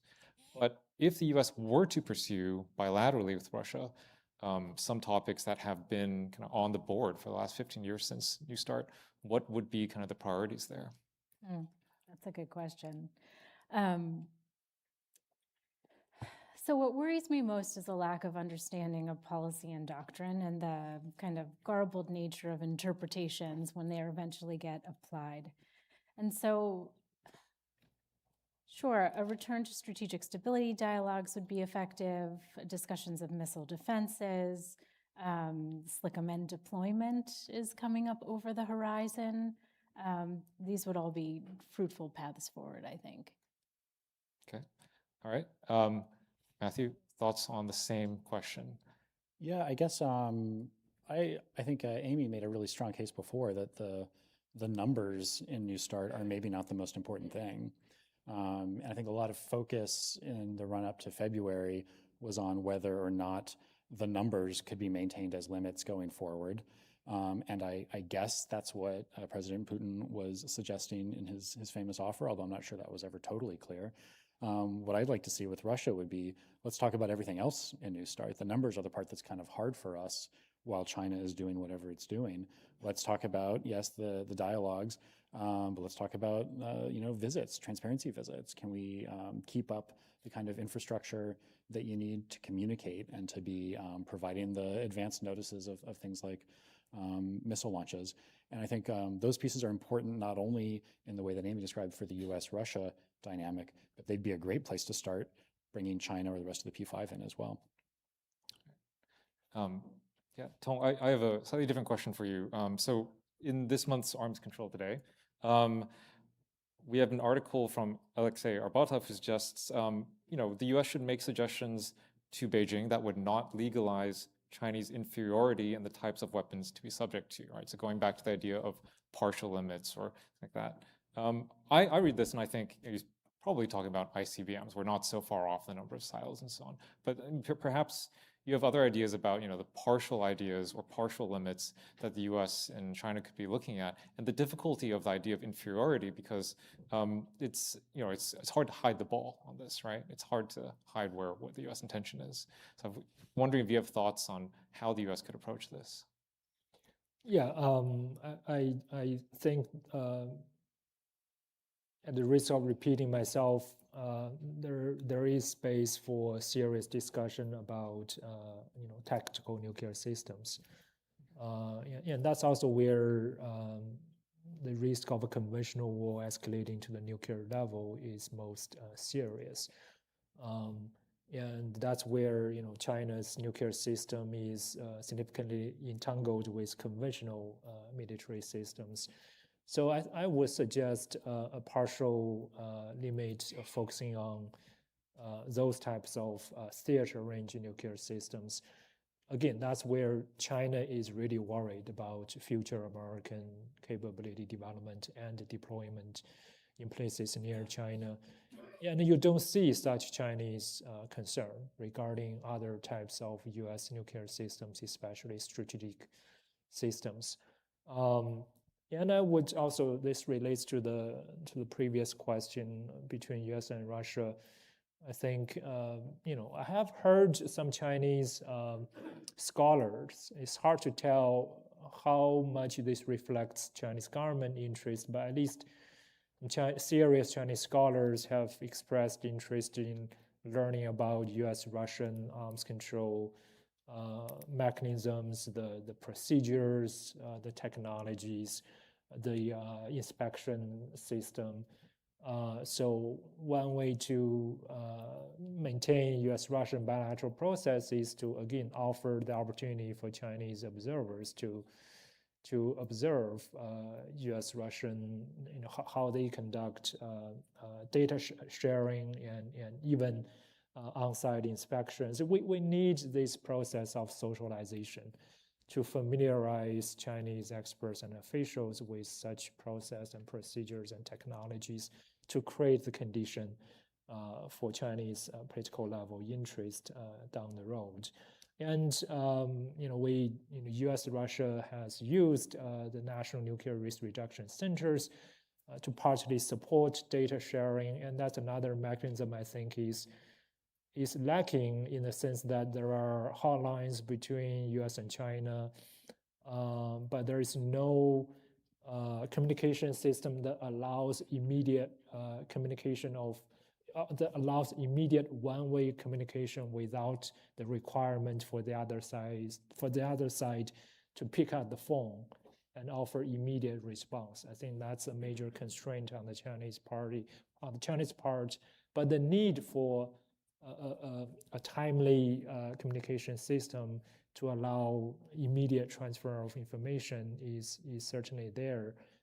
So I think that's some opportunity for strengthening the current US-China bilateral crisis management system. All right, thank you, Tom. Well, unfortunately, we are out of time for this panel today, but this is a conversation I think will be ongoing in many spaces.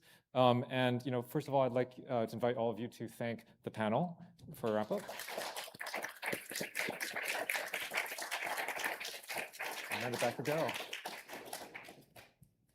We'll stay here. All right, thank you, panel. Please stay there because we are rapidly running out of time, and the good folks at the National Press Club have another event that I understand has 400 people coming at 5 o'clock, so we need to be wrapping up on time.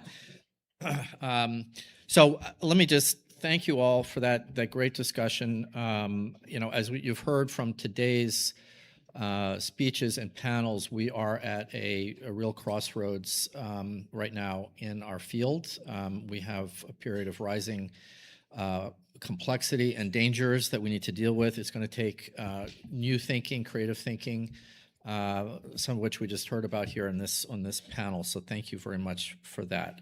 And this conference is coming to a close, but we are just beginning the next chapter in our ongoing work on all of these different issues to update and repair the nuclear nonproliferation and disarmament system to meet the challenges of the new nuclear era. It's going to be difficult, like in the past. We're going to need a lot of people to be involved in a lot of different ways from a lot of different angles. We're going to need some shots of good luck here and there to get us moving in a safer direction. And the Arms Control Association, my team, and our board, and I know many of our members are going to be doing our part. And we really do need your support. We are, despite outward appearances, the beauty of arms control today, this lovely conference center, we are a modestly sized organization with just a dozen full-time staff people, just $1.55 million budget. that's supported by a small number of very generous and loyal supporters and a number of very stalwart and helpful foundations that are part of our story of success. So I want to thank a few people for helping put this event together. It happens in just one day, but it takes many weeks to prepare it. First of all, my very capable and dedicated team who are passionate about their work. They're also a joy to work with. I'm constantly impressed by each of them. As you saw, Tom Countryman is something special. He's our board chairman, and the rest of our board members are also quite spectacular, but I really want to thank Tom, who's theoretically retired, but he's really working hard on these issues every day, every week. So let's give all of them a quick round of applause. And I also want to thank a couple of people who were critical to this meeting: our COO, Kathy Crandall Robinson, our Comms and Operations Associate, Ryan Rowe, our Program and Operations Assistant, Libby Fleitoff, who you saw earlier. Also to Alan Harris, who is the person who's responsible for making Arms Control Today look so nice, and Carol Giacomo, our Chief Editor, who are in the back. Thanks to all of you for your help with everything that we do. And for those of you watching online, the guy you should talk to if you want to have somebody broadcast your event is Brendan Kawanowski, who has been with us now for like 5 years. Brendan, thank you very much. And again, thanks to all our speakers and our panelists. You heard from some of the best today. Please stay engaged. Please don't give up hope, and please be safe and take care as we go forward. Thanks a lot. The meeting is closed.